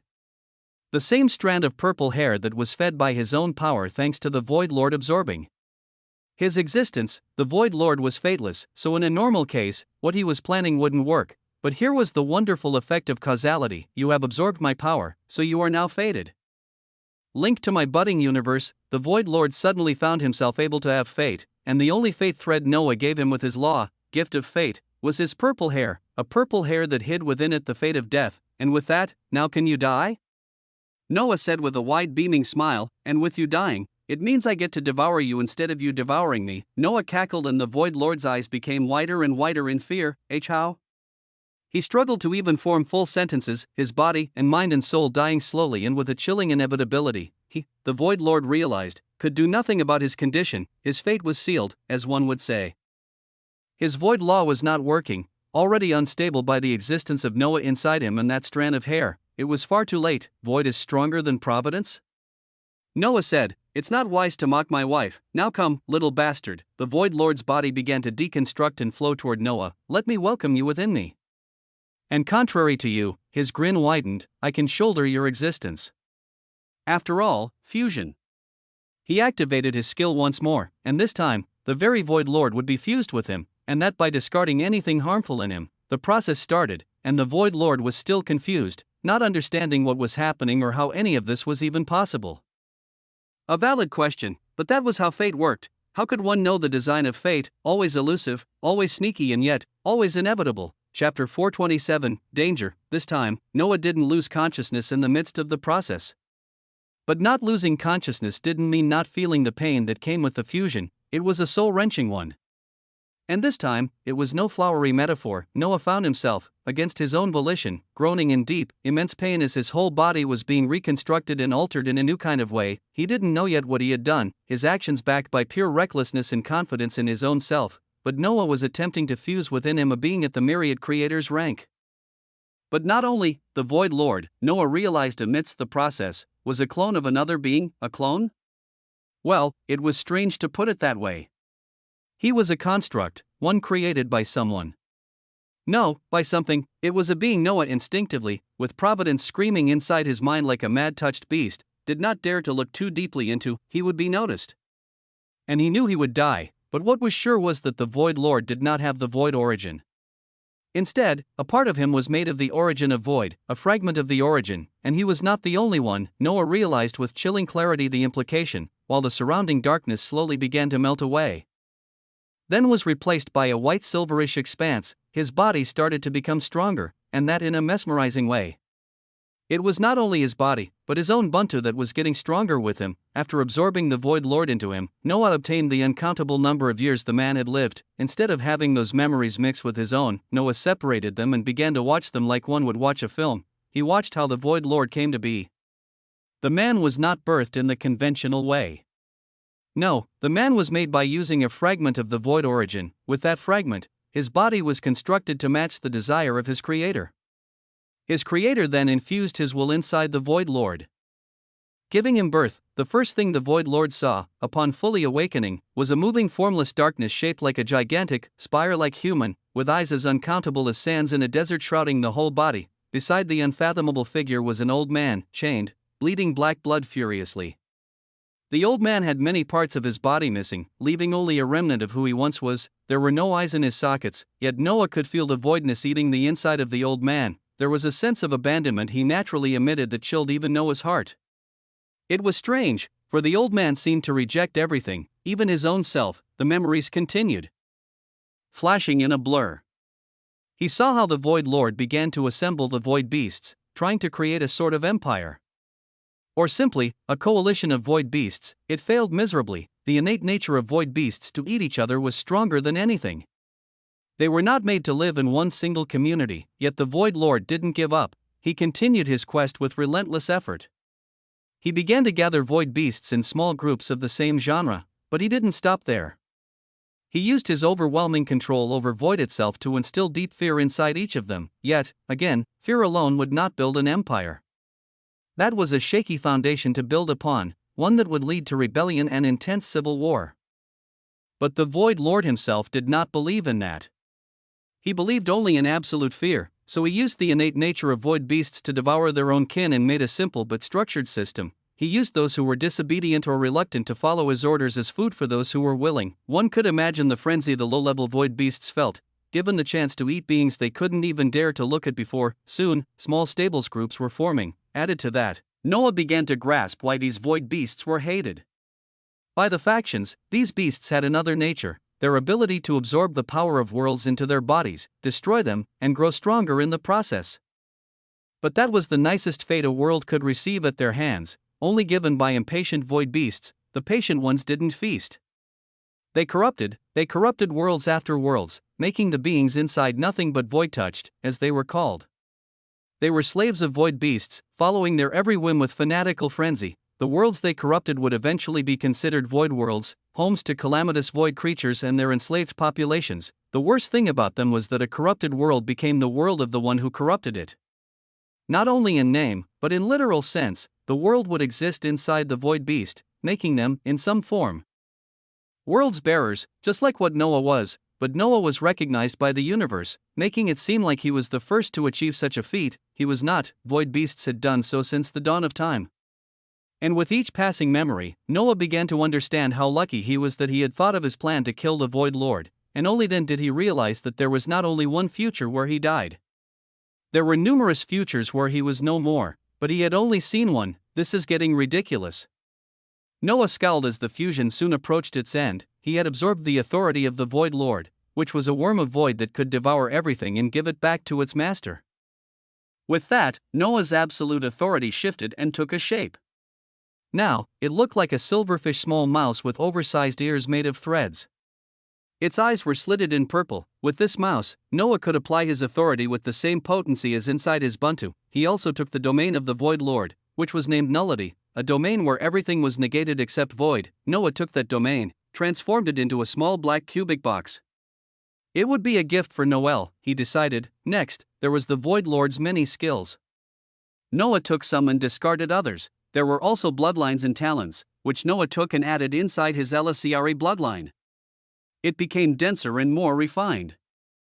Even the talents, Noah transformed them into bloodline talents, then placed them inside his own bloodline. If one was lucky enough amidst his descendants, one could obtain the talent of the Void Lord. Next, Noah felt that his whole existence was elevated further, and there were 3 new laws he understood thanks to the fusion. He put them aside, planning to give all these understandings to his wives if they ever wished them. Noah had gained many wondrous things during the process, but he had also gained one new huge problem. But Noah acted instantly. He went into the past and grabbed the body of the Void Lord. The man was nothing but a husk, but Noah gave him back all his memories and even the fragment of void. He created a fake authority with his absolute authority, one close enough to feel the same, and gave it to him. After that, he sent the Void Lord on his way. With a wisp of his law inside him, Noah appeared back inside the void of the universe, wiping a cold sweat on his brow. I cannot attract that thing's attention on me. And damn the origin of void, that thing will have to wait. I am too weak for that being. Noah cursed, feeling his heart racing for some unknown reason. He was sensing something bad. His senses were tingling too loudly for his taste. He closed his eyes, his mind drawling and spiraling in multiple directions. How come such a being exists inside the universe? Wait. Noah halted his thoughts for a moment. Did that being even exist inside the universe? It couldn't be. That thing was too alien. Hell, all the void beasts are too alien. They are eating this universe at a very slow but steady pace. Every world they corrupted became rejected by the universe, yet the universe had no choice but to bear it inside of it. That meant, if they corrupted enough of the universe, they could have enough authority to impose whatever they wanted. And there was also the fact that that being wanted the Void Lord to gather the void beasts into one single force. As if, Noah halted his jumbling thoughts again, understanding whispering inside his mind. He cursed, this is getting ridiculous. He opened back his eyes, feeling a headache. Now, more than ever, Noah needed the strength of the origins and the submission of the numerous factions. If even these beasts of madness were banding together, then they could not afford to remain scattered and warring against each other. He had stopped a Void Lord, but goddammit, there are multiple other Void Lords, each one holding inside a fragment of the origin of Void. Again, Noah cursed. He sighed next, face sour. The quest for the origin of Void is impossible for now. Noah said, voice honeyed by bubbling irritation. We can only. The words sank back into Noah's throat. He frowned, raised his head overhead, feeling someone trying to enter inside his bunta by force. His frown deepened, forming a chasm between his eyebrows, before his eyes dilated, and he coughed, blood spraying. That being succeeded in forcing a way into his buntu. His eyes widened even more when he recognized who that being was. Am I fucking dreaming? Noah wondered in a daze before opening a passage toward his bunta right away, heart at his throat. Chapter 428, Humiliation. The fight was earth-shaking. The white silverish expanse of the buntu was painted by a multitude of colors, proofs of dreadful attacks. Lay, standing far away from the fight, was watching with a choking breath.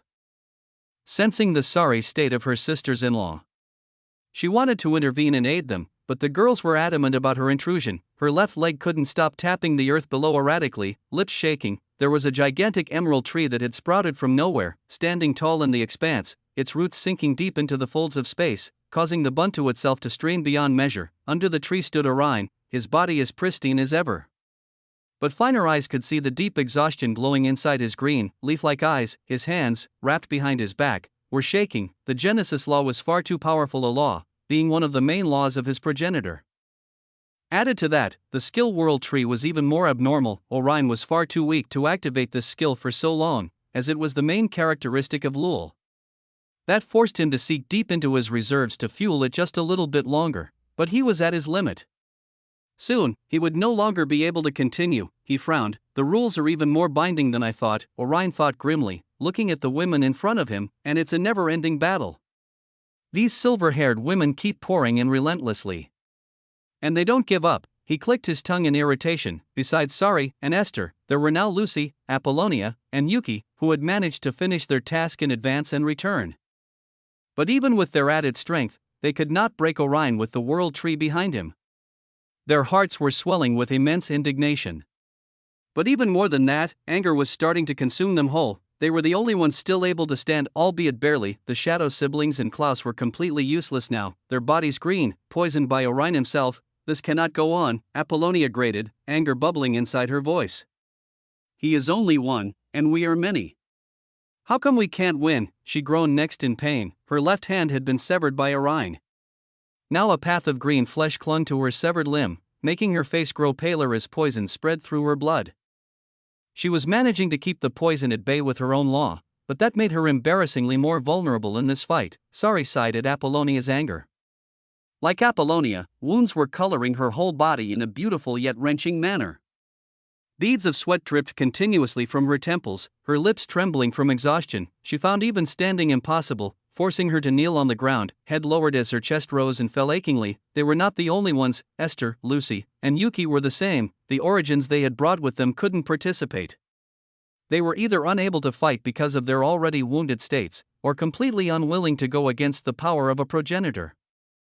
Their fear ran deep, and the women did not have the luxury to threaten them at that time. Going against him mindlessly will do us no good, Esther growled, black eyes deepening in shadow.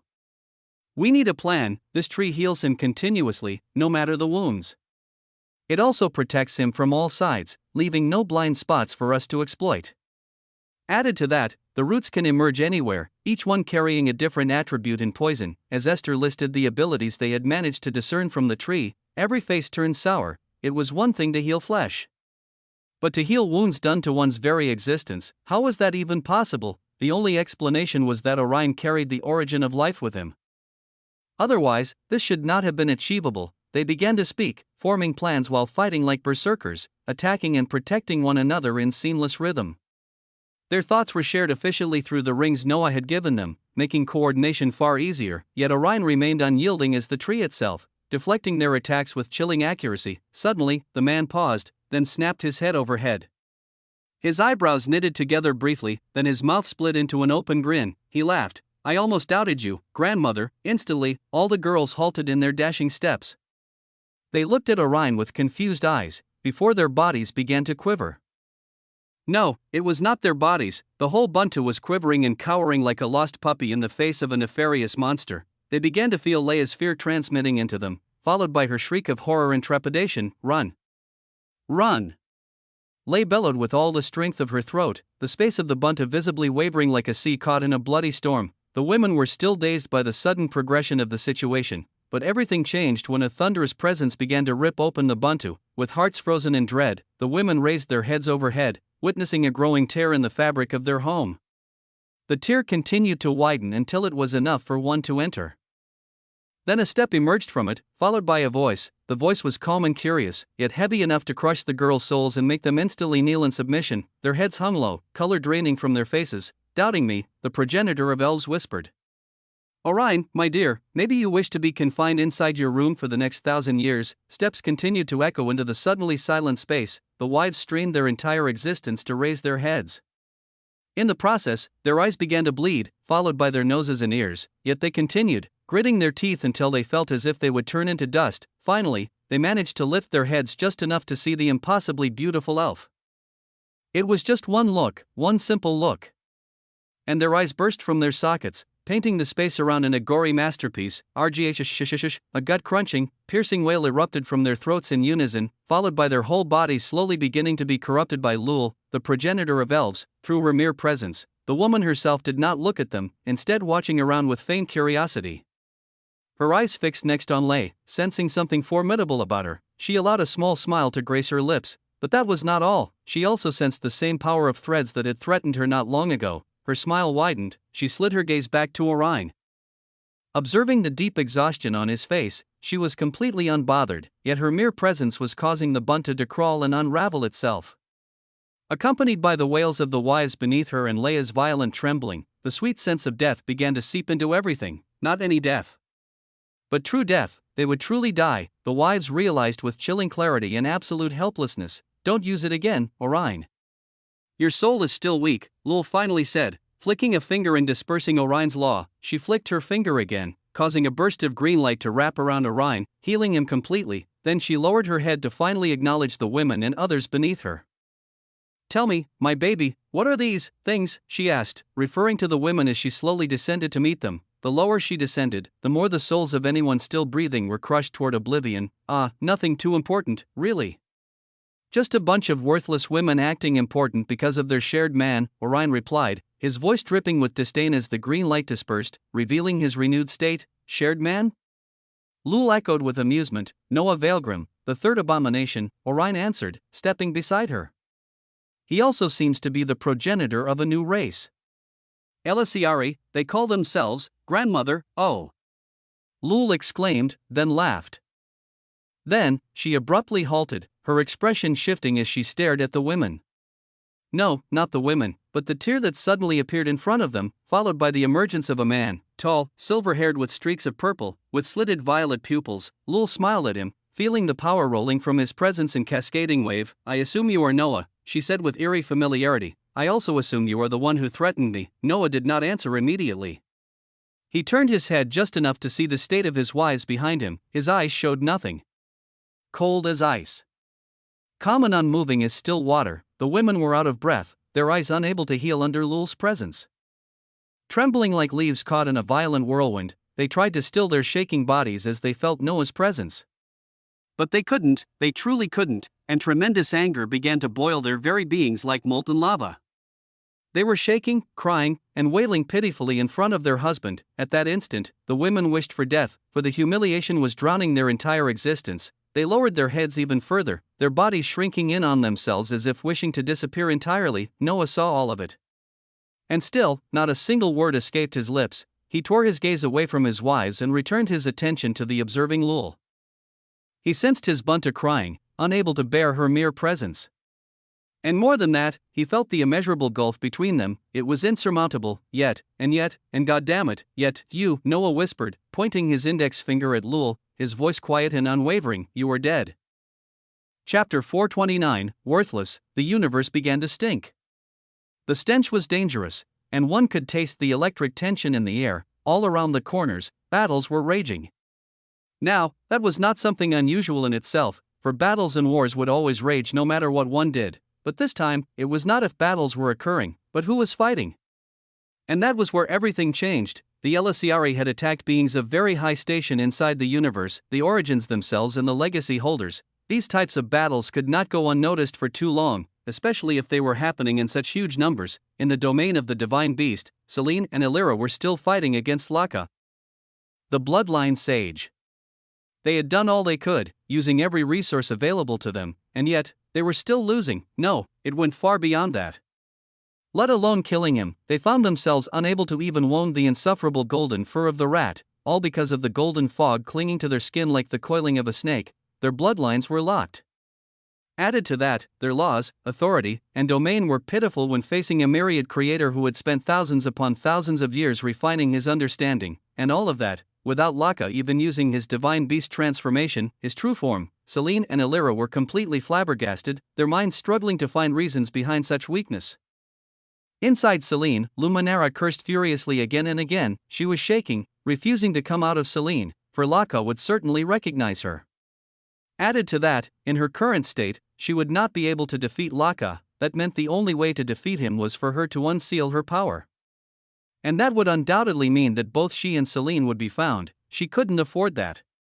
She sincerely couldn't, yet she achingly realized she had no choice. The women refused to use their rings to escape, and Noah's safety measures were the only things keeping them alive. They could not win, they were weak. Luminara cursed again, her heart filled with indignation. She began to pray. She began to pray for Noah's timely help, yet the next event that happened with the ring snuffed out all possible hope. Selene and Illyra felt their rings suddenly heating up, then flames exploded outward from them. Their brows knitted together as they felt immense pain, but that pain was drowned by the deep realization sent to them by the rings. Once again, Luminara cursed. She prepared herself to come out, and the calling became stronger. She trembled, sank her teeth deep into her lips, then finally came out. Laka immediately widened his eyes at the sight of Luminara, Holy Father of Nika. His pipe fell, his eyes dilating. Far away, a being staggered upright, looking in the direction of Luminara with his single galaxy-sized eye.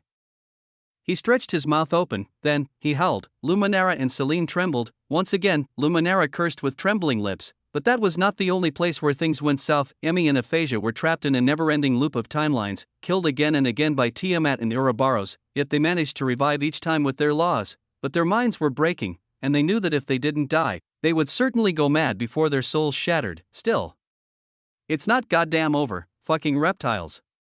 Emmy bellowed, tears of blood trickling down her cheeks. She was going to die, she knew. But she would be damned if she ever died alone. These two goddamn lizards would follow her to the spirit world or to oblivion.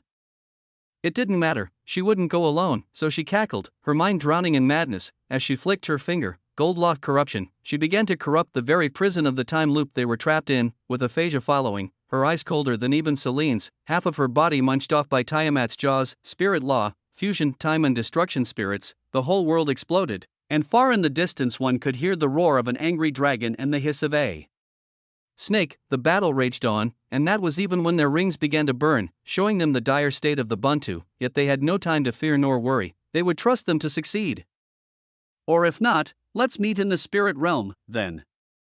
Ha ha ha ha. Emmy cackled, spun on her heels, then struck with calamitous force. Gold exploded, the sky fractured, then fell. Meanwhile, Sophie and Emily were going against death itself, and what a dreadful thing to face. The battle had only just begun, but the ending was not looking bright. All of the women had begun their fights, and only a few among them believed they could win. These numerous events caused many to realize that there was a group of people targeting the origins and those who held them, and it didn't take too long for anyone to know that those behind such acts were the new faction announced years ago, the Elisiari.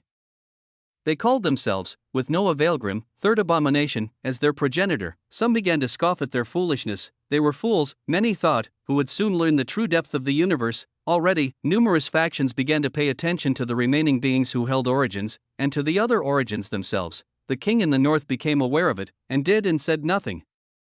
He had nothing to say, choosing instead to focus on his next battle with the Mother of Change. The Mother of Change herself remained like the king, completely silent, not because she had nothing to say, but because the matter did not deserve her attention. She had no time to spare for overconfident idiots who thought themselves masters of the universe just because the records looked at them with soft eyes.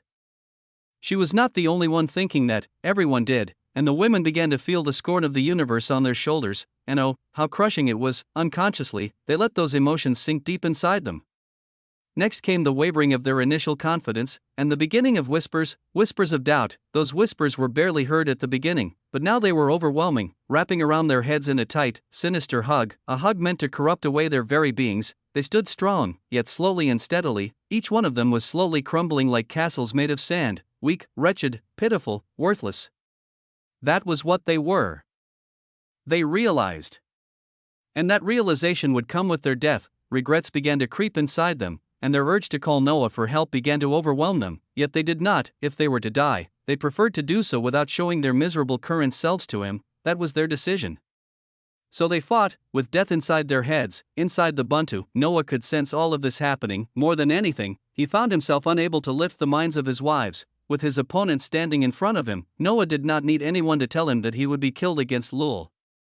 After all, the very fact of standing in front of her was unbearable. It was as if he were facing the universe itself. And Noah felt the humiliating urge to back away and flee. Lul was just that obscene, but what did he expect? Lul was a progenitor. A pillar. Eva Dam was more a scholar than anything, his ambition never on power. But Lul was, and Noah could see his debts no matter the futures he peered into. Still, he pointed his finger at her, threatening her. His blind and whimpering wives behind him were stunned by his words, but the next words of Noah surprised them even more. Now, Noah said, cracking his neck, it's time to go crazy, ladies. He grinned, I won't win this one without you, so get up. They trembled, not only them. His voice reverberated inside all of his wives. I know it hurts. But you have to stand up. We are not done yet. We said we would take these origins, and we will, even if we have to die in the process. His eyes were steady, so, stand up. He said finally, then raised his head toward the sky of his Buntu. Lul and Orion watched him as if he were a clown made to entertain them, but his next words made their eyes widen in shock. Everything. Noah whispered, his voice reverberating all around the universe for some reason. Instantly, all began to listen. The women even more. I am Nytherian Ielvarithos, and I sacrifice every achievement and title I have earned since the beginning of my journey for 1 minute. The universe paused. The wives began to shriek, starting to claw at Noah, begging him to stop. He didn't. Lul was too strong for him. He could only sacrifice everything to win, so Noah grinned, madness dancing inside his eyes, looking at Lul, whose own eyes had widened. Just one goddamn minute, he swore, and I will kill you, Lul. His words were heard by the records. They hesitated, conveying the terrible cost. But finally, granted, the wives, his children, and Lay cried in horror. Chapter 430, dead. All of them. Silence veiled the whole universe in a choking embrace. All over every corner, from the lowest mortals to the progenitors, all of them heard the daring, madness-filled words of Noah. Their reactions were diverse. But mainly, all wondered how one could discard what made him who he was. Noah's gambit seemed simple on the surface. It was not.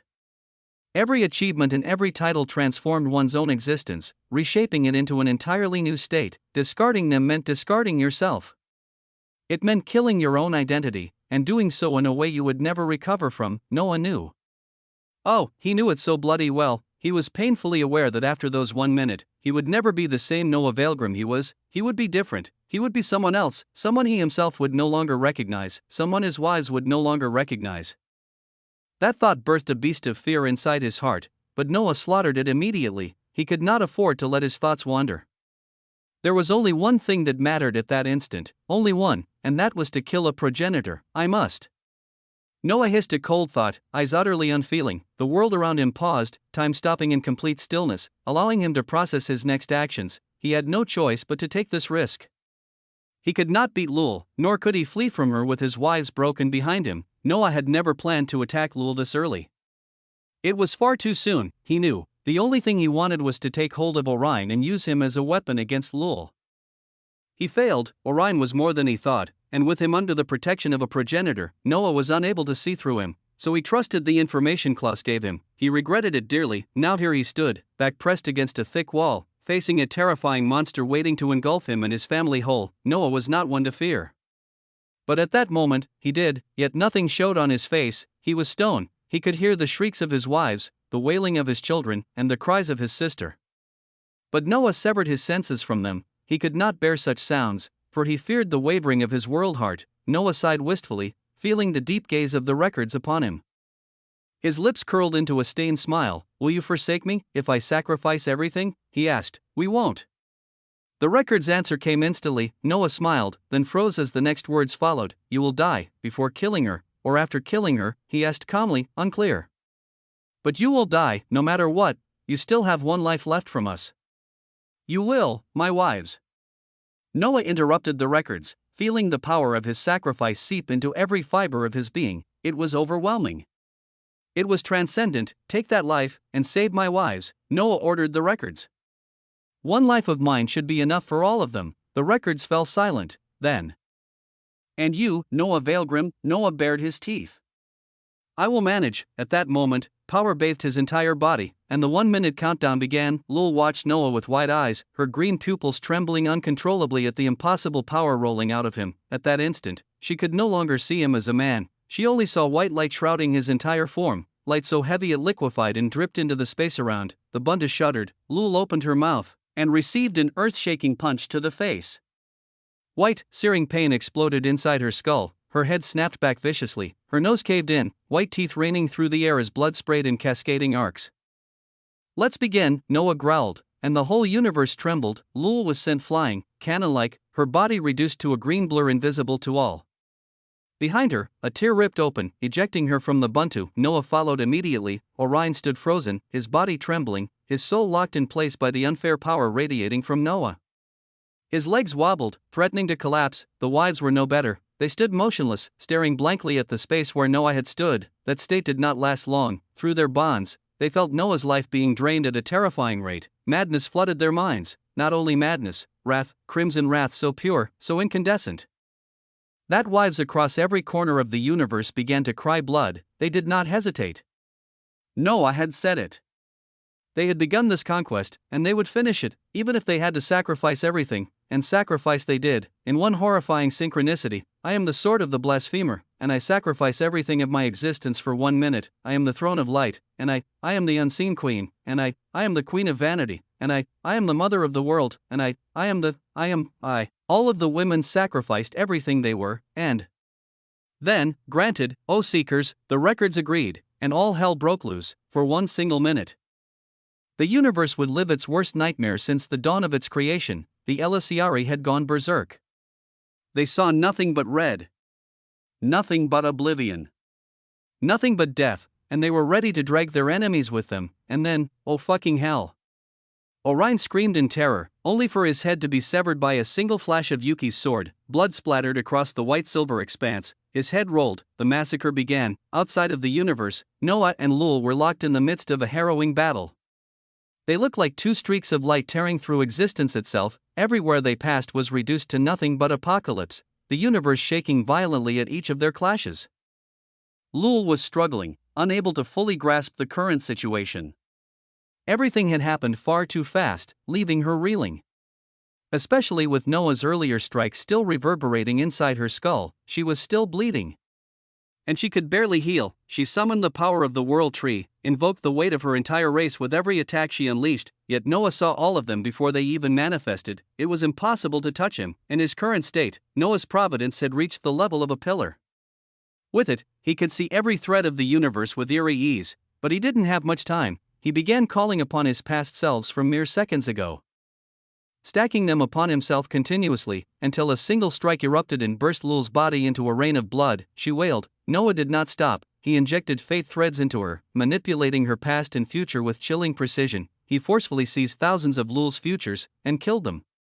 Her existence weakened. At that point, her heart hammered wildly inside her shattered chest, fear finally sprouting like a malignant seed. Noah's eyes were too cold. He was stone. Yet this was only the beginning. Only 15 seconds had passed. They tore through the universe, annihilating worlds and galaxies alike. The universe itself began to wail in agony, bleeding from the wounds carved by their battle. The progenitors stirred, ready to act. But the records stopped them. This was Noah's fight. No. This was the Elisiari's fight. Noah felt his own life slipping away. 30 seconds left. He pressed harder, attempting to kill Lul before she could heal once more. Along their path, they passed a peculiar world. one that endlessly changed and expanded. Noah flicked his finger. The world was erased in a single burst of power. A bellow of fury erupted from the void left behind, followed by the emergence of a woman. Noah didn't care. He seized the Mother of Change and forcibly dragged her into the battle. The fight twisted from two into a chaotic clash of three. They continued. The Mother of Change's power was harrowing, but facing two enraged beings at progenitor level, it was interesting at best. Next, they crossed the northern reaches and encountered the king in the north. His eyes widened in shock at their arrival, yet he had no choice but to defend himself, and thus to fight. The battle became four beings trying to slaughter one another. It was calamitous. 5 seconds remained. That was more than enough. All of them were bleeding. Half their bodies were destroyed. Their souls were wounded. Their very existences were drained. None of them could heal anymore, each poisoned from within by the other's power. The king cursed, "Are you fucking mad?" Lul breathed heavily, her skull cracked open, her brain exposed beneath splintered bone. She stared at Noah with something between hatred and terror. What was this madman? The Mother of Change knelt, blood pouring from her eyes as she glared at Noah with pure malice. "I will kill you," she snarled like a rabid beast. Noah smiled coldly, fate threads already buried deep inside all of them from the battle. 2 seconds left. Noah summoned every fragment of power he had stacked since the first second began. There were 58 Noahs, each carrying the power granted by the records through his sacrifice. The others' eyes widened in horror. "No," they screamed. Noah smiled. His eyes were colder than his grin. "Of course, yes, you fucking bastards," he said calmly. "All of you are coming with me." He detonated all 58 Noahs, shielding his soul at the final instant. The others howled in terror, protecting their souls just as the explosion swallowed them. A blazing white detonation engulfed everything, then expanded outward with cataclysmic force. Half of the universe was erased. The universe whimpered. At that same moment, across countless battlefields, the wives slew their enemies and dragged them into death with them, their souls preserved by the records. As their lives faded, all of them died, and the spirit world welcomed new arrivals. There, a woman shrouded in thick fog slowly lifted her head. She smiled. Finally. Chapter 431, Permanent Wound. Yelp. The lad actually did it. A black-haired man with matching eyes laughed while gazing at the half-destroyed universe from afar. He stood in nothingness, his right hand gloved in sticky yellow blood that writhed like clustered worms. He spared them a glance, watching as they tried to eat his flesh. His brow knitted together. "You are so annoyingly persistent, Yellow," he hissed, clenching his hand and bursting the worms, obliterating them from existence itself. He waved his hand lazily, then squinted his eyes back toward the crumbling universe. He witnessed the progenitors acting in a disorganized tandem, desperately trying to heal their collapsing home. But that was not all. The pillars of reality became aware as well, turning their gazes toward that single universe. In one frightening instant, that universe became like a red fish in the midst of blue fishes. It became glaring, an offense to the eyes of all, even to those of other universes. Still, reactions were diverse. Some peered into the situation with nothing but curiosity. Others were already 5 steps ahead, their minds weaving schemes to place another universe beneath them. Not out of hostility, but simply because they could, so they would. But there were some who watched with unmistakable hostility. A group of strange, malformed beings. For them, this opportunity was God-sent, so in a span shorter than seconds, all of reality burst into motion, eager to feast upon the crippled lamb laid bare before them. The strange man saw all of this unfolding, yet he did nothing. He had said it before. He would help his chosen one only once. He had aided him in the matter of ruin. Now the boy had to shoulder the consequences of his own actions. Still, he was not worried. His face split into an open smile. "The spirit world, huh?" the man murmured. "I almost want to participate in their reunion. I truly wonder how this will turn out." He shook his head, amused. The lives of these beings were endlessly entertaining. They made his eternal war against them slightly more bearable. Nevertheless, no matter how strong he was still only one. And they were many, each one capable of devouring this perfected reality in a single second. He needed his chosen ones to grow. "Little Brandon is the most promising," the man whispered, hand resting against his chin. "His actions are bolder, though little Ethan is just as unhinged. Aminata, the cute lass, lags behind, but her path is unique in its own way. She is fire." The first, he grinned. "I have high expectations for her." All three were progressing steadily, but too slowly. Still, there was nothing he could do except keep the wall unmoving until they grew strong enough. Would they fail him? They had better not. His eyes flashed with alien luster. Whatever I give, he whispered coldly, then smiled once more, I can take back. He cast one final glance at the wounded universe and vanished into the folds of nothingness. Things were in motion, all he had to do now was wait. Good grief, patience, after all, was his greatest virtue. He disappeared completely, leaving the universe to fend for itself. Power attracts power, my chosen ones. Across the vast expanse of space, progenitors who normally never interacted with the universe began to stir, their souls restless, that unease multiplied tenfold when they felt presences closing in on their domains. Beings intended to enter their dwellings uninvited. And that was something none of them could afford. Wordlessly, with the aid of the records, the progenitors sealed their natural barriers and reinforced them. Each worked alone, feeling no need to convene with the others. They barely succeeded in halting the intruders. But not for long. The barriers were strong, yet strength meant little against these type of numbers, and if there was one defining trait of gods, they had an embarrassing excess of time. They would wait. They would strike. Again and again, until the barriers shattered. That meant preparation for war was inevitable, and that was where things turned truly unsightly. Lul, the progenitor of elves, a pinnacle of the universe, was dead. Her death was not simple. It could never be. Her demise had weakened the core existence of the universe itself. Just as a world grew stronger and more dignified through its inhabitants, so too did a universe, meaning, a universe also had ranks. And just now, that universe had fallen, not by one rank, but by two. Many powerful beings had kissed death far too intimately for it to let go. It swallowed them all into its depthless love. The king in the north was dead. The mother of change was dead. Laka, the bloodline sage, was dead. Tiamat and Ouroboros were dead. The Queen of Hearts was dead, a multitude of origins, death. War, Spirit, and countless others had perished, all killed by the Elisiari. Their reputation as madmen surged, for these were not deaths that could be ignored, no. Not at all. These were not mortal deaths, these were the deaths of divinities, of aspects that formed the very foundation of the universe. With their collapse into dust, a permanent and terrifying wound had been carved into the whimpering cosmos. The will itself writhed upon the ground. At that moment, it resembled shattered glass crudely pressed together to resemble a hole. A hole had indeed formed. But the cracks remained, they always would. You have doomed us, records, Esmeralda, mother of dragons.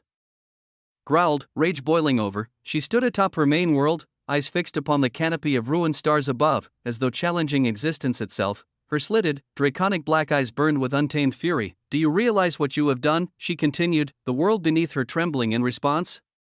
You allowed an entire universe to stand on the brink of death for a single individual. As Esmeralda fully grasped the scale of it, the urge to kill surged violently through her being.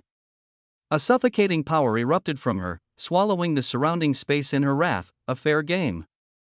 The records answered mechanically. Esmeralda laughed incredulously. Fair, she echoed, her whole body slithering as if snakes were moving inside. Veins erupted all over her body, even in her eyes. One being is worth all of this. The records did not answer, but Esmeralda did not need one. This whole situation was reeling her mind, and the reaction of the records even more. It was not like they did not know the current state of the universe. The void beasts were banding together under the leadership of void lords. With what had just happened, the corruption, Esmeralda halted in her thoughts, her eyes dilating. You finally understood, Mother of Dragons. The progenitor did not answer, her mind connecting the dots she had just grasped. Soon, a clear map of the whole universe appeared inside her mind. She examined it. Shock deepened. Only now did she realize that the part of the universe destroyed by that madman was the very region where void beasts and void lords had gathered like ants. It was the part that was completely rotten, corrupted by the void, infested with trauma-inducing monsters that even they would think twice before fighting. That madman had targeted that zone in his blast. Does that mean? Esmeralda's power receded into a hazy calm. He planned this while fighting Lul, Change, and the king. She blurted it out. He did. The records confirmed. And the remnants that survived could be eliminated by you, if you gather together. The records paused, then continued, their voice now laced with mocking disdain. But will you? Esmeralda did not answer. She had none. She knew her fellow progenitors better than anyone. She knew their nature. They would gather only when extinction itself began to wave at them like a long-lost friend. Until then, each would prioritize the safety of their own faction. Esmeralda herself was no different. That was what they had become after eons of standing at the pinnacle, and there was nothing harder than discarding a bad habit. Esmeralda sighed, fully grasping the situation. If they banded together, they could at least eliminate the void, then only the external threats would remain, not the internal rot. A faint glimpse of hope pierced the fog of doom coiling around her. It was a fool's dream. But Esmeralda wanted to make it real. But first, my granddaughter.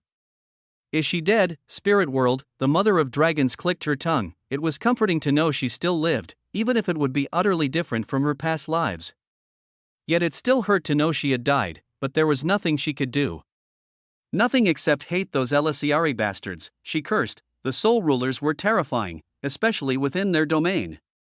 None could defeat them. She prayed her granddaughter would endure there. As for whether she could return to the waking universe, Esmeralda shook her head and vanished. Impossible. None of them would come back. Their lives in the waking universe were over.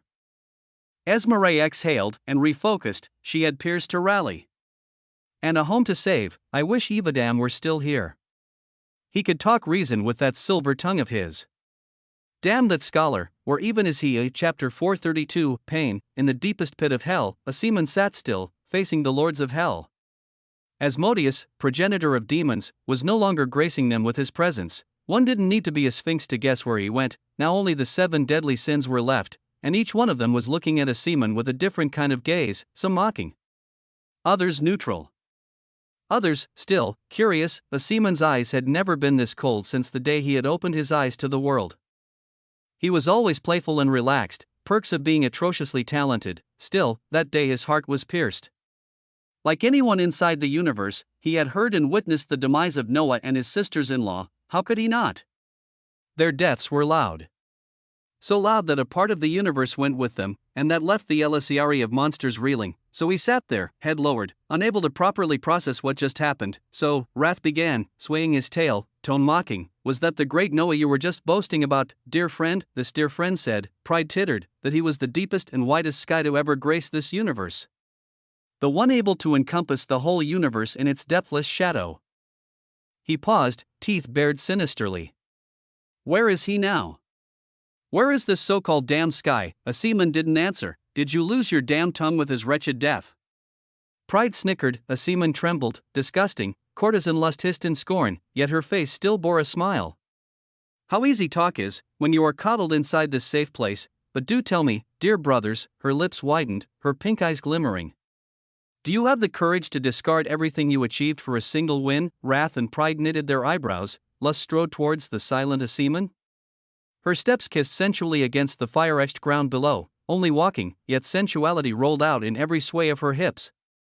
Every bounce of her ass. Behind her, wrath and pride scowled in disgust. It's always easier to talk than to act, Lust continued, not minding their feelings. And your nature might blind you from the truth, but I shall enlighten you, dear brothers. She stood beside a seaman, squatted down, and gently wrapped her arms around his head. A seaman did nothing. He said nothing.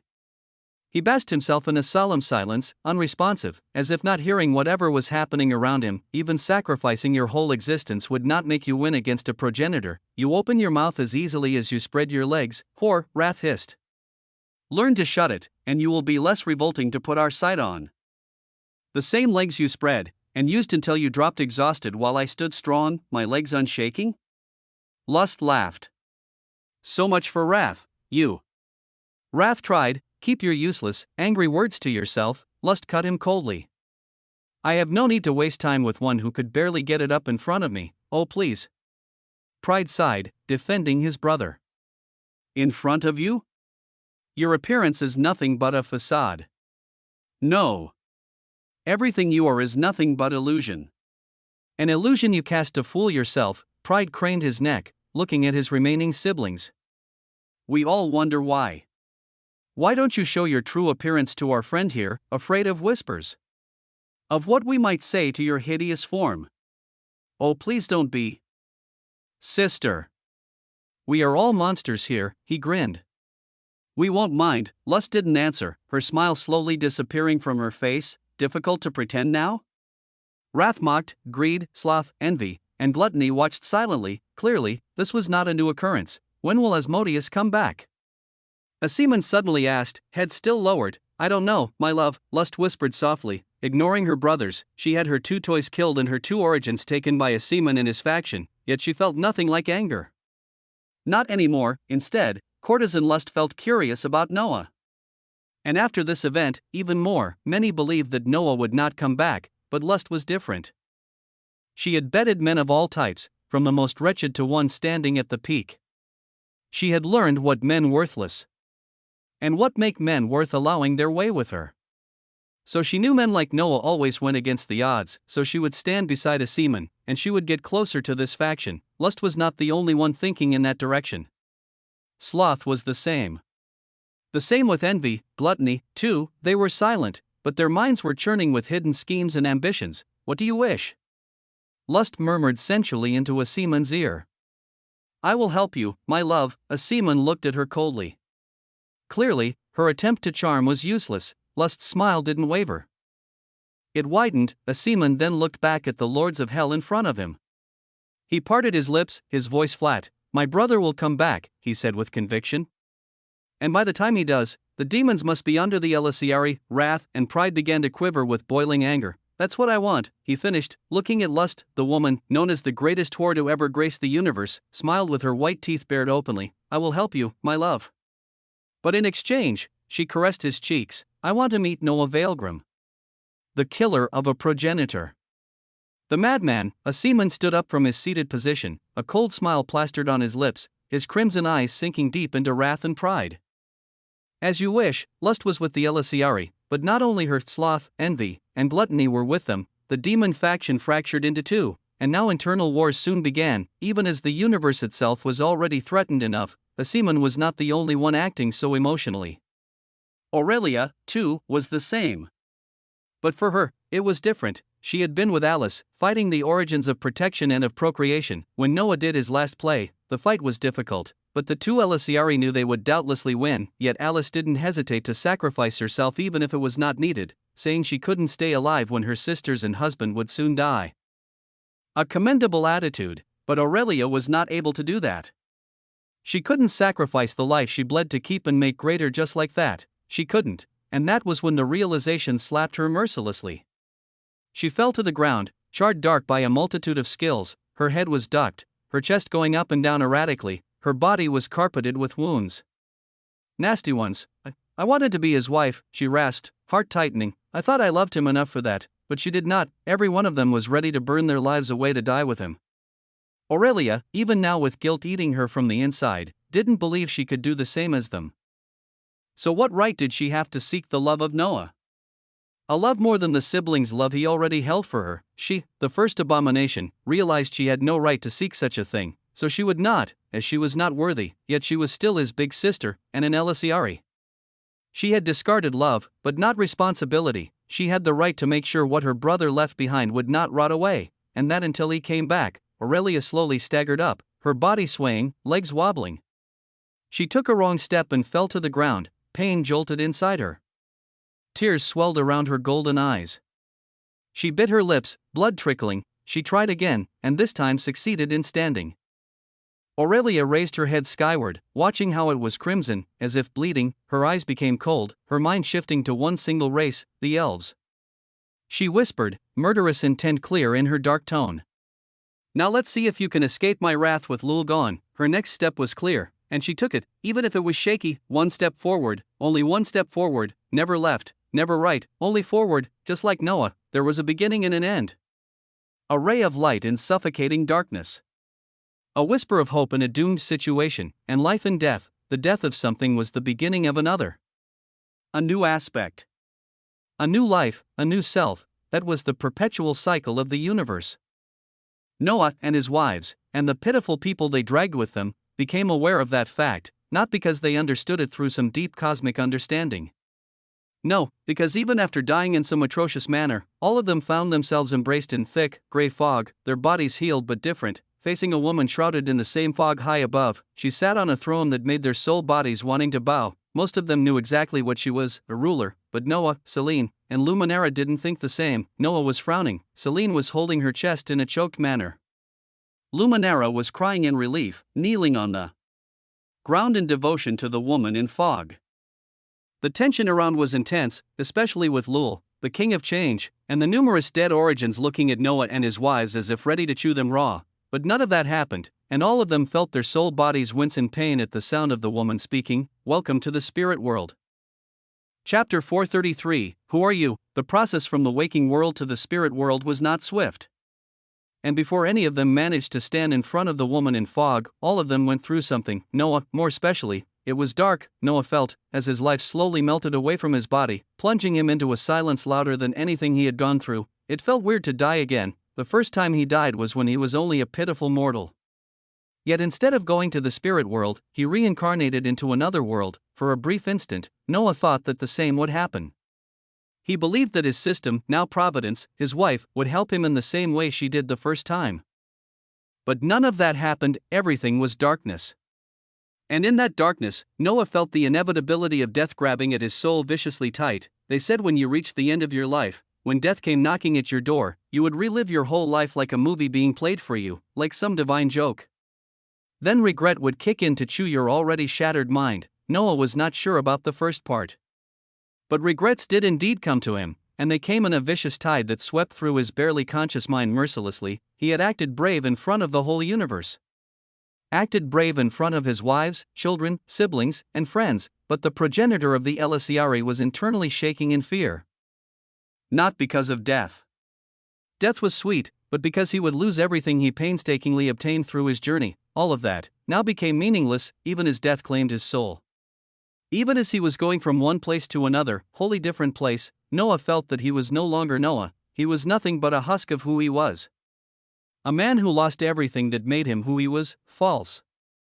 The records interrupted his unending, depressing monologue. Through his dazed state, Noah's wisp-like body showed surprise at the rude interruption. Is death clouding your mind? Noah, death does indeed do something like that, Noah answered, feeling the pull of the spirit world closer.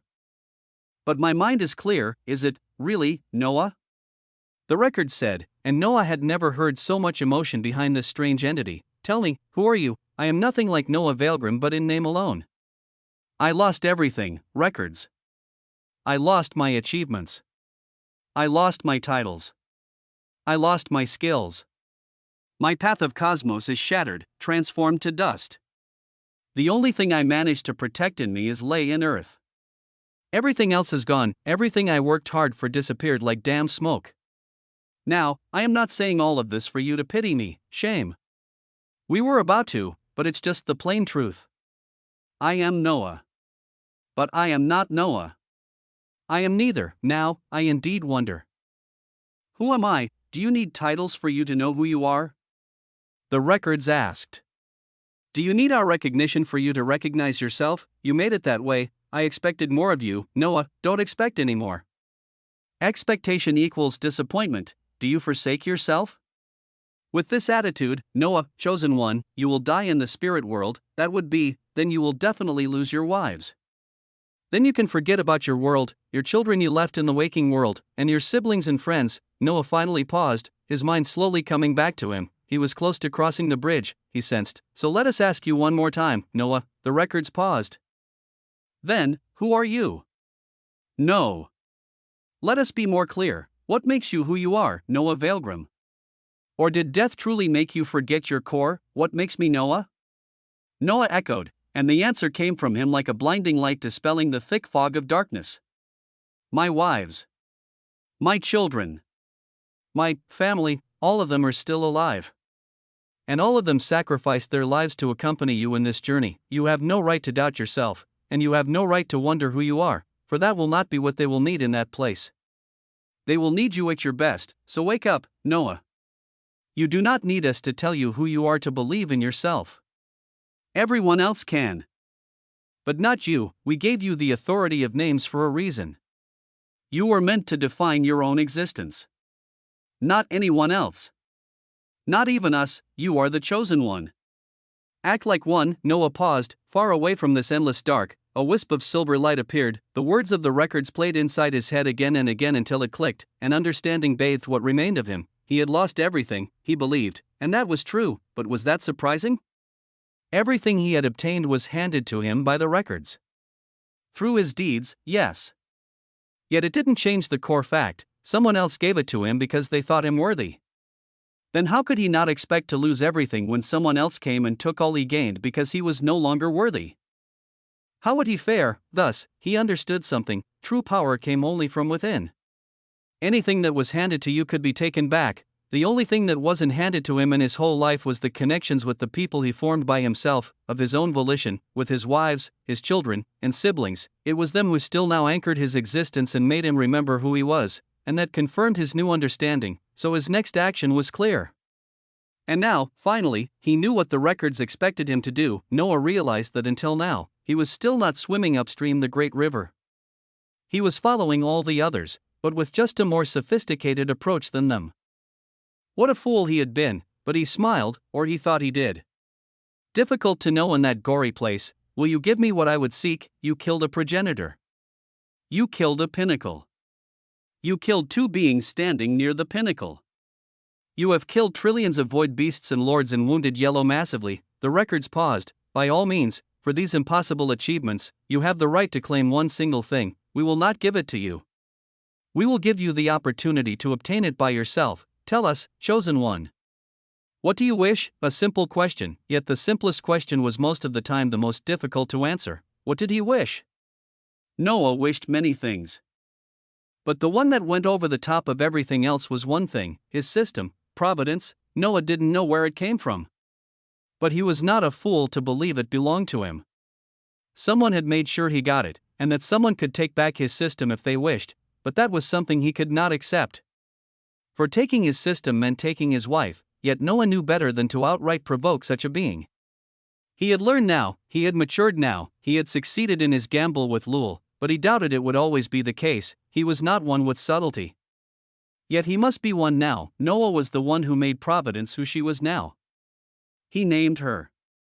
So he could take herself and let everything else of the system intact, and with that, Noah grinned. It was time to create his own system. That's what I want. Then brace yourself, Noah. The opportunity to achieve that will be given. Noah's body began to glow with intense light. Your success or your failure depends on you. And so, Noah's soul disappeared before entering the spirit world. We wish you success. Chapter 434, Heaven?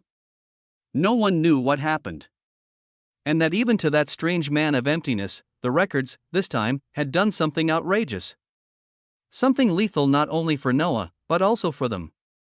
It was something that, in any other situation, they shouldn't have had the ability to do. But Noah created a small breach with his impossible achievements. And behind that breach was the very beginning. The ultimate origin, he had no idea. And he didn't need to. The records only helped that breach to widen, making the transition to that other side sooner than it should have been. Will he succeed? The records wondered, hiding in a fold of reality none could perceive, except a few. Now that they were alone, their voice lost its mechanic tone, and took that of a sweet young little girl. That would be what one would think, but the voice was layered.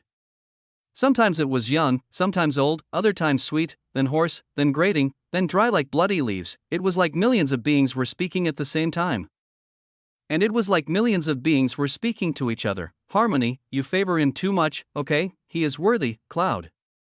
Between the three the son of emptiness had chosen, he is the best, right? See his achievements. Who has done this? None, right? Is that really all, Harmony? Tell us not that you fancy this pitiful pawn, okay? He is not a pawn, but he indeed is. Sky, grace us with your insight, okay? A pawn he is. A pawn he will not be if he ever succeeds. What are the odds? Low. Very low, even. He will die, for he is not worthy to meet it, okay? Useless talk. Cloud, a bet if you dare? Sky, participate with us, right? Where are the others, please, focusing on their jobs? Not favoring a being with a bleak destiny, okay? Bet? Bet of what? Harmony, if little Brandon succeeds, give him your seeds. Silence swallowed the discussion. A suffocating one, Sky, see? Harmony lost her wretched mind. Okay, indeed. Our seed? Harmony, that's a fragment of our power. Yes, a fragment. Nothing but something we can regain after some time, right, eons? Eons upon eons, okay? That's the time. Not worth it. Not at all, Cloud, you wish to devour me. Jealous mouth. If little Brandon loses, I give myself to you, right, Sky? You care little about your duty. I helped you numerous times. Now help me, right? Now, is it worthy? Right, another silence. Then slowly, deal, then, harmony. Miss you, I won't. Wretched you are. Okay, past favor? Fair. Very fair, harmony. Deal. Harmony fell silent, then slowly, deal. Noah appeared in a whole different place. His body was still soul-like, but he could instinctively feel that it was the perfect state his body should be in to enter this place. He stepped foot onto the ground, feeling a crunching sound, and a soft, pleasing sensation bathing his soul. He suppressed a moan, and watched around him, awe dripping from his eyes. Noah had expected many kinds of places when the records sent him there, but what he saw was nothing like the profane thoughts that crossed his mind. For a moment, Noah believed that he was in heaven, in some kind of way. Everything around him, and as far as his eyes could perceive, was nothing but a field of green flowers, golden light steaming out from them. These lights went all around, forming condensed pillars of light in some strange materials. They jolted upward, threateningly touching the sky. Each one was riddled with an unknown language that made his head hurt. Green and golden mist surrounded Noah. He was still able to see, but the deeper he looked, the more everything was veiled by this weird mist. Overhead, the sky was pristine white, paraded by multicolored clouds shaped like a smiling mother. The sky was decorated by 7 suns and 3 moons. Each one different in color, each one different in form. At first glance, Noah felt a holy feeling radiating from the suns. He suppressed the instinctive urge to kneel in front of them, but as his gaze settled on the 3 moons, something disgusting began to coil inside of him, gnawing his gut like a beast jawing at meat. Noah winced and immediately snapped his head to the side, feeling an unreasonable sense of fear. It was like seeing something he shouldn't, as if he had interrupted a childbirth, then forcefully injected his head inside the woman's womb to observe the process. Noah didn't know why his thoughts drifted toward that direction, but that was the feeling he got. Heaven? Noah scoffed, lips trembling in fear. I think I need to re-evaluate my thoughts. He shook his head, deciding to stop wasting time. The progenitor of the Elisiari looked at where he stood, noticing a clear pathway to the depths of this strange place. One shrouded by mist, he took a deep breath, knowing he had no choice but to stride forward, then took a step, one step. Another.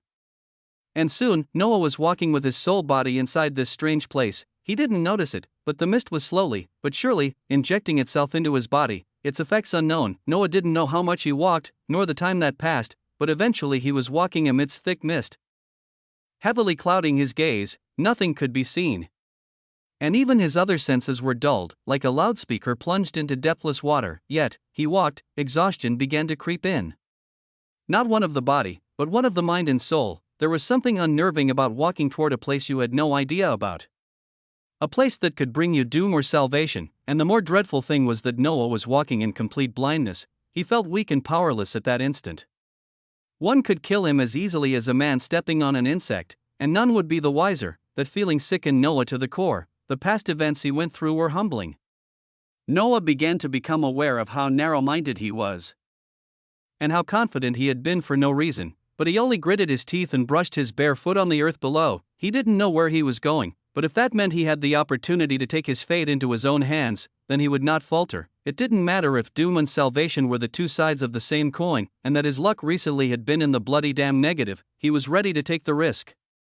Noah halted in his tracks, gathered himself once more, and took a step forward. Immediately, the mist that was clouding his senses burst outward, then disappeared along the slashing wind of the place he found himself in. Noah staggered a couple of steps back in surprise, then steadied himself just in time before his ass kissed the red, flowery ground. He frowned, the sound of breathing water whispering into his ears. Not only that, there was also a gaze on him.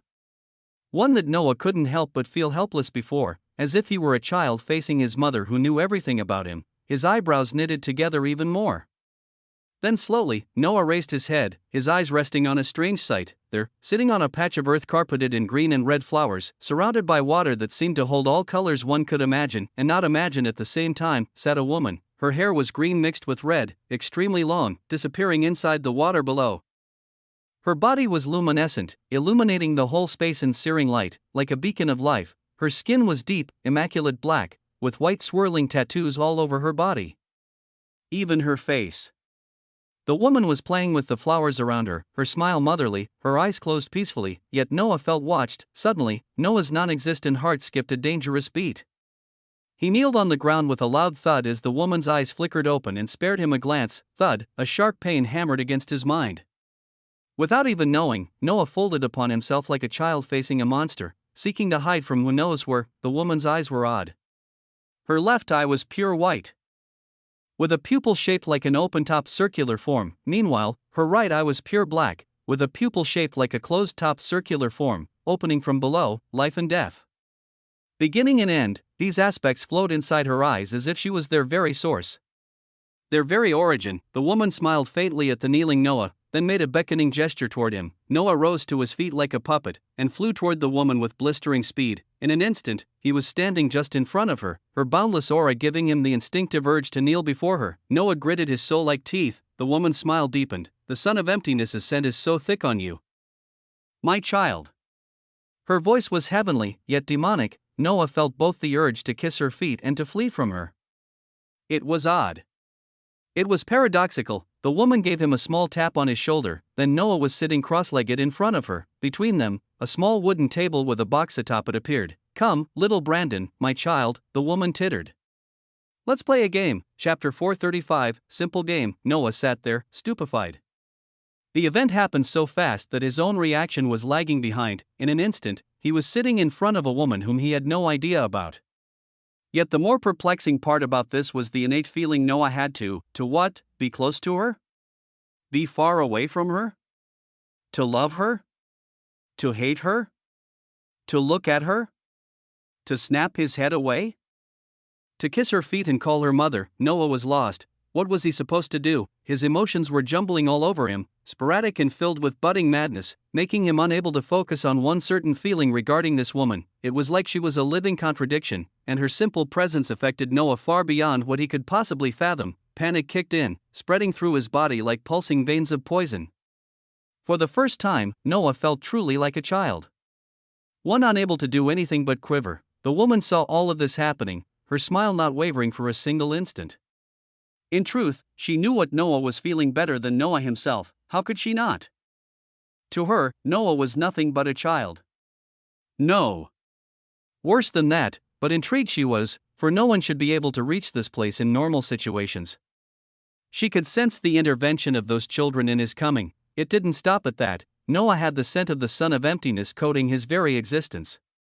Pitiful he was, to not even notice such a thing, yet it would be unjust of her to blame Noah for his ignorance. Noah was nothing in front of the son of emptiness. That man always had his own plans when doing something. And it was one none could ever guess. Even his act of protecting her, which she never asked for, was an act filled with the hissing of snakes. Added to that, he never came to see her. For the son of emptiness knew better than to come close to her. Still, at that time, as she watched the panicking Noah, his words boomed through her mind. Power begets power, Gaia. Remember that for me, will you? The woman, Gaia, bared her teeth in a wide, ferocious grin. For a brief instant, her eyes became demonic, blood-dripping, demons crying inside, mating together in profane orgies, then suddenly turned back to normal. Her grin deepened. Oh, but I know, son of emptiness. I know well. She added inside her mind, then focused back on Noah. If power attracted power, then what was your goal for giving such a wretched being overwhelming power? Was it to make Noah close to her? To attract those beings to him? Noah was not the only one. Gaia could sense two others. But the influence of the son of emptiness on them was thicker than ever. Seeing this, she smiled in wonder at Noah's peculiarity. His own reckless actions and his own mother made sure the son's influence on him was far lesser than what it should have been. Smart woman. But expected outcome. A being of earth? Expected indeed. The same as that man. How curious. Will you play? Gaia asked Noah, dragging him back to the current reality. He looked at the woman. Fear was evident in every fiber of his being, but Noah was Noah. He certainly couldn't stomach the very fact of acting meek like a gory lamb waiting to be slaughtered. He was here for power. He was here for his family, he was here for glory, and it was not by trembling like a loose skirt under a howling wind that he would achieve his goal, so Noah closed his trembling eyelids. He took an expansive breath, then held it. He held it until his lungs began to burn his soul body. Yet that pain made him calmer. Unhurriedly, Noah exhaled, steaming out at the same time all his useless overthinking. Fear is a cloud. Noah whispered inside his head, a cloud that would bring nothing but darkness to my mind. Don't let it overcome you, Noah. Don't let it cover you in suffocating thoughts. He repeated it to himself again and again. All this time, Gaia watched with interest in her strange eyes. Finally, Noah finished, then opened his eyes again. The shift was obvious. Now, the man felt calmer, his gaze steadier and more measured. It was still hard to look at Gaia's eyes, so Noah instead rested his gaze between her dark eyebrows. Feeling much better, he squinted out a crooked smile. Did I waste your time? Time holds no meaning for me. Gaia answered with a smile. Will you play?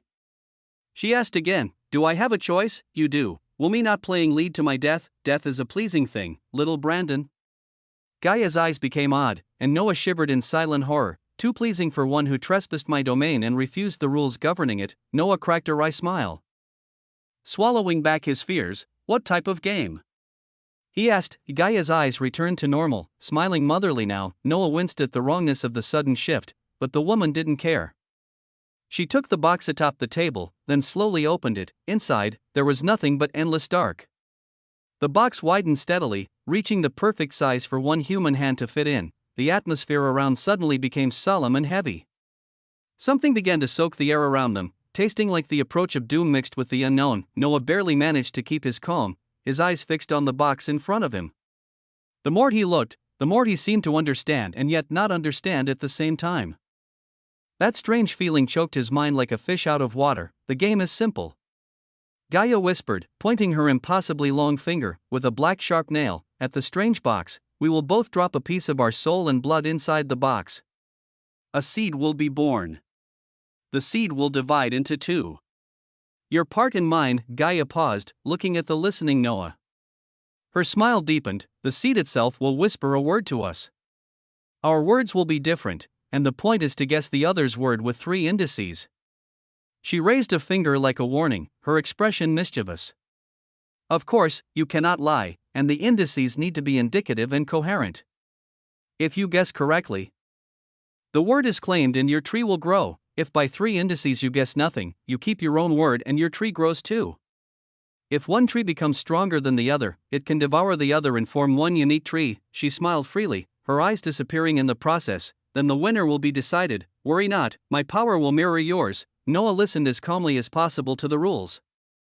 It seemed simple, but he knew it would be nothing of the sort. Still, no choices remained. So all he could do was close his eyes and play the game. He exhaled, then slowly nodded. I understand. Next, he stretched his hand, placing it above the box. He was in his soul body. So a part of his soul detached from him and entered the box. A sharp pain screamed inside him. Noah hardened his eyes. The woman did the same, placing inside a fragment of her soul that regrew immediately after. With no delay at all, the 2 souls mixed together. Then the box began to glow with intense, impossible light. I didn't tell you? Gaia suddenly said, smiling, only one being ever played this game with me. And he lost. Noah frowned at the sudden information, finding it quite irrelevant at that instant. Meanwhile, the box shifted and became a patch of earth with a red color. The red was strange. Like the red of blood, but also of impurities, something began to sprout from the red earth. A seed. It was divided in half. One side silver, the other holding all the colors of existence. Gaia continued, will you win? What would happen if I lost? Noah asked, his eyes still fixed on the seed. The same fate as your predecessor. That means, you shall know once you lose. The seed was fully formed, and the first words were whispered. Chapter 436. A fair game. Noah registered the whispered word inside his mind, yet his face didn't change in the slightest. He was like a carved statue made from gory stone, unmoving and unyielding, but one would be surprised to see the turmoil inside his mind. Gaia watched him with laughing eyes, her black skin shining so brightly it hurt Noah's eyes. He suppressed a curse. Do you want to start first? She asked. Beside her, on her right side, a small cradle appeared. It was colored rusted red, its shell twisting and moving as if snakes were moving inside. Instinctively, Noah wanted to see what was inside. But his instincts went off the rails, screaming at him so loudly that he froze at the last minute. He shivered. Mechanically, he pivoted his eyeballs, resting them back on Gaia. He found her looking at him with a cruel yet gentle smirk on her black, strained lips. I will start. Noah said, coughing, acting like nothing happened. Go ahead, then, my child. He inwardly winced at how she addressed him. He shook his head. Focusing on the current game, Noah already knew his whispered word. And so now, he needed to give an indicative yet in a way that would aid him and not doom him. Easier said than done. The strange woman said that it was a fair game. But Noah somehow doubted it. Even if her power was lowered to match his own, she was logically in a more advantageous position. That was her game, after all. But things were already set, and the records sent him here because they believed in him. That, at least, was a comfort. No matter how frail it was, green. Noah said, curling his fingers together, "It's my first indus." The seed shook, pulsed silver, then returned back to normal. That meant his indus was good enough. Gaia smiled sweetly. She only had 2 attempts to guess the word. But green, what is green for you? Gaia asked, playing with the cradle beside her. And you think I would tell you? Noah scoffed. Answer, or do you need another indus? Green could mean many things. Gaia continued calmly, not caring one bit about his words. It could simply mean the color green, or something with the aspect of green. Something like, Noah's heart shook, a green soul. She grinned next, purity. Then, Noah cursed. The seed began to glow once more. Then Gaia's part grew. Approaching the stage of fledgling, Gaia raised her head and spared a glance at Noah, seeing him with anxiety dripping from every pore of his soul. The stench of fear was sickening around him. And Gaia relished this, seen with obscene delight. She might have weakened herself to be on par with her opponent, but this was her game, and her knowledge was immense. The only way for Noah to win against her was to go beyond her knowledge. To go upstream of the great river. But would Noah be able to do so? Gaia doubted that greatly. And now she began to wonder why those little children brought him here. Did they want him to die? She shook her head, caring little about the thoughts of those children. She parted her lips. You better focus, little Brandon. Gaia said, dragging Noah out of his spiral of budding fear. You are such a child, so easily held by fear. I thought you were one at least worthy of something if you are a pawn of him. But it seems not. You look so lost. As if you are not in the right direction of your life. While Gaia was speaking, the seed glowed, meaning an indus was given. But, what is the indus? Noah asked, frowning heavily. He ignored Gaia's scornful words and focused on the most important thing. I already gave you the indus. Gaia smiled, but you said it with many other words inside. Noah scowled. How is it fair? She laughed. I never said it was forbidden to do so. Now, don't waste my time and guess the word. Noah was flabbergasted. Now not only did he need to guess the indus amidst so many spoken words, but after that, the true, whispered word, how was he supposed to do that? Frustration and anger began to boil inside him like lava through stone. Noah glared at Gaia. The latter didn't even spare him a glance, caring for the mysterious cradle more than her own opponent. Noah shook his head, deciding to focus on his situation and not cry for injustice. Since the beginning, he knew it wouldn't be fair, so it mattered not. His thoughts churned into a dreadful spiral, recalling all the words Gaia said. He began to time the exact moment the seed glowed to guess the indus, but it was hard to do. Gaia's speech had been too fast, and he was slightly distracted by the cradle. All of this looked like a plot woven to trick him. He exhaled heavily through his nose. Gaia heard it and spared him a glance. You give up? She asked, her ever-present smile never disappearing. Noah didn't answer. He might have been tricked, but he refused to yield so easily. His head went searing hot. The only words that could possibly mean something as an indus were child, worthy, lost, pawn, and direction. In Noah's own opinion, there were too many, and between them, what should he take? Noah didn't know, and he doubted he would. So instead, he decided to gamble. The indus. Noah began, looking at Gaia once more, eyes hard and withered like a worn-out soldier. His direction. Gaia bared her teeth, showing a toothy grin. And so what is my whispered word? Noah could read nothing on her face. He didn't know if he was right or not. Give me the second indus, he asked, sparing a glance at the cradle. Now it had slightly grown, and the feeling of wrongness radiating from it increased. Noah began to feel something weird, like whispers or something along the line. No. Not a whisper, intuition, trying to act smart, aren't you? Yet didn't you know that your fate is to lose? Again, the seed glowed. This time, Noah was focused on her words enough to know that indus. Yet something in him stopped him from speaking it out loud. It was bizarre. Noah took a deep breath, exhaled, then flung his head backward with a snap. Gaia raised an inquiring eyebrow, but inside Noah's mind, things were churning. I am such a gory fucking fool. He cursed himself, it seemed he never learned. Why was he here, playing a game just because someone told him so? Because that someone was more powerful than him? No. More powerful would be an understatement. Noah had felt the impossible chasm between him and the woman in front of him. It was not only about power, it was about existence itself. Now that he was calmer, he could sense in her the same feeling he sensed in Lei. Except this time, it was magnified beyond understanding, but all of that was before the game started. The game ensured one single thing. It was the fact that she was at the same level of power as her opponent. To make it a fair game, Noah stifled a laugh. Now he knew why he felt that strange feeling. After all, I see, Noah boomed, then in a sudden, fast motion, his hand snapped like a hissing serpent, targeting Gaia's throat. The woman knitted her eyebrows, raised her hand to block him. But, just as his hand was an inch from her, Noah's hand zigzagged sharply to the right, going straight for the cradle beside Gaia. The woman's eyes dilated.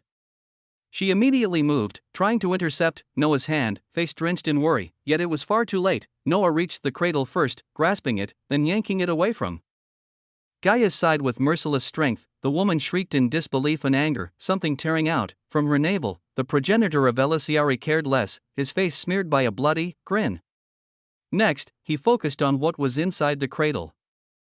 Chapter 437, Swallowed by Mother of Mothers. Noah had expected many things while taking the cradle, but he had overestimated himself. He stared at the inside of the cradle with overwhelming horror. His eyes widened in shock, seeing a sight so obscene that his own soul was being corroded, poisoned. Beside him, Gaia suddenly became eerily silent. Her previous cry of anger faded away into silence, her face now bearing once more her foxy smile, so predictable. She tittered, holding a hand over her mouth like a young, shy maiden. You are so predictable, little Brandon. Do you really think I wouldn't know the downside of my own game? Noah was unable to talk, his eyes transfixed by the twisting mass of flesh in front of him. The cradle was, in fact, a womb, the womb of Gaia, the mother of reality. The ultimate progenitor. Everything came from her, and everything shall return to her. She was the very will of the perfected reality all these universes, Noah's own included, existed in, and she held all unimaginable power one could ever dream of. She was Gaia, the will eternal. That was the type of being Noah was peering into. Not just peering, but gazing at her most intimate place. It was sickening, yet beautiful, yet Noah's mind was cracking, his soul slowly in the process of being shattered into molten wisp. The cradle began to widen, its obvious goal to swallow Noah whole. Gaia, meanwhile, was unbothered. Getting up slowly on her thick legs, walking around leisurely. Her shape was one of wonder. Worthy of worship. And that in all kinds of manners, her words boomed through the whole realm. The best plans are those hidden inside other plans, little Brandon, she said. When it's time to faint, faint big and boldly. She shifted on her heels, facing Noah, who was now staring at her, completely frozen. The hard part of all this is to keep your other hand hidden, she continued. But I guess I did well, didn't I? She laughed. If you had not gone for the cradle and instead attacked me, you would have had a much higher chance to win, you know, but of course you wouldn't think of that. She grinned. I made sure you gave your attention to my little, cute womb after all. At her words, Noah began to connect the dots. Shame overwhelmed him, sinking him into a bottomless pit. He realized that since the beginning, since the moment he set foot in this strange place and met this woman, everything had already been planned. His mind, his emotions, his thoughts, all of them had been led by Gaia in a way he didn't still comprehend. Even the game was just a cover. And even her tricking him was just a way to force him to react strongly and find a unique way out of this situation. And the unique way was obviously only the cradle she seemed to care so much about. He was like a moth drawn to the flame, Gaia was. And that without even knowing. The chill inside his soul increased, and the womb was halfway through his body. Soon, he would be swallowed completely. Already, Noah could feel his body transforming into what? It was like he was going back to before he was even conceived. A simple little spermatozoid fighting to win a gory race. The fear was real. And Noah suppressed the urge to beg for mercy. He wouldn't sink so low. Instead, he summoned all his remaining strength to stare at the gloating Gaia. Why? He asked, confusion and fear bleeding into his voice. Why was she doing all of this? Why did she want to devour him? He was here for a way to create his own system. Now he knew why the records sent him here, sensing the power of Gaia. But this was too absurd. How could he win against this woman? He was facing something his mind couldn't even fathom. What the fuck was he supposed to do? Was it so hard to be your own leader? Your own king, with no being, using you as a fucking pawn, yes. Gaia answered him as if hearing his thoughts. It's that difficult, little Brandon. What you are trying to achieve is beyond what you can understand. So what do you expect? She approached him and crouched down beside him. Only his head was left exposed. She stretched her hand and caressed his head with a cruel touch. To be your own king is to be free from his control. But not only that. It's also to be free from my control. She smiled coldly. What made you think I would allow that to happen so easily? No, my child. I won't. Noah clenched his jaw. So if you have nothing else to show me.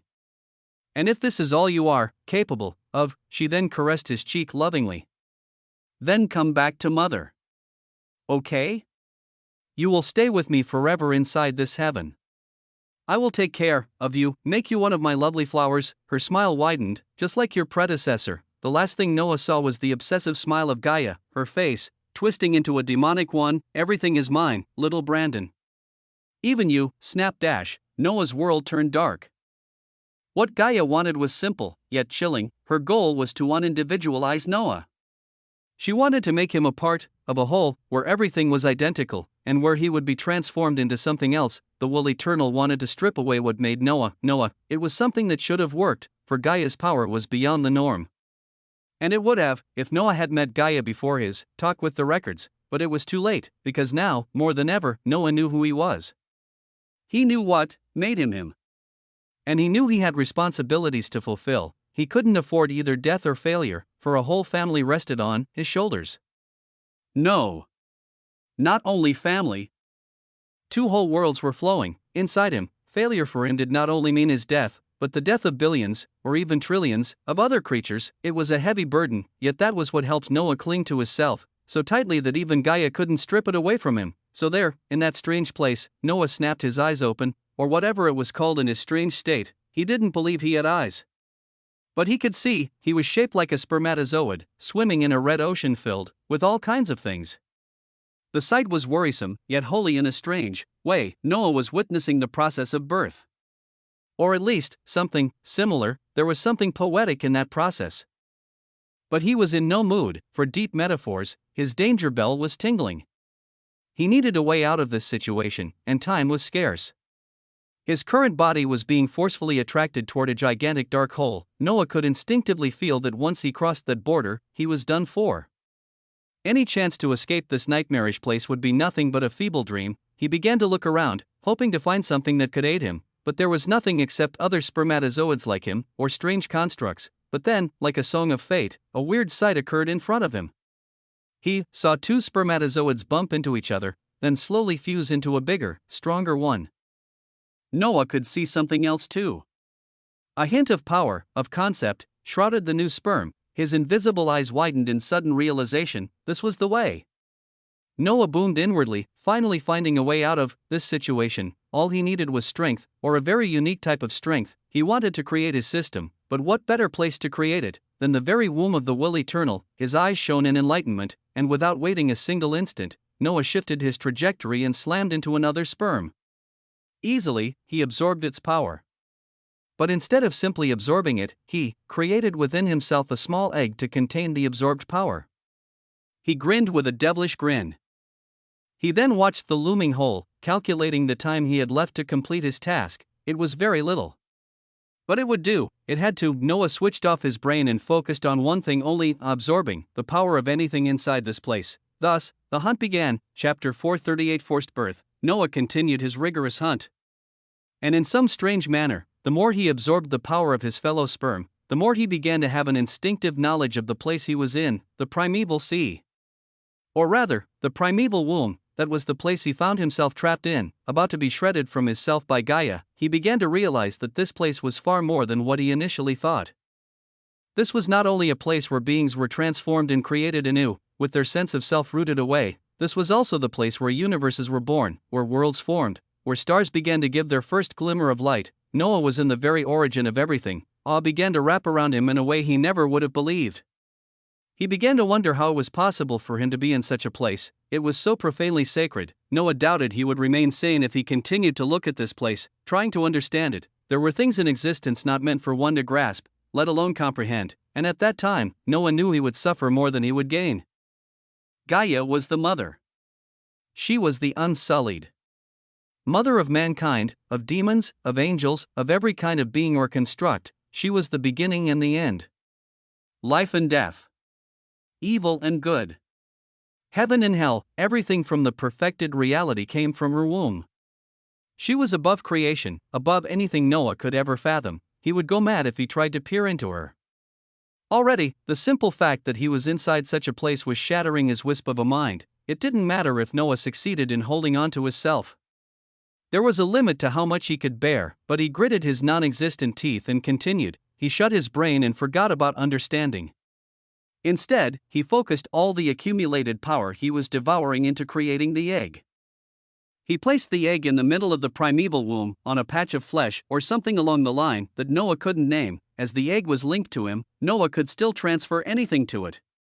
That egg would be the base of his system. The power he was accumulating was not of the same type, nor the same strength. Some gave him the power of the elements, others the power of creation. Others gave him fragments of the seeds of universes, others the foundations of worlds. The powers were related to physical strength, to bloodline, to concepts like beginning and end, and everything unimaginable. Noah was in ecstasy. Yet he couldn't afford to bask in all of this. He transferred everything to the egg, making it grow steadily, yet exponentially. The egg was now 6 feet tall, blood red, with golden inscriptions on it. The language was unknown. Even to Noah. Suddenly, he shivered, snapping his strange head forward. The looming door was close. Very close, and now Noah knew what it was. The door was the gateway toward a place named integration and direction. It was where the next future of the swallowed or dead beings would be integrated into another construct before their destination. Their new life could begin, meaning, a being could be fused with a world and become the will of that world. Or even a universe.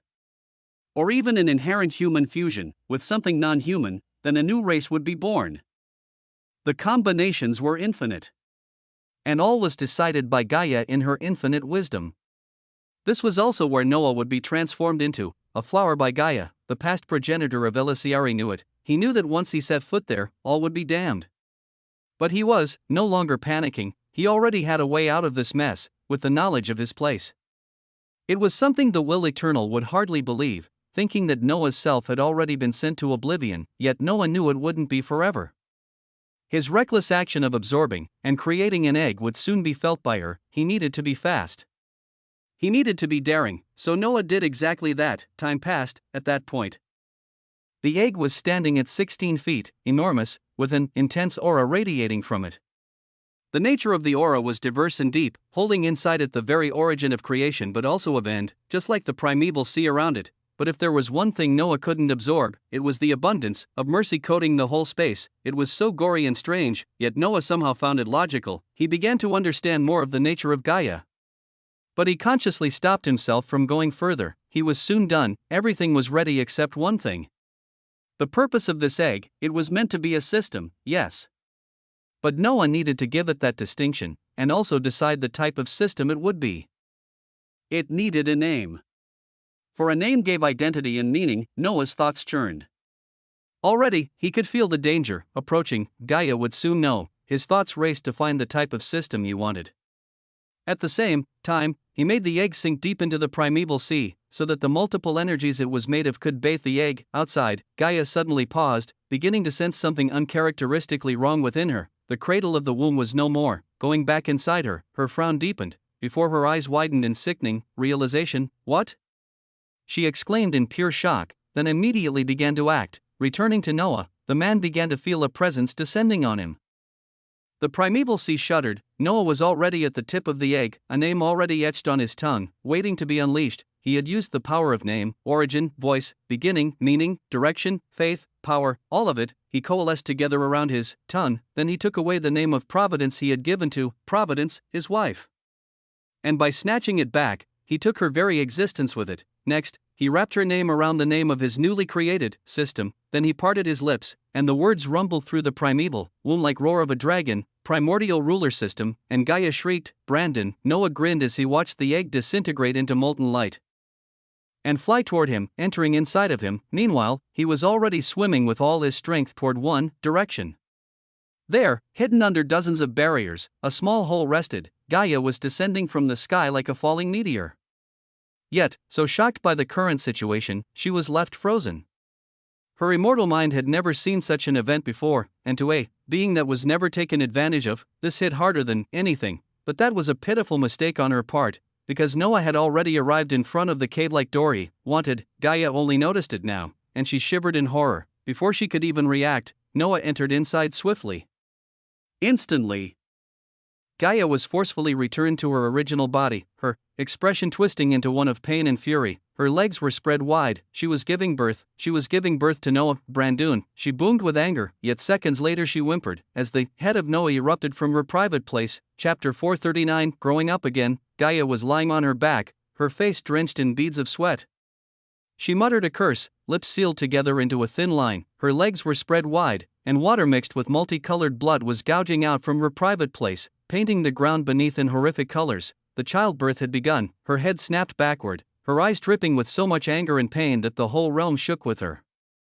Amidst the process, Gaia did her best to limit the earthquake within her own realm, for if others learned of her current weakened state, she would not breathe the next second. Again, she cursed. Suddenly, she let out a sharp cry, her back bending outward and creaking before cracking, as the head of a baby began to spill out from her private place. Brandon. I will dash, RGHish. Her shrieks of anger and profane curses were interrupted by the pain all women went through while giving life. It was a process worthy of respect and worship. For there was nothing more unique than giving birth, nothing more noble than choosing to bear life inside yourself and bring it forth into the world. Then educate and teach the child how to live a life with meaning. It was a special kind of joy. Of pride, but Gaia felt none of that. She felt only the cold grip of wrath coursing through her immortal body, threatening to burst forth, not because she was a bad mother by nature, but one could hardly like something forced upon them, so she gritted her teeth until they felt like white powder, her mind flashing with all kinds of tortures she would cast upon Noah. At that instant, Noah's childlike body was practically all out, leaving only part of his legs inside. The pain exploded inside Gaia like fire spreading through a forest, and she gave one last cry while pushing with all her strength. Pop! Noah popped out. The sound of water patting the earth boomed all around, accompanied by Gaia's ragged, sporadic breathing. Gaia lay on her back, her chest heaving up and down non-stop. Her face was soaked, her eyelids half closed in exhaustion. She sank her teeth into her black-colored lips, then pushed herself up with trembling hands sinking into the ground below, managing to barely sit, her legs still wide open. The will eternal peered at the scene before her, shock and anger knotted tightly together. There, the baby, Noah, was slowly crawling up, legs chubby and wobbly. Yet he did. There was something like a cord linking the baby's belly to Gaia. Noah cut it with a swing of his fat hand. Gaia suppressed a groan of pain. The baby turned and stared at Gaia. Noah's appearance had subtly changed.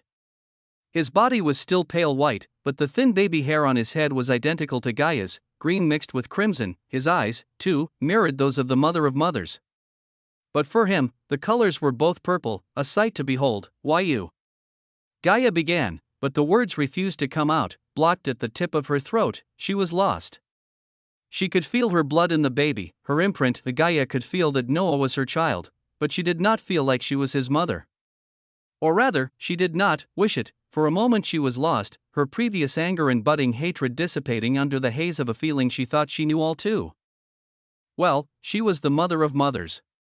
She gave birth and embraced her children back into her depths when their time came, yet at that time, Gaia felt true motherhood bloom inside her so loudly, it made her dizzy. She wondered, dazed, if it was because this was the first time she had given birth through her own body, through her own flesh, and not through her innate power in the body of reality. Maybe that was the difference. She did not know, and time began to pass.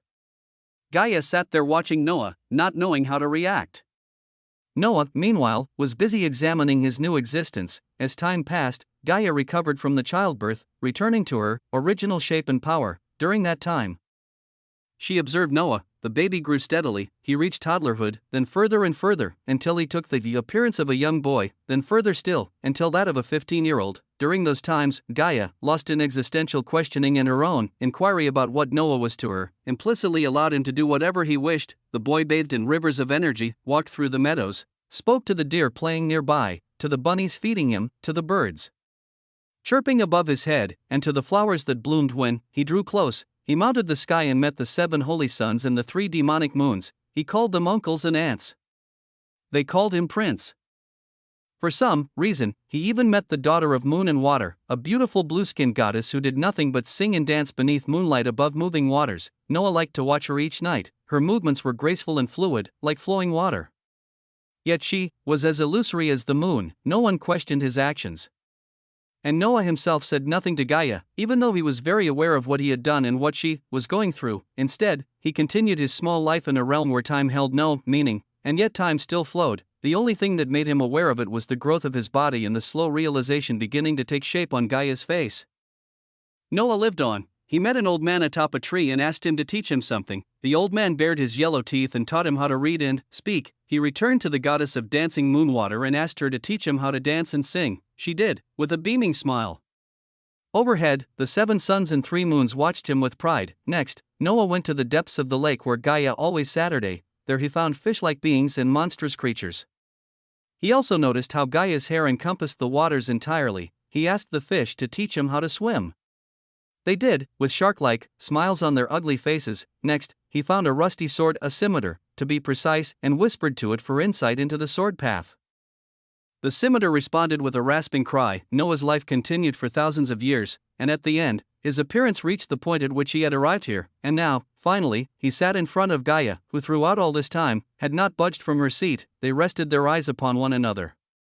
Gaia noticed the obvious traces of herself in Noah. His hair was still green mixed with red, long and tied behind with a blue harpoon given by the goddess of dancing Moonwater. His face was fair and clean, an impossible beauty cloaking it. Though he had some of her traits, the will eternal could still see traces of his true mother. Somehow, that notion irritated Gaia. "Will you let me go?" Noah finally asked, his voice steady. He had gained everything he wanted from this place. Now it was time to go back. His family was waiting for him. During these years, he didn't look at his new system, and whatever he had learned here didn't increase his rank. He didn't even have a rank. He was born as an immortal without rank. Even though he had innate abilities because of Gaia. And Noah liked it that way. He knew his system would give him the path to rank up. At his question, Gaia opened her mouth to say something, but closed it again. Hesitation flashed across her mesmerizing eyes. She stared deep at Noah, then closed her eyes. "You are not my son." She grated, "I know." Noah answered, "You deserve to be killed." "Why?" "I played your game.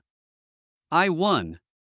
"It was fair." Gaia paused. "Then, you have gotten what you wanted." She opened her eyes again. "The sun's influence is still on you, but stored inside a system, you call it?" "Yes." Noah nodded. "You have created your own power by stealing mine, and you got reborn by taking my origin blood." She paused once more, glaring at Noah. "I am not your mother, you already said it, and I do not know why I am letting you live after what you have done." "But..." She stretched her hand, grabbed the back of his neck, her nails digging deep into his skin, and pulled him close to her. Their faces were now an inch apart, their identical eyes stared at one another. "Don't say to anyone what happened here. And don't shame my blood. Do you understand me? Why do you care? Do you understand me, Brandon? I am Noah. And yes, I understand. Now let me go. I have things to conclude." "Brandon is your name."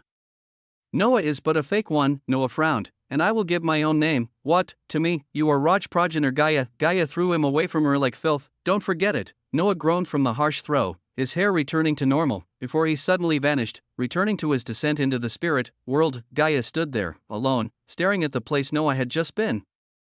Then, the prince is gone. The son of reality is gone. The child of eternity is gone. Where is he? Great Mother, where dash, shut up. Gaia barked at the beings of her realm, at the suns and moons, the tree, the ocean, the small beasts. All of them asked where their prince was, but Gaia did not like it. "He is not your prince." She scowled, making them fall silent. Satisfied, she closed her eyes again, trying to fall into meditation. Yet, the memories of Noah's birth surfaced in her mind, that pain. That agony. Was it all a lie? Gaia shook her head. "He is not my son." She repeated, "He is not." And yet, she gave him a name, and yet, chapter 440 Prince, the transition was swift. Yet jarring, in one instant, Noah was staggered back as Gaia threw him away, surprised, his neck trickling multicolored blood from her dugnails. The next, he found himself falling helplessly toward the glaring hole that was the spirit world. He blinked, confused for a heartbeat. Next, Noah turned, with great difficulty, his head around. Nothing graced his eyes except fathomless void. It was impossible to tell how much time had passed, yet even without that ability, Noah had this instinctive feeling that not a single second had passed since last time. No, it was not a simple instinctive feeling, it was one of his innate skills, the breath of time. Not a second? He echoed inwardly. He had lived thousands of years in that realm with Gaia and all of those inhabitants, but here, time seemed to have fled. For a moment, this sudden situation alienated Noah to such a degree that he stood frozen, but all of that disappeared as a familiar voice whispered inside his mind. Softly, gently, you are back. The record said, their voice dragged and drawled, then suddenly paused. Noah couldn't see them. Not yet. But he could eerily sense perplexed, shocked eyes boring into him. You, the records began, thousands of layered voices speaking in a wrenching symphony. What are you? They asked. Noah didn't answer. What he was, it was the question he had been asking himself through those thousands of years. Gaia was not the only one pondering existential questions. Noah did too. Numerous times, he questioned his existence. He didn't have a choice. With what he had done, he needed to reaffirm himself. No matter how much he would love to downplay what he went through, something remained unchangeable. He had been reborn. The blood inside him was no longer the Elisiari bloodline. His own bloodline had been destroyed and sacrificed during his fight with Lul. Instead, he had the blood of Gaia. The blood of reality. Yet it was his own blood. Because he had stolen it and made it his, in the same way he did for his system. Still, that didn't stop him from asking, was he the same man? No. He was not. The power coursing inside him showed that much. His immortal body, one that would never die except if killed, and even then, the difficulty was immense, was also proof of that claim. Added to that, with Gaia naming him and his past name Brandon. Noah had been lost. Was he Noah? Brandon? Or even Raj progenitor Gaia? He had thousands of years to sort it out, and he did. Who am I? Noah echoed, smiling faintly. I am Noah. I am Brandon. I am even Gori Dam Raj. I am me, records. A fatherless child. A child born by himself. A child born from the womb of reality. And a child with 3 mothers. Gaia might not have accepted him. But Noah would not deny the truth. He was born from her womb. Her blood pulsed inside his veins. His hair and eyes were hers, and he had learned much through the help of her people. He made himself anew. And she played a big part in that. Though unwillingly, but Noah was never ungrateful. At least, he tried not to be. Finishing declaring his existence, he instinctively looked beneath him, and saw he was very close to the spirit world. There, he seemed to see tendrils of gray fog swirling and living like tentacles. Fantastic. The record's voice was filled with awe. That's when they noticed something. Something enough to freeze all of them for a heartbeat. They could no longer see the records of Noah. It was completely veiled from them. Not only from them, it was veiled from anything and anyone in all realities and beyond. Noah had basically created himself, and no such being could be bound and recorded except by himself. Truly fantastic. The records repeated, their voices like those of fanatics. You have become something magnificent. Something special. Tell us, O self-born. What shall we call you? They paused. What would be your title? For the first time in the history of reality, the records asked a being what title he wanted. They asked because they no longer had the authority to name him. They were happy. Yet they were sad. It felt, to them, like they had raised a child and now had to painfully watch him take his own steps away from their influence. It hurt more than it should. At their question, Noah spared them a smile. The void around brightened, his second innate skill acted, the heart of reality. He was the loving son of reality. His joy was its joy. Its sadness was its sadness, so with a curl of his lips, a sense of contentment soaked the whole perfected reality, reaching even the records. They gasped for the name. Noah began, dragging back the record's attention. He remembered how the beings from Gaia's realm called him. His smile deepened. Just call me Prince, Prince, the records whispered, tasting the name. Then, from now on, no one shall have the name Prince in their title. The effect was immediate.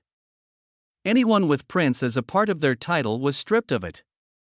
And that, from all corners of reality, Gaia felt it.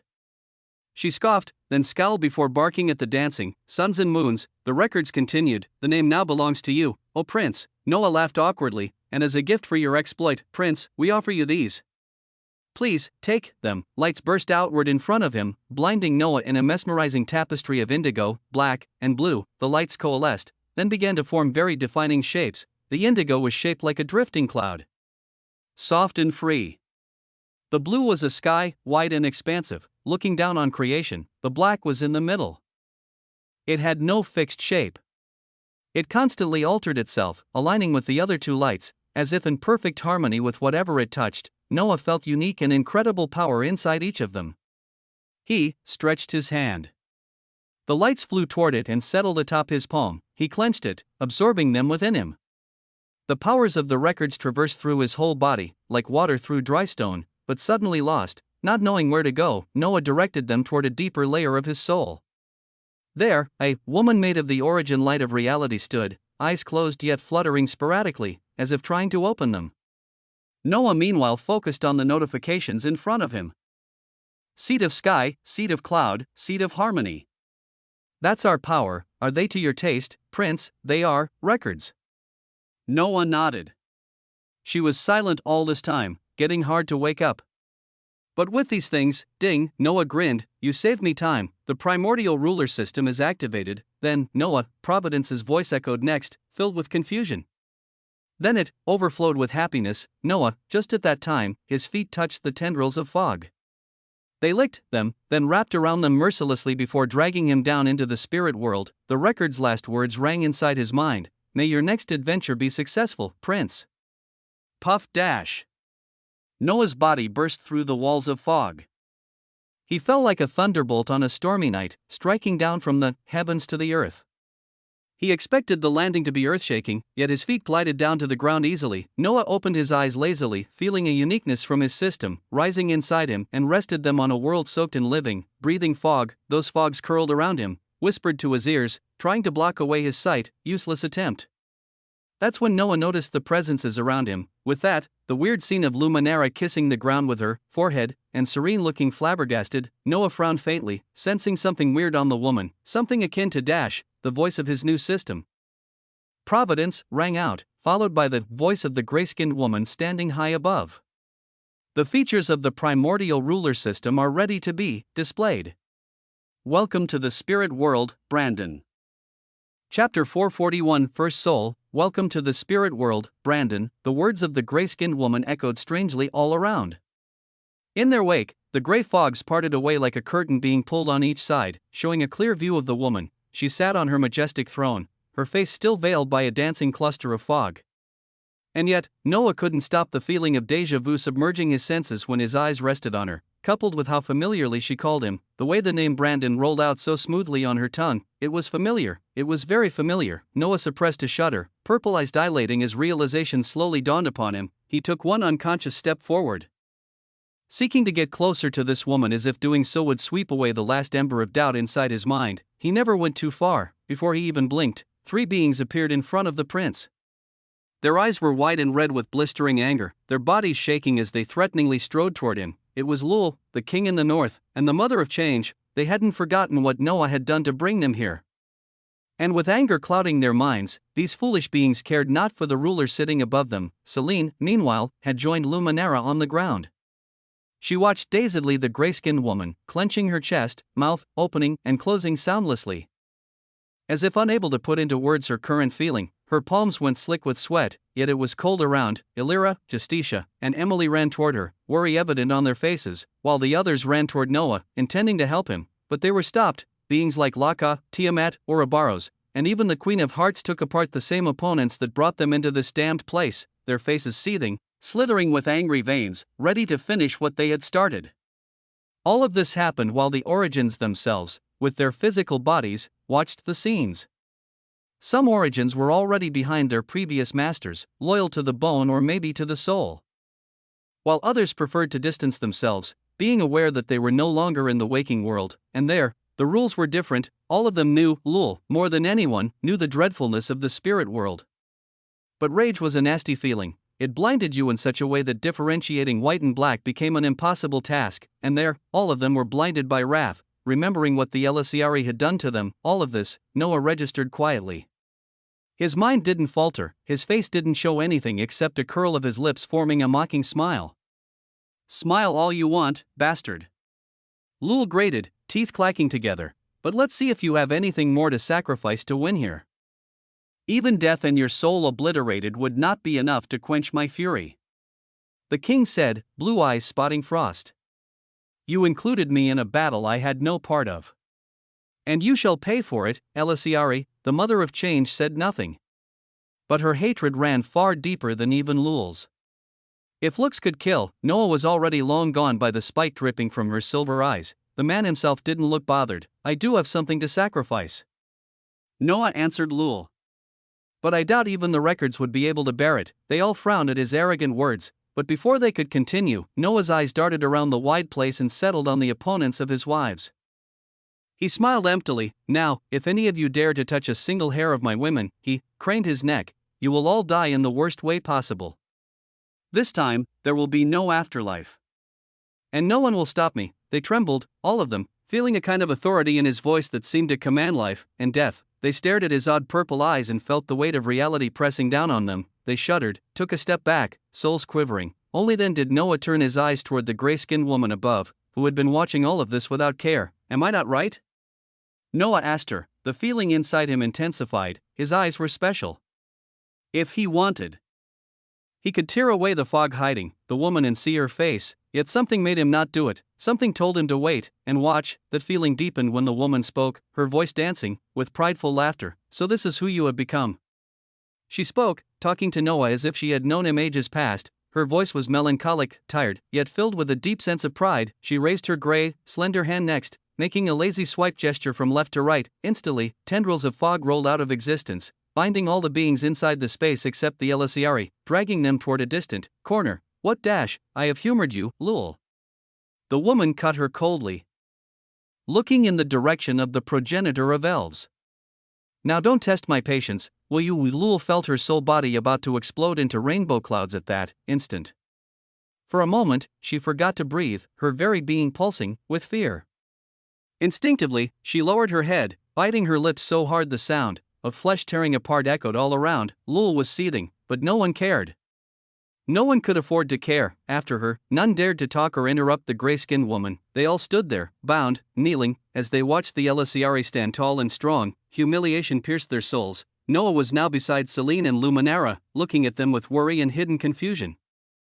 His women were all around them, wanting to speak but somehow afraid to do so because of the woman. Noah spared them a reassuring smile, before focusing on Selene. Luminara still crying in relief. Are you responsible for this?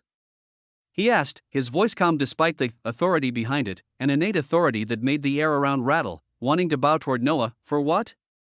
The woman echoed, you know well what I mean. And Noah frowned upon Luminara. What is she doing? Why is she kneeling toward you? The woman giggled. Was soft and eerie. Like dozens of ghosts whispering good, the sound, night to you, I shall answer you, Brandon. She said, then looked at Luminara. Luminara, you can rest at ease now. You have done your job and took, well, your part of the bargain. Luminara's book shook. She parted her trembling lips, the ground, below slowly becoming a puddle of tears. I did my best, first soul. She bowed even more. Shame the ground, blocked her, she could have gone far deeper. Many things happened in the process, but I protected Selene, and I protected your child. The space suddenly became deathly silent. The intuition of Noah slowly solidified, and he looked at the woman, wide-eyed. Do you understand now? The woman said, as the fog began to dissipate slowly like a mirage, showing her face. Noah's immortal heart skipped a beat. Selene kneeled further, her soul body quivering. Noah looked at her in worry. You are. No. What is happening to Selene, the gray-skinned woman, titled First Soul, a ruler of the spirit world, and Halima Maryam, the mother of Brandon, smiled faintly at her son. Selene is a fragment of my soul. Maryam said, slowly standing up. I created her to take care of the vessel called Noah for your reincarnation, my baby Brandon. And I put Luminara, whom I helped, escape the spirit world, as both your guardian, the women, Lul, the origins, and all the legacy holders, all widened their eyes as the revelation echoed inside their minds, making them forget to breathe. Noah opened his mouth in shock.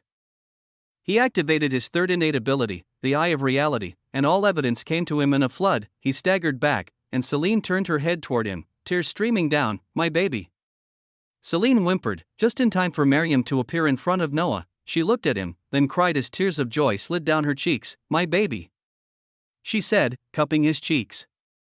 My Brandon, finally you are here. Finally, she hugged him, trembling.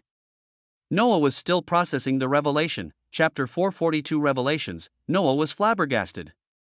He stood there, eyes clouded by both shock and disbelief as the words of Miriam echoed inside his mind like a cursed echo. All around, none dared to speak. No, their mouths were open, but sounds and words seemed to elude them. The only sound that could be heard was the soft, muffled sob of Celine, who was still looking at Noah, at her son. She tried to speak, yet her mouth refused to obey her will. Her chest was tightening like a fist, her breath coming out in a low, brutal rasp. Celine, more than anyone, knew the bitter truth behind Miriam's words. She could feel her own being, her own soul, stirring and stretching toward Miriam.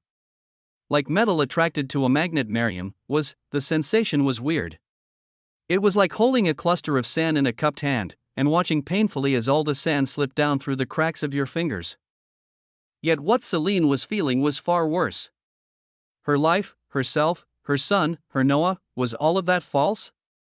Was she, during all these times, living a life that was already scripted?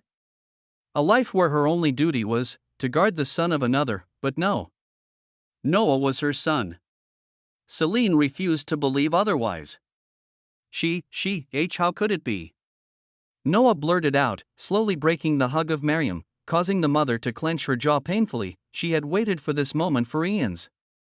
For Noah it might have been only years. But the time difference between the spirit world and a world like Earth, or even Lay, was beyond understanding. 1 hour on Earth could mean hundreds of years in the spirit world. And sometimes far higher depending on the seasons. All these times, she had waited. And she had planned. She had planned, all in order to make her son come back to her, and not into the hands of any other rulers. Yet when it happened, her son seemed more worried about a clone of herself than her real self. Indignation blazed in the heart of the soul ruler like a fire in a forest. But she suppressed it. She squinted out a smile, and raised her hand to caress Noah's left cheek. He allowed her that much. Her smile deepened. It's the truth. Miriam whispered, and the others listened with dread and rapt attention. When I died, I appeared in this world like any other mortal in this universe. She began, her eyes hazed as memories flooded into her mind. By fate, I have a unique condition called First Soul that made me stronger and more talented than any other soul. I will not bore you with my struggles of power against the hand of another ruler to be free and rule by myself, but I succeeded. But all these times, I was thinking about you, my son. Miriam slowly turned and walked around the space, her feet clacking against the ground like glass slamming on a stone. Whenever she passed, fog rolled and coiled around her feet, worshipping their queen. Her voice echoed, "You were mortal. That meant you would be under the control of Solstice, another ruler." Her voice lowered. Cold and heavy. "And you do not know what a being like him would do to souls like you. The spirit world has its own rules, and many of them are not favorable to you. Mortal souls have no use, and mortals die every single day, every single hour, every single second and millisecond." She paused. "And you know how it works. Too many of something, and its value is lost. That's why you are used to benefit this place instead of allowing you to live another life. You are either used as fuel for another stronger soul, if you are lucky.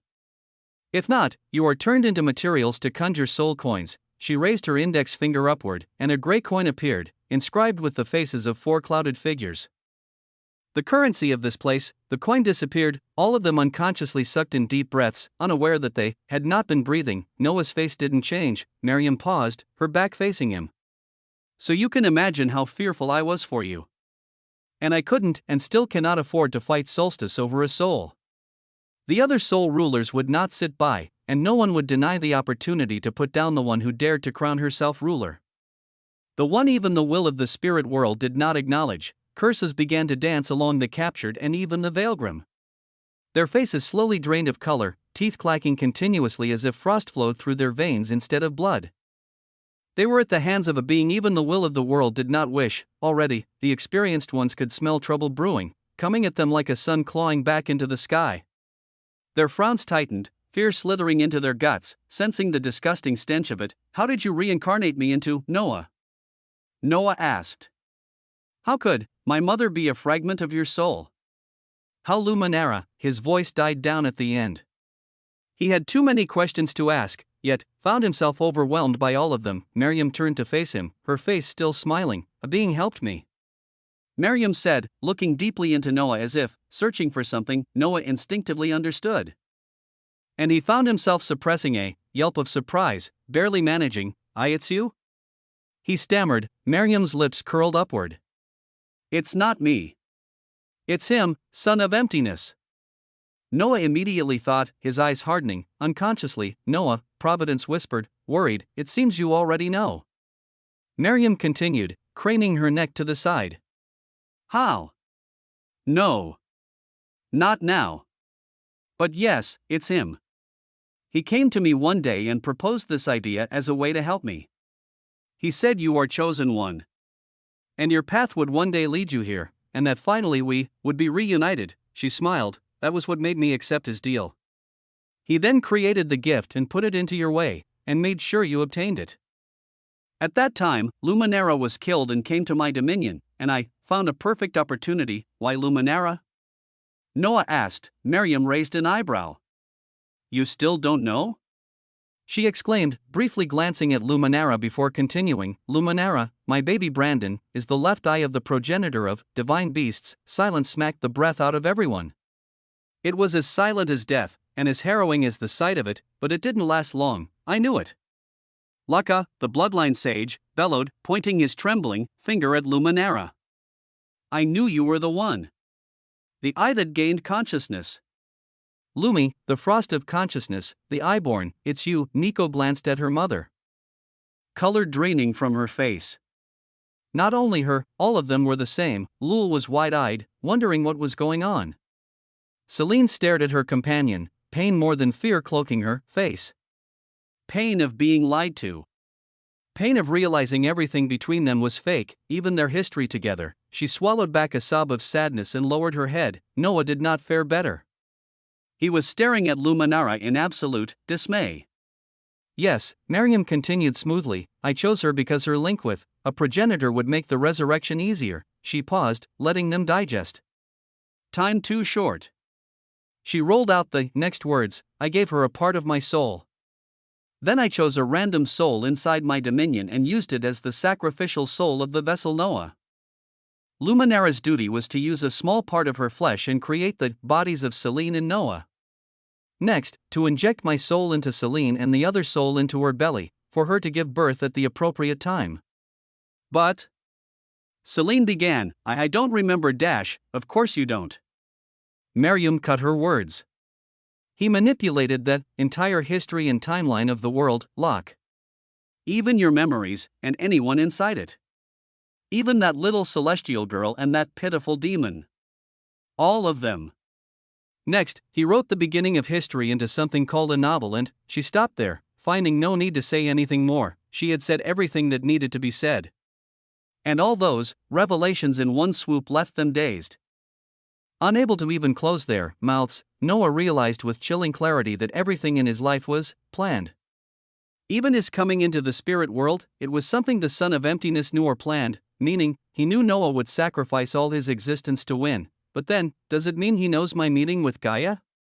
Noah asked himself, but somehow, he doubted it. He instinctively knew it, and Gaia didn't seem worried about him. He sighed, feeling the past system inside him like a ticking bomb he would need to deal with. But all of that was for later, because now there were other things he needed to worry about.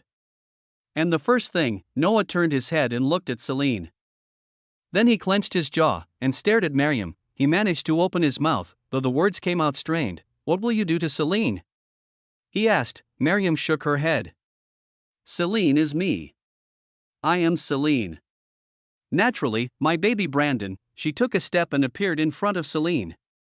She squatted down and stretched her hand toward Celine's neck, her voice still echoing. "I will take back my soul." Chapter 443 Half broken. "I will take back my soul," Miriam said, her hand reaching for Celine. The latter did not do anything, Except looking at the approaching hand in the way a mortal would look at an approaching divine punishment, Celine realized that there was nothing she could do. Her own being wanted to abandon her. After all, Luminara, at her side, did nothing but watch. No, she was doing more than that. She was staring at this event with awe and devotion, as if eager to see Celine absorbed back inside Miriam. None of the two thought this was something bad. To them, Celine was simply a small fragment of Miriam. She was meant to eventually go back to Miriam, and that since the beginning, that was their plan. But did the plan do its job correctly? Celine might be only a wisp of Miriam, but that wisp had come to be her own person. To avoid people recognizing her clone, Miriam had cleaned her soul from her memories and her emotions before using it to create Celine. So everything Celine lived was her own feelings. True, some things were impossible to escape, like her unhealthy love for her son and her habit of calling Noah her baby. The same habit as Miriam, but besides that, Celine had become her own self. In the same way Luminara became herself despite being the simple eye of a primordial, to the Elisiari and to Noah himself, Celine was not Miriam's clone, she was Celine Weaverheart Veilgrim, their sister and, most importantly, Noah's mother. The whole space paused, Luminara's and Celine's eyes dilated, watching the hand of Miriam being grabbed tightly by Noah. The first soul slowly turned her head from Celine to Noah, tilted her head to one side. Then parted her lips. "What are you doing, my baby?" Miriam's voice was still soft. You could sincerely see the puzzlement dripping from her soulless eyes. She couldn't understand. And Noah realized why. To Miriam, Celine was worth nothing more than her initial purpose. A tool made to care for Noah until Brandon came back to her. She was not wrong, that was what Celine was. A tool. One that had fulfilled her purpose and now could disappear. But Noah slowly, and steadily, the Veilgrim began to shift position and stood around Celine protectively.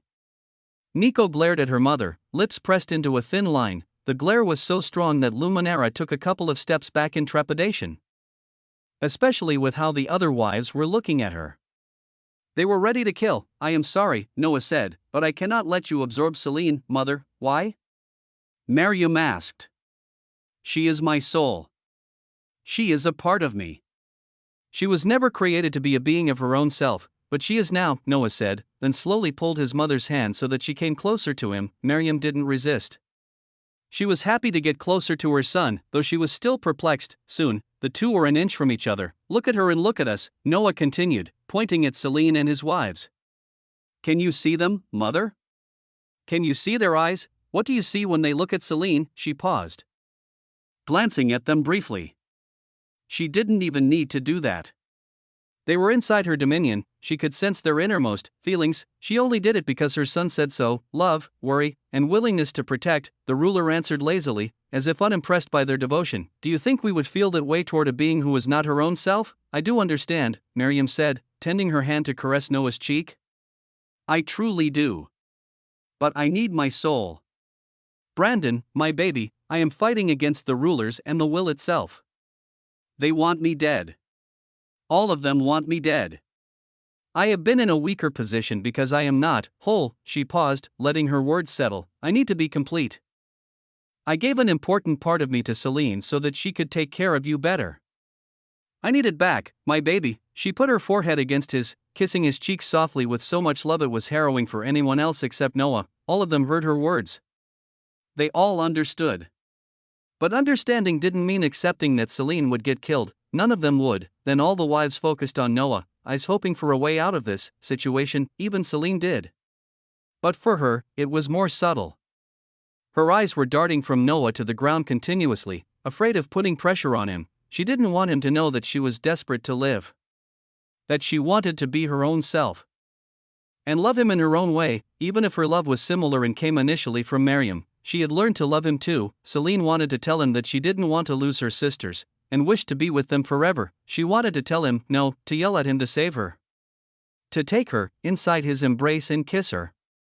To love her just like he always did, because she missed him. Because she needed him. The events they went through left them all half broken. They might look okay, protecting each other. But they were exhausted.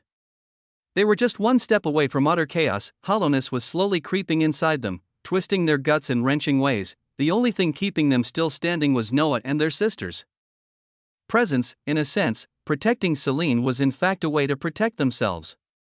Because they knew that if one of them disappeared, they would shatter and crumble like sculptures made of glass, and this time, it would be definitive, so they stood their ground, glaring at both Luminara and Miriam, ready to die to keep a part of themselves able to be herself.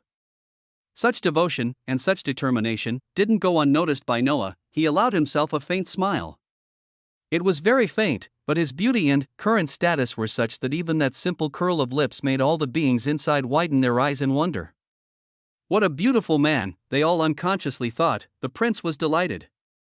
He was happy that he had created a family, so close that one was ready to die for the other, as a husband, and a father. That was all Noah could have ever dreamed of. This family made him choose his path. It made him go beyond, and it made him make the will eternal his own mother just to get enough power. It was because of them that he had kept his self untouched, because of them that he had succeeded in his endeavor. Because of them that he had wanted to be a king of his own, so that he could protect them better. The result of all this was a construct. A system. A system born by his will and by their love for him, and so, Mother, Noah called, leaning his face forward to his mother. There, breath coiling together like mating snakes. Do you believe in me? Miriam's heart skipped a dangerous beat. She suppressed the instinctive feeling to crash her lips onto her son's lips, cursing herself for the immoral thought. Immortality had nasty ways to twist one's own feelings. Still, her body snuggled closer to Noah, unconsciously. I believe in you, my baby. You and only you. Then, Noah continued, do you accept my rule? One would have thought a being like Miriam would think more thoroughly about this type of question. But Miriam was a mother who had been denied her son for eons. She was starving. She was starving for her son's love and wanted to do anything to please him. So she didn't even think twice when her lips parted to answer Noah. Yes, I do. Ding. Chapter 444, Primordial Ruler System. Ding. Noah's chest throbbed. An invisible and primordial power spilled out from him, spreading and piercing reality all around. The whole dominion of Miriam became dead silent, as if a pause button had been pressed. It didn't last long. Next, drum-like sounds bloomed outward, shaking the very foundations of the dominion. The first soul took an unconscious step back. Her other leg lifted, about to kiss the floor, backward fashion. That action never saw its ending. She stood still like a sculpture of a goddess made to be admired and worshipped, with her gray skin, her soulless white eyes, and stunning face. Her head was crowned by 6 horns that pointed to the sky in defiance. All of these made it a sight to behold, yet Noah was not focused on it. His purple eyes were darting all over the place, settling on his wives and his enemies. All of them were in a frozen state. Understanding came to him. Before his jaw cracked open to speak, Providence's voice rang inside his head. The primordial ruler system is fully active, she said, then continued smoothly, her voice sweet like musk and soft like baby skin. The system is a unique power created by you. You are its sole owner. It will give you power, but at the same time, a way to rank up. Noah listened carefully, all while admiring how the system could make this space frozen in time. He blinked rapidly, deciding to focus instead. How will I rank up? He inquired, just like how you were supposed to rank up, meaning, by being a ruler, Noah. Providence said as if it was obvious. Which it was, to be honest. You level by being a ruler. But all rulers are not equal. And any ruler must start low and steadily climb the ladder, which is your case. Without giving Noah time to properly understand, she continued mercilessly, the stages are, Lord of Harmony, Duke of Cloud, Prince of Sky, King, Emperor. Noah arched an eyebrow, recognizing the names of the seeds the records had gifted him. You are at the stage, Lord of Harmony. Then another panel flickered into existence just beside the current stage, Lord of Harmony, Manifestation, Ring of Renown, First Authority, Name of Renown. You can name yourself and your subordinates. All names are tied to you. Be careful, for giving a name means giving away a destiny. Unique skill, Binder. You can bind anything and anyone to you. Binding in existence would have a part of their existence reside with you, in your ring of renown. You would gain enhancement and power from them. Aspect, harmony. Bindings are smoother. You can sense disharmony within you and those around you. Your existence naturally brings things into a harmonious state. Providence finally paused, and there Noah sensed something. He craned his head inwardly, staring at his left hand. On the middle finger of it, a coiling and swirling energy of purple was wrapping around it. It ended soon, and Noah felt something cold hugging his finger. Something like steel on skin. The energy dissipated like a ghost under the morning sun, and there, the prince saw a ring. The sight of it was beautiful. The ring was white, with something like a precious crystal atop it, shining in purple. Along the body of the ring was a strange language, yet he could read it and speak it. It was one of the languages Old Man Tree had taught him when he asked him, back in Gaia's realm. Yet even if he could read it, he didn't understand the meaning behind it. What is this ring? Noah asked, drawing his hand closer to look at it. More carefully, he tried to take it off. But he couldn't. It felt like a part of him, sensing the connection between them, that is your manifestation of authority at the Lord stage. A ruler is one who has regalia. The ring is the first piece. The rest will follow as you progress, and also, Noah, she called out to him, you need to choose your sigil and your motto. That is what the ring is asking in the Gaia language. Noah's thoughts drifted to his third mother. His attention was pulled back by Providence's words. You are a ruler. You must have something to be known for, something unique to you, interesting. Noah thought, grinning. I already like this system. But I still cannot choose. I shall wait and listen to my wife's opinions about it, he decided. Still, there was one question scratching annoyingly at the back of his head. How do I bind someone? Binding requires the consent of the bound. Noah instantly frowned. A ruler is one people choose to follow willingly. You must be one. Beings are ready to lay their life for a look of you. That's something you can only gain by earning their loyalty and their consent. Mind manipulation is but a fake thing. It will weaken you. Aren't you making things unnecessarily difficult? Power always has a price. Providence's voice was cold. Despite being soft and loving, your price was cheaper, and still is, because of your system. But there is always a hidden cost, that I admit. Noah sighed. Now, how do I progress, from lord to duke? You only need to choose a small territory and make all people inside your followers. The territory could be a kingdom, a continent, or even, Noah could have sworn that at that point, Providence was smirking, mischievously, or even a dominion of a sole ruler. Noah's face split into an open smile, teeth bared into a wolfish grin. Isn't that convenient? He whispered. Did I just not receive the consent of a person? Yes. But let me do my job, darling. I am sorry, love. Please continue. Providence chuckled. Yes. The first soul has accepted your rule. So she has implicitly, but willingly, accepted to bind herself to you. To your own will. You will obtain staggering enhancement and power from her. The power can be anything, as long as she has it. And the number of powers you can take from her is proportional to how much her devotion runs for you. I can choose a bloodline? Anything. I can choose her title. Anything. Her own rank? Yes. But it will be an additional enhancement of all aspects of you, not the actual rank. It is no longer your path. Noah slowly began to understand how the system worked.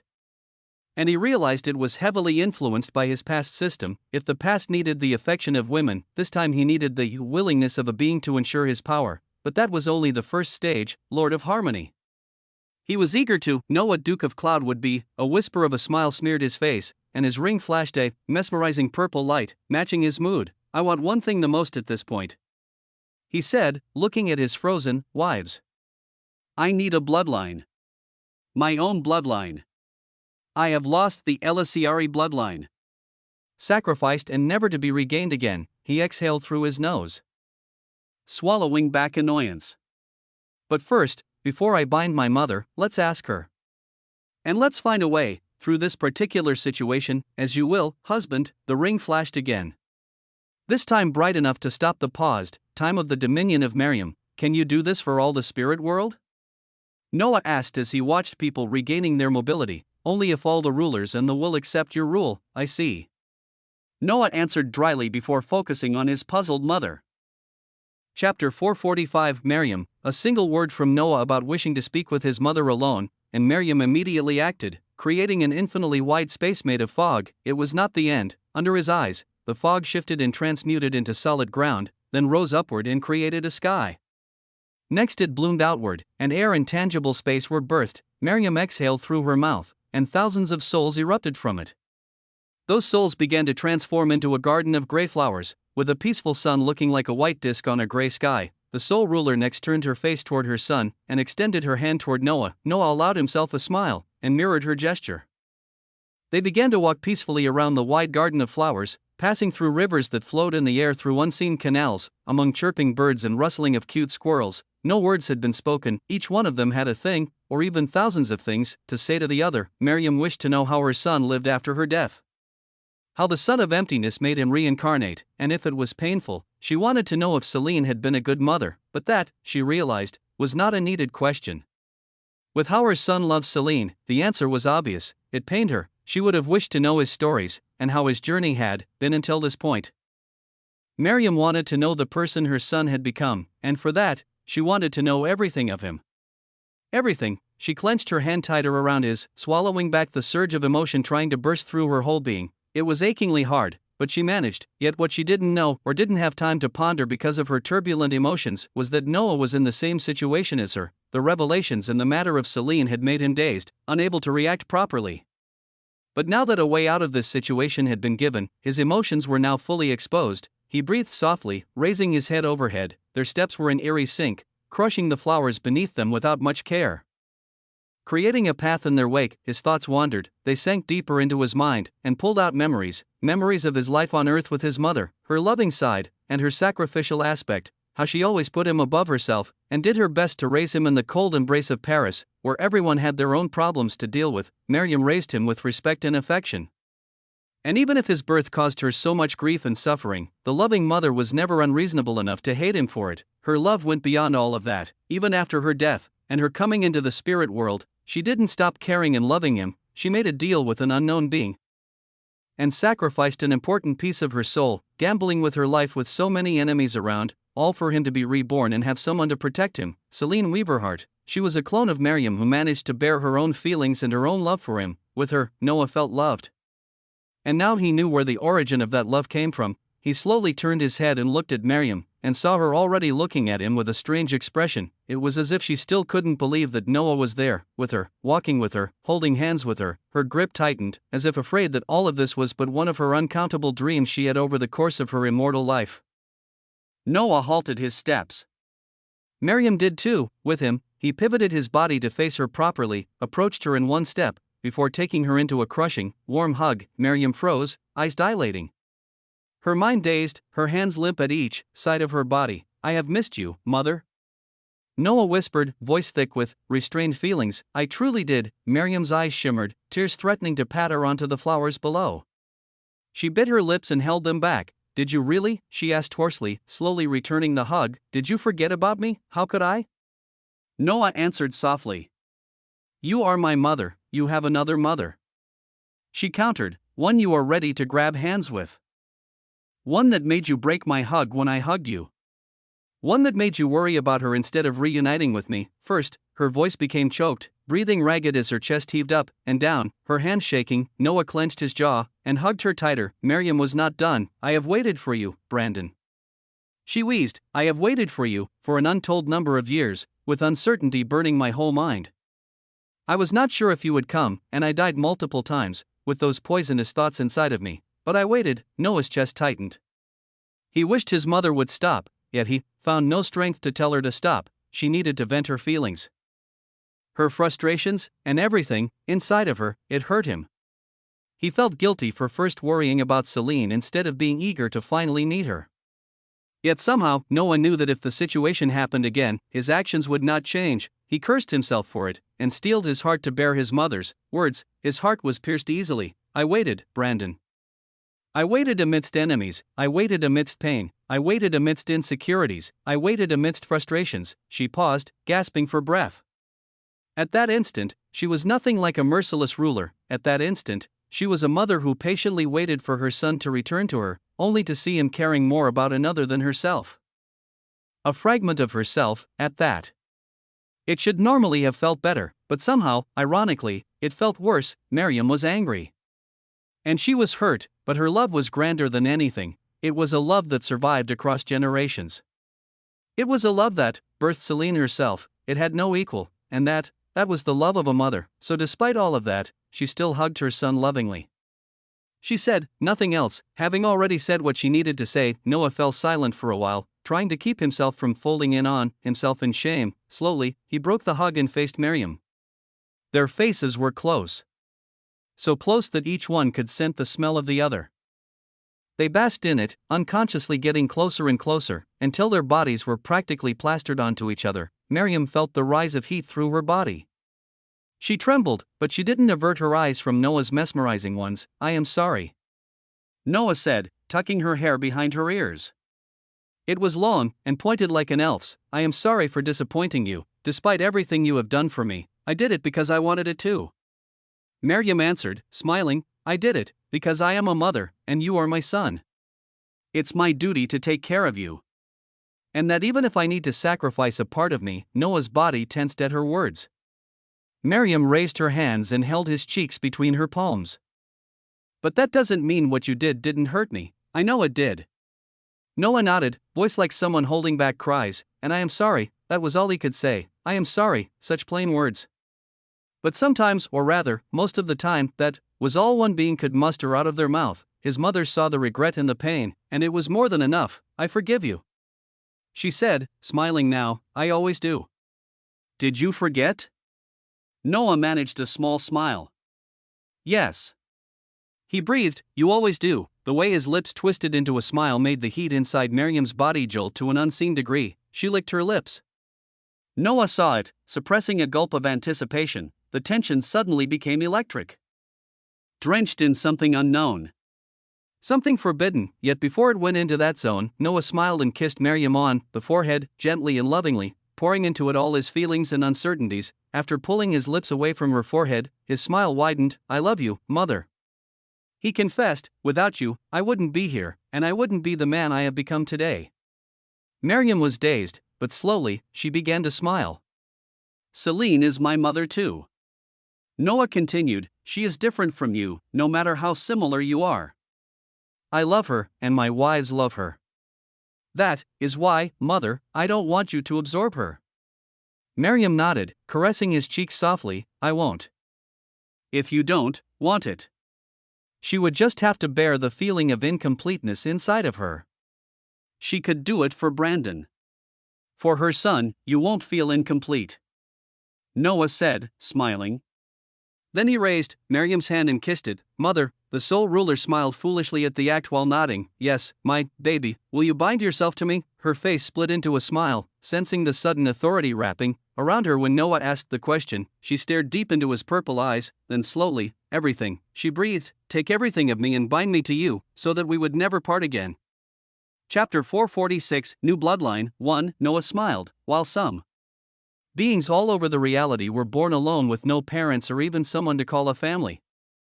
He was born drowned in deep love. He wondered, if only briefly, if there was anyone as lucky as him in a matter of a loving family. He might not have a father, yet Noah received love in a way he doubted anyone ever did. His mothers, his wives, his children, his siblings, his friends, the records themselves, and even the reality itself, all loved him. A kind of love he didn't believe he deserved, yet he had it, and in that window of time where his authority activated, about to begin to the binding process with his mother, Noah allowed himself to be grateful. Wasn't it what the wise always said? Be grateful, and you would see your blessings rising like a man on a ladder, and the easiest way to feel grateful was to look at those below you and witness how you were favored, despite the fact some of those beneath worked harder than you. Noah didn't doubt somewhere in the universe some beings suffered more than him, yet did it matter? He was the chosen one, and this time, he was not by some unknown being with hidden agenda. Link is not any link, I believe. You have given everything of you to me. Not just loyalty, not just love, not just respect. He smiled sweetly. You gave me everything. So I gave you a part of me to complete the missing part of you. The first soul shuddered. Her son's words soon proved to be true, as deep inside of her, there was this ubiquitous presence of Noah. That presence closed the gap in her. Relief uncoiled all over her. It felt like she held a part of him. And now, he also held a part of Fair. They were linked, and that forever. Until the end of time, and that even beyond. With her power over souls and deeper concepts, Miriam knew that even in death, Noah and her would always be together, and that, no matter the kinds of lives they would live. Always and forever. Tears of joy trickled down on her cheeks. This time, she didn't bother trying to hold it back. She let them pour down freely. Next, Miriam leaned her head forwards and put her forehead on Noah's chest. He was taller than her. Her body was shaking in joyful sob. And the constant mutter of "I am happy. I am so happy" was echoing all around this created world. A wind of joy, howling and crushing, fluttered inside Noah's heart at the sight. He raised his hand and began to caress gently her mother, whispering to her gentle words that could make a whole world cry in devotion for him, for his voice was so blasphemously heavenly. Miriam sobbed harder. Now she was shouting the "I am so happy, so cute," Noah briefly thought. His mother looked now less than a ruler than a child who finally obtained her favorite toy. He suppressed a chuckle, and continued to soothe her. Then the prince lifted his eyes, resting them upon the interfaces in front of him. You have received your first bond, the first soul, the self-proclaimed queen. Miriam Emain has binded herself to you. Level of devotion, primordial. For this impossible level of love and affection, you can obtain everything from her. Brandon's eyes shot up in intrigue. What do you wish? Noah's eyes became pensive now. Miriam was still going on. The first thing he wanted was a bloodline. In that way, his family would be linked together. He had created his previous bloodline by fusing the existing bloodlines of the universe into one. Clearly, in due time, he had the potential to obtain a bloodline of the very origin of the universe, but now he has glimpsed something far beyond mere universe. He had glimpsed a perfected reality. He had himself obtained a bloodline from the will eternal. The bloodline that made all bloodlines in all universes possible. He was, in a terrifying way, their origin. But Noah was a greedy man. He wanted to twist his own bloodline into something more unique, something even his mother, Gaia, would not expect from him, and the way to do it was simple. Yet not easy. He grinned, closing his eyes to feel all the things his mother possessed flashing inside his mind. Then, he raised his hand and touched the back of his neck. There, he felt some wounds that still didn't heal. There was still a wisp of blood. It was the exact same place Gaia had sunk her nails deep into his flesh. Before sending him away, she thought he wouldn't notice. Or maybe she did it on purpose. Still, he knew that. I need you, mother. Noah whispered inwardly, putting his intent on his wounds. There was a silence after his words, but a silence that was soon broken by the sweet yet annoyed voice of Gaia. I am not your mother. She grated. You named me Raj. I am your son. Aren't you ashamed to say that while holding your mother? Am I sensing jealousy?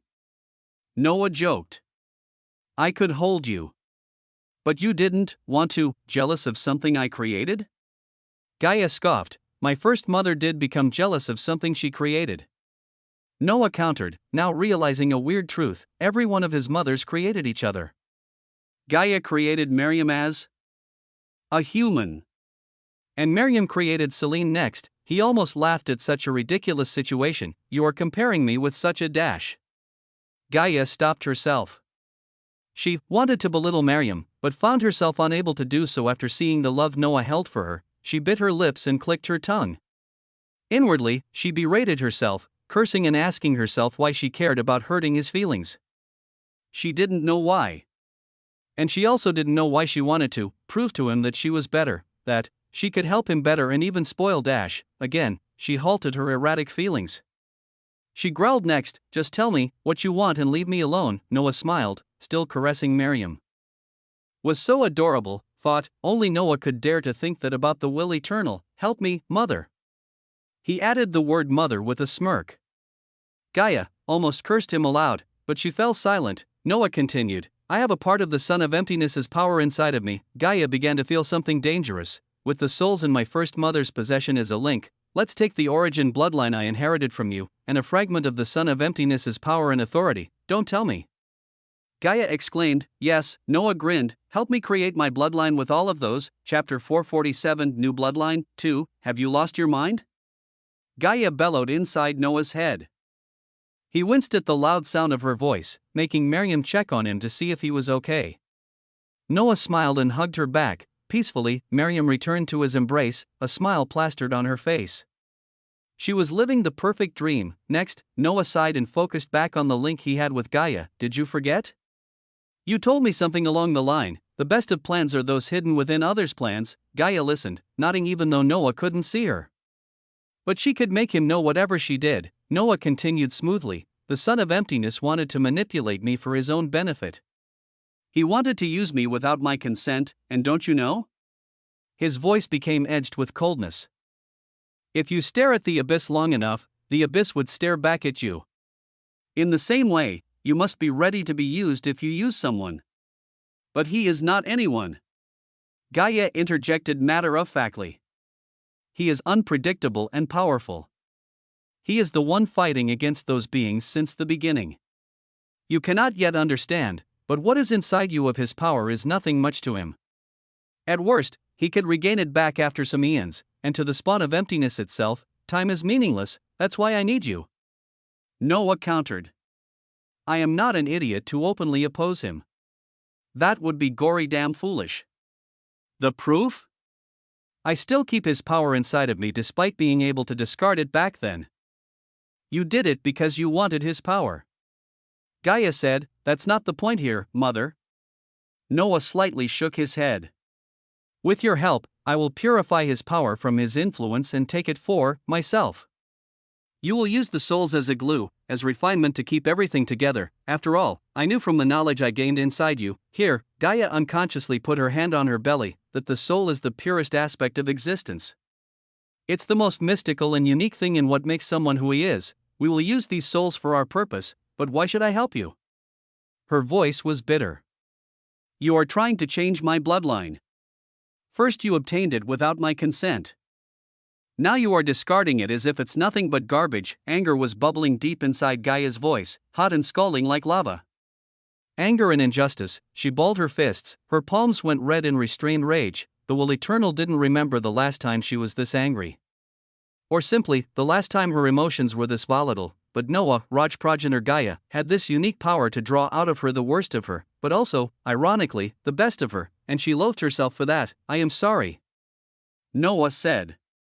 But the event is one you caused, mother. You gave me no choice, and here I am, born on my own terms, but it would have been impossible without you. Let's not dwell on the past. Gaia bit her lips. Again, she rubbed her stomach gently. The pain of childbirth flashed momentarily inside her mind. She silently cursed, feeling indignation inside her chest. I will help you. She decided. But never call me mother again. If I succeed, Noah began, my bloodline would be elevated. And one day, he smiled, one day you will bear the same bloodline as me. Gaia immediately understood his words. You are greedy. She spat, yet her voice had somehow eased. You are not saying no, let's begin. Gaia changed the subject smoothly. Noah didn't linger, and used his system to claim all the souls of his mother. Miriam began to feel something. She broke her hug and watched her son. Seeing with her bare eyes the quadrillions of her souls flooding the entire space, it looked like a pale sea. In her surprised eyes, Miriam saw a drop of blood erupt from Noah. She felt the instinctive urge to bow down to that blood, as if she was facing the very beginning of existence, yet also the very end of it. It was a paradox, and the first soul felt a sense of dismay at the sight. The blood didn't have a fixed color. Or rather, Miriam was unable to see its colors, for it belonged to a plane of existence she hadn't reached yet. Still, that was not the end. With Gaia's protection that was easier and stronger, because of Noah being her son, Noah took out from his past system the very core of power belonging to the son of emptiness.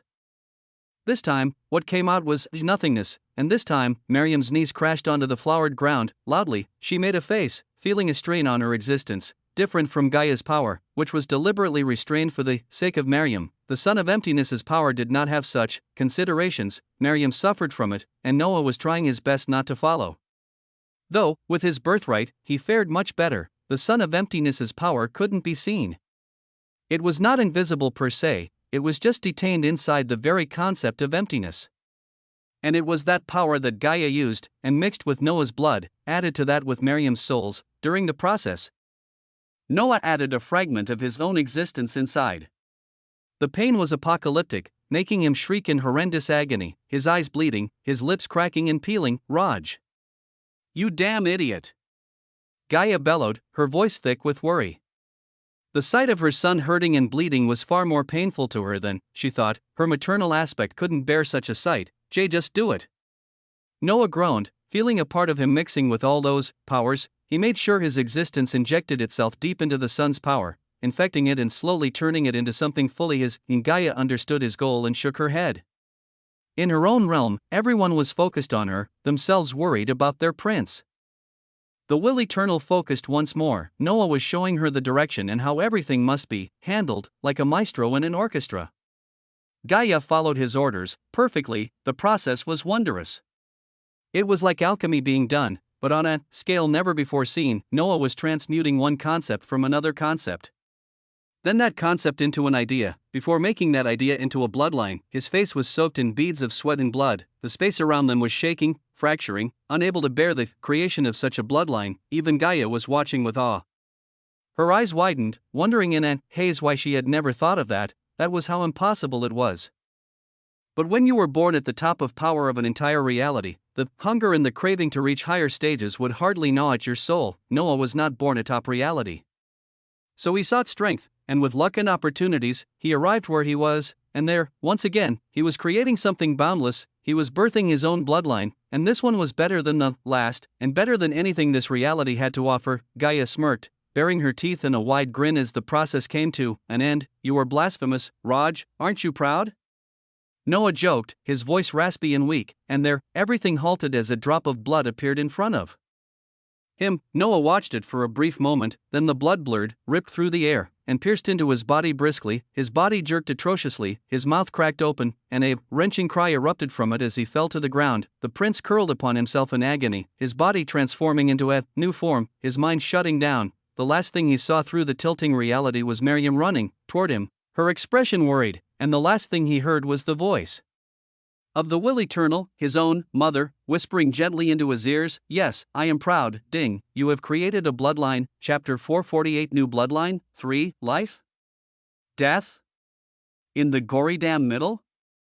Noah didn't know at which point of existence he stood as the pain flooded through his body, ripping away everything in its wake. He began to writhe on the ground like a worm trapped in mud, squealing and screaming, face filled with tears and snot. As spit mixed with blood spilled out of his mouth, Miriam stood transfixed, eyes bulging like balloons, unable to do anything but watch her son going through such a wrenching process. She had tried to get close, yet to no avail. Noah was thrashing so hard, so powerfully, that a cloud of dust curtained all around, thick and heavy. Also, a trail of blood trickled down from Miriam's nose, caused by an erratic slap from her own son in his pain. The first soul felt no anger. Only worry and fear consumed her mind. She tried again to get closer to him, be damned the pain he would inflict on her, but suddenly a barrier surrounded Noah completely, drowning his screams like a man under the sea. The soul ruler ran, almost tripping over her own feet. Reaching the green barrier, she raised both hands and began to slam it with her fists, seeking to destroy it. Each strike caused the realm to shake, yet it didn't change anything. She was still far too weak to even make a dent in the Will Eternal's weakest barrier. All of this, Noah knew nothing of. Or maybe just a small part of it. His mind was hazy, and he felt like he was in a dream, watching himself in such a pitiful state. And yet, he could sense how his body was being torn open in a very methodical manner, his bones splintered, organs shredded, leaving nothing behind but mangled pieces of flesh, bone, and blood. Even his world hard earth was destroyed. Noah let out a whimpering cry worthy of a dying dog. Miriam could not hear it, but she felt the pain. She began to cry with him, kneeling weakly in front of the barrier. She was lost, not knowing what was happening to her son. The worst began to whisper inside her mind. Gaia did not fare better. Still, she knew all power had a price, especially for the one Noah wished to obtain. So she steeled her immortal heart and watched as her self-born son went through the transformation process. After his organs came the tissues. These were sliced neatly, letting out rivers of blood. Next came his neurons, and they followed the same fate as the others. After that were his cells, before finally reaching the very molecules that made up his body, mind, and emotions. The pain was impossible to describe. It was the kind no being could ever hope to fathom. Noah was being undone. Like his whole existence, from body to mind to everything, was slowly being unmade by a kind of power he never believed possible. If he had a mouth at that time, you would have seen him crying like a baby abandoned at birth. No. Worse than that, nonetheless, there was a sense of coldness and clarity that grasped his existence at that moment. An understanding dawned upon him amidst the agony, and right at that moment, Noah's body, if it could even be called that, was nothing but a cluster of atoms. Everything else of him was destroyed. Only atoms remained.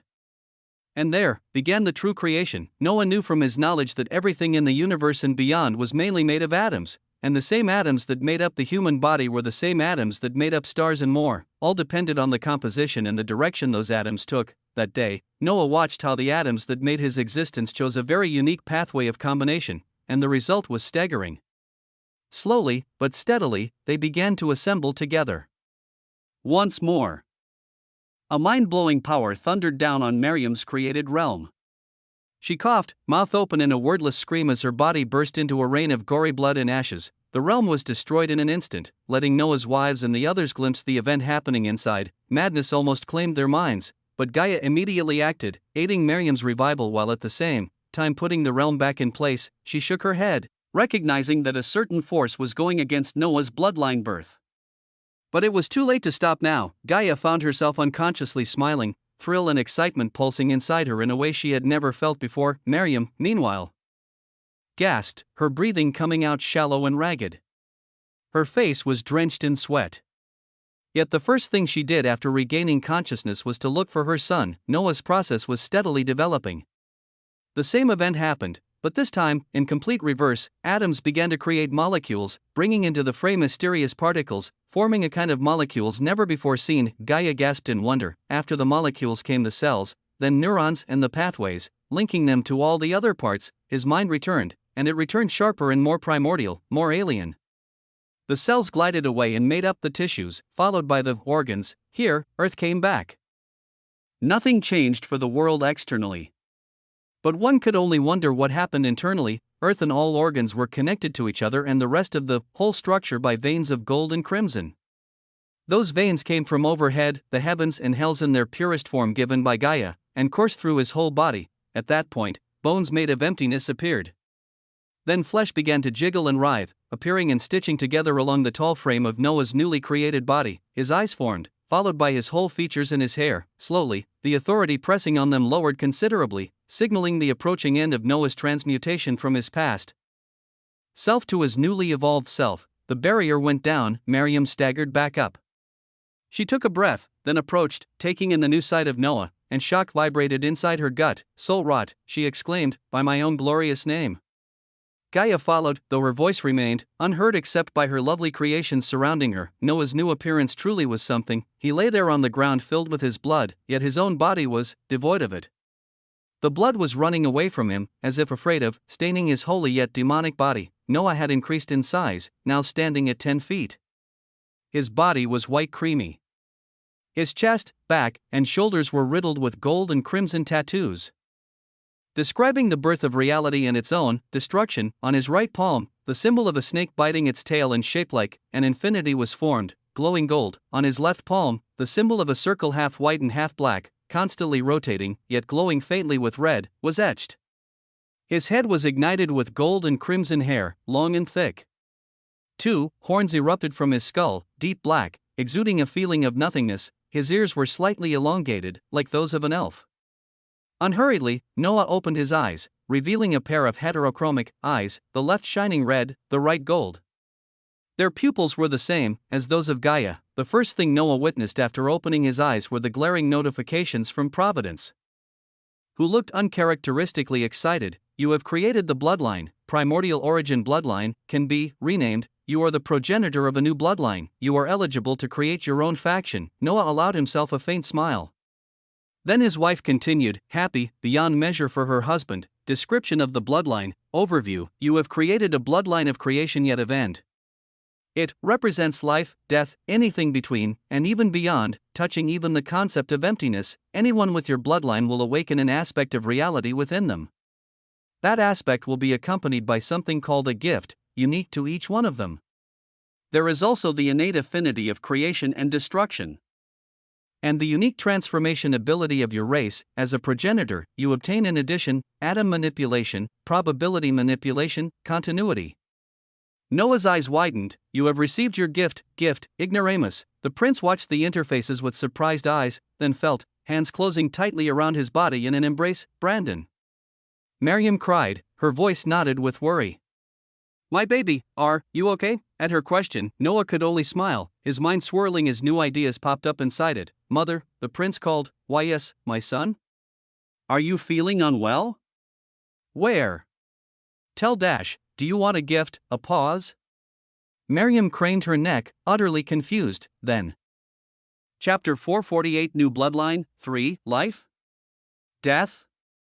In the gory damn middle, Noah didn't know at which point of existence he stood as the pain flooded through his body, ripping away everything in its wake. He began to writhe on the ground like a worm trapped in mud, squealing and screaming, face filled with tears and snot. as spit mixed with blood spilled out of his mouth, Miriam stood transfixed, eyes bulging like balloons, unable to do anything but watch her son going through such a wrenching process. She had tried to get close, yet to no avail. Noah was thrashing so hard, so powerfully, that a cloud of dust curtained all around, thick and heavy. Also, a trail of blood trickled down from Miriam's nose. Caused by an erratic slap from her own son in his pain, the first soul felt no anger. Only worry and fear consumed her mind. She tried again to get closer to him, be damned the pain he would inflict on her, but suddenly a barrier surrounded Noah completely, drowning his screams like a man under the sea. The soul ruler ran, almost tripping over her own feet. Reaching the green barrier, she raised both hands and began to slam it with her fists, seeking to destroy it. Each strike caused the realm to shake, yet it didn't change anything. She was still far too weak to even make a dent in the Will Eternal's weakest barrier. All of this, Noah knew nothing of. Or maybe just a small part of it. His mind was hazy, and he felt like he was in a dream, watching himself in such a pitiful state. And yet, he could sense how his body was being torn open in a very methodical manner, his bones splintered, organs shredded, leaving nothing behind but mangled pieces of flesh, bone, and blood. Even his world-hard earth was destroyed. Noah let out a whimpering cry worthy of a dying dog. Miriam could not hear it, but she felt the pain. She began to cry with him, kneeling weakly in front of the barrier. She was lost, not knowing what was happening to her son. The worst began to whisper inside her mind. Gaia did not fare better. Still, she knew all power had a price, especially for the one Noah wished to obtain.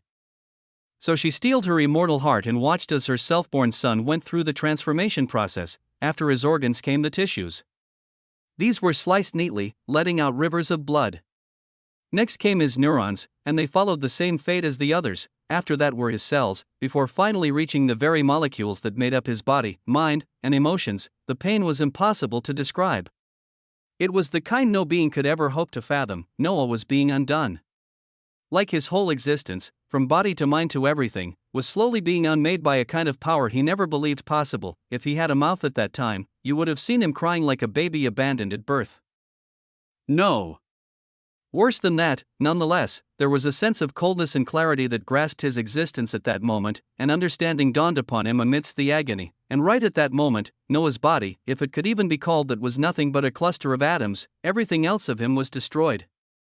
Only atoms remained.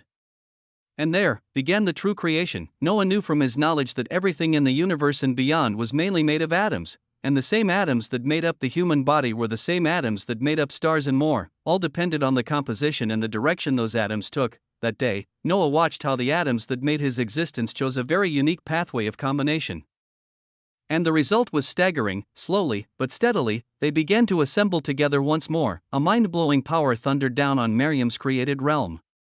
She coughed, mouth open in a wordless scream as her body burst into a rain of gory blood and ashes. The realm was destroyed in an instant, letting Noah's wives and the others glimpse the event happening inside. Madness almost claimed their minds, but Gaia immediately acted, aiding Miriam's revival while at the same time putting the realm back in place. She shook her head, recognizing that a certain force was going against Noah's bloodline birth.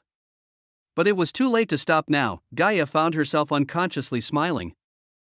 Thrill and excitement pulsing inside her in a way she had never felt before. Miriam, meanwhile, gasped, her breathing coming out shallow and ragged. Her face was drenched in sweat. Yet the first thing she did after regaining consciousness was to look for her son. Noah's process was steadily developing. The same event happened, but this time, in complete reverse. Atoms began to create molecules, bringing into the fray mysterious particles, forming a kind of molecules never before seen. Gaia gasped in wonder. After the molecules came the cells, then neurons and the pathways, linking them to all the other parts. His mind returned, and it returned sharper and more primordial, more alien. The cells glided away and made up the tissues, followed by the organs. Here, Earth came back. Nothing changed for the world externally. But one could only wonder what happened internally. Earth and all organs were connected to each other and the rest of the whole structure by veins of gold and crimson. Those veins came from overhead, the heavens and hells in their purest form given by Gaia, and coursed through his whole body. At that point, bones made of emptiness appeared. Then flesh began to jiggle and writhe, appearing and stitching together along the tall frame of Noah's newly created body. His eyes formed, followed by his whole features and his hair. Slowly, the authority pressing on them lowered considerably. Signaling the approaching end of Noah's transmutation from his past, self to his newly evolved self. The barrier went down, Miriam staggered back up. She took a breath, then approached, taking in the new sight of Noah, and shock vibrated inside her gut. Soul rot, she exclaimed, by my own glorious name. Gaia followed, though her voice remained unheard except by her lovely creations surrounding her. Noah's new appearance truly was something. He lay there on the ground filled with his blood, yet his own body was devoid of it. The blood was running away from him, as if afraid of staining his holy yet demonic body. Noah had increased in size, now standing at 10 feet. His body was white creamy. His chest, back, and shoulders were riddled with gold and crimson tattoos, describing the birth of reality and its own destruction. On his right palm, the symbol of a snake biting its tail and shaped like an infinity was formed, glowing gold. On his left palm, the symbol of a circle half white and half black, constantly rotating, yet glowing faintly with red, was etched. His head was ignited with gold and crimson hair, long and thick. 2 horns erupted from his skull, deep black, exuding a feeling of nothingness. His ears were slightly elongated, like those of an elf. Unhurriedly, Noah opened his eyes, revealing a pair of heterochromic eyes, the left shining red, the right gold. Their pupils were the same as those of Gaia. The first thing Noah witnessed after opening his eyes were the glaring notifications from Providence, who looked uncharacteristically excited. You have created the bloodline. Primordial origin bloodline can be renamed. You are the progenitor of a new bloodline. You are eligible to create your own faction. Noah allowed himself a faint smile. Then his wife continued, happy beyond measure for her husband. Description of the bloodline. Overview. You have created a bloodline of creation yet of end. It represents life, death, anything between, and even beyond, touching even the concept of emptiness. Anyone with your bloodline will awaken an aspect of reality within them. That aspect will be accompanied by something called a gift, unique to each one of them. There is also the innate affinity of creation and destruction, and the unique transformation ability of your race. As a progenitor, you obtain in addition, atom manipulation, probability manipulation, continuity. Noah's eyes widened. You have received your gift, ignoramus. The prince watched the interfaces with surprised eyes, then felt hands closing tightly around his body in an embrace. Brandon. Miriam cried, her voice knotted with worry. My baby, are you okay? At her question, Noah could only smile, his mind swirling as new ideas popped up inside it. Mother, the prince called. Why yes, my son. Are you feeling unwell? Where? Tell Dash, do you want a gift? A pause? Miriam craned her neck, utterly confused. Then, chapter 449 The Will. What? Miriam was surprised, looking at her son with worried eyes. Her soulless white eyes began to tear up. Then slowly, she began to touch Noah's head from all sides in sporadic motion. Are you truly okay? She asked, voice wavering. What happened to you? Did you lose your mind? Oh, soul rot. Where? Where Dash, mother? Noah's calm and descending voice brought Miriam to a standstill. Instinctively, she closed her eyes, exhaled through both her nose and mouth, then relaxed. Noah was caressing peacefully the hand that was on his head. He smiled faintly, his mismatched eyes glowing with profound luster. Nothing happened to me, he said, craning his neck, then correcting himself. Well, nothing to worry about, at least, but then what? Miriam inquired, now calmer. She had felt Noah manipulating all the souls in her possession. But somehow, her souls were still with her. Did she dream it? Miriam knew she didn't. With her level of power, it was impossible for her mind to be so muddled that she would dream with eyes wide open. So what happened? Seeing the worried and questioning gaze of his mother, Noah felt compelled to tell her. In any case, he had no reason to hide the event that had just occurred. Miriam was his mother. And he planned to give her his bloodline if she was willing, of course, but before all of that, there was one thing he needed to do, wearing some clothes, maybe? Gaia suddenly interjected, her voice holding a note of amusement she desperately tried to hide. Only then did Noah actually notice that he was, in fact, naked. Miriam was looking at him, but her eyes couldn't help but somehow dart below, reaching toward his lower body. He spared it a glance, and he became afraid of himself. Yet it seemed to not hold the same effect for Miriam. She spared it a glance worthy of a kid looking at her favorite candy. Noah almost imagined hearing his mother gulp mouthfuls of saliva. It must be me. He thought briefly, but why? Noah said to Gaia. I thought you would like the view. Do you realize who you are talking to, my mother, ye dash? I mean, no. I am the will eternal, she corrected. Why should I care about nudity? Don't challenge me. Do you want me to give you some things to watch? I am good at displaying myself, you are bolder now, Gaia said, unable to mask her amused feelings. Just because you got such a bloodline? Shall I teach you humility, as my mother? If your other two are too blind and obsessed with you to do their job properly, I shall take it upon myself. Noah allowed a faint smile. Sacrificing yourself for the greater good, someone must do it. And only I could do it, shouldn't I thank you? Then, start by wearing something, she snickered. Your mother is drooling. Noah shifted his mesmerizing eyes through his sockets and stared at Miriam. The beautiful mother was actually drooling. Miriam was not even looking at him anymore. Her hand was still caressing his head absent-mindedly, but she gathered most of her attention on his lower body. She seemed to muster the highest willpower to control her urge to jump on him. Noah watched with amusement. You are leaving no one untouched, aren't you? Gaia asked, unbothered by Noah's degeneracy. I have done it once, Noah said, almost like a shrug, before slowly getting up.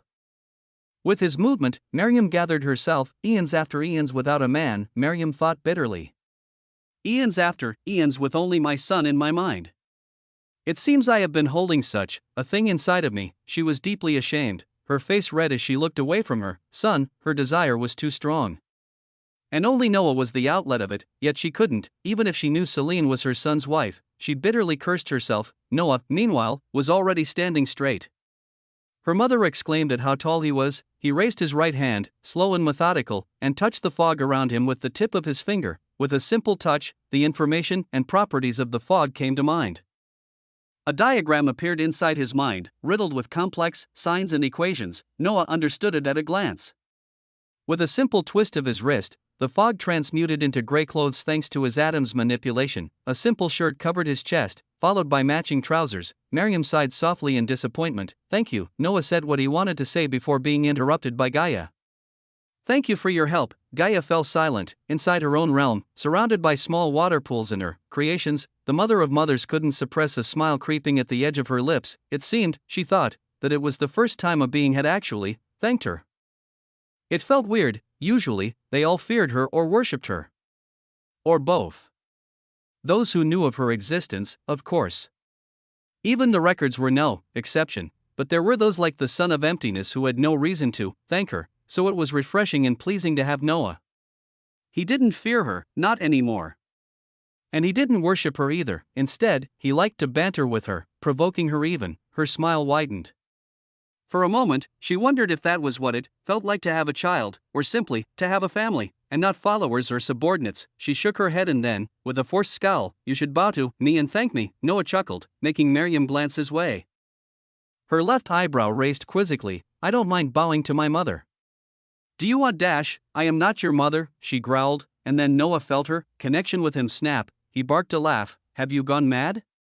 Miriam asked, taking in his new appearance. And you still didn't tell me what happened to you. And what is this new side of you? Noah's laughter slowly died. He smiled, approached her, and rolled his arm around Miriam's shoulders. Then he explained. He didn't go into deep details, just the outline of it. Noah didn't forget to tell Miriam about his unique power to obtain, the power of those who wished to bind to him. It was something he planned to tell his wives. And he had no reason to hide it from Miriam. After that, the soul ruler began to understand more of what happened, inwardly impressed by Noah's unique power. As Miriam digested the information, Noah took that window of time to inspect his new bloodline in deeper depths. And his new self, too. Afterward, he inspected his gift. There, he scratched his head in puzzlement. Gift ignoramus, you know nothing. And because you don't know, you will know. And if you don't wish to know, and others to not know, then nothing shall be known. Noah read the description of the gift over and over again. He had some ideas of what it could mean, but he still needed to test it. To be sure, that will be for later. He thought. I have taken enough time already. My wives must be worried, and he didn't doubt he had caused enough disturbances because of his bloodline creation. Surely, the other soul rulers and even the spirit worlds must have been altered, so he needed to conclude this. And he would do so by integrating his wives into his power. What is your idea?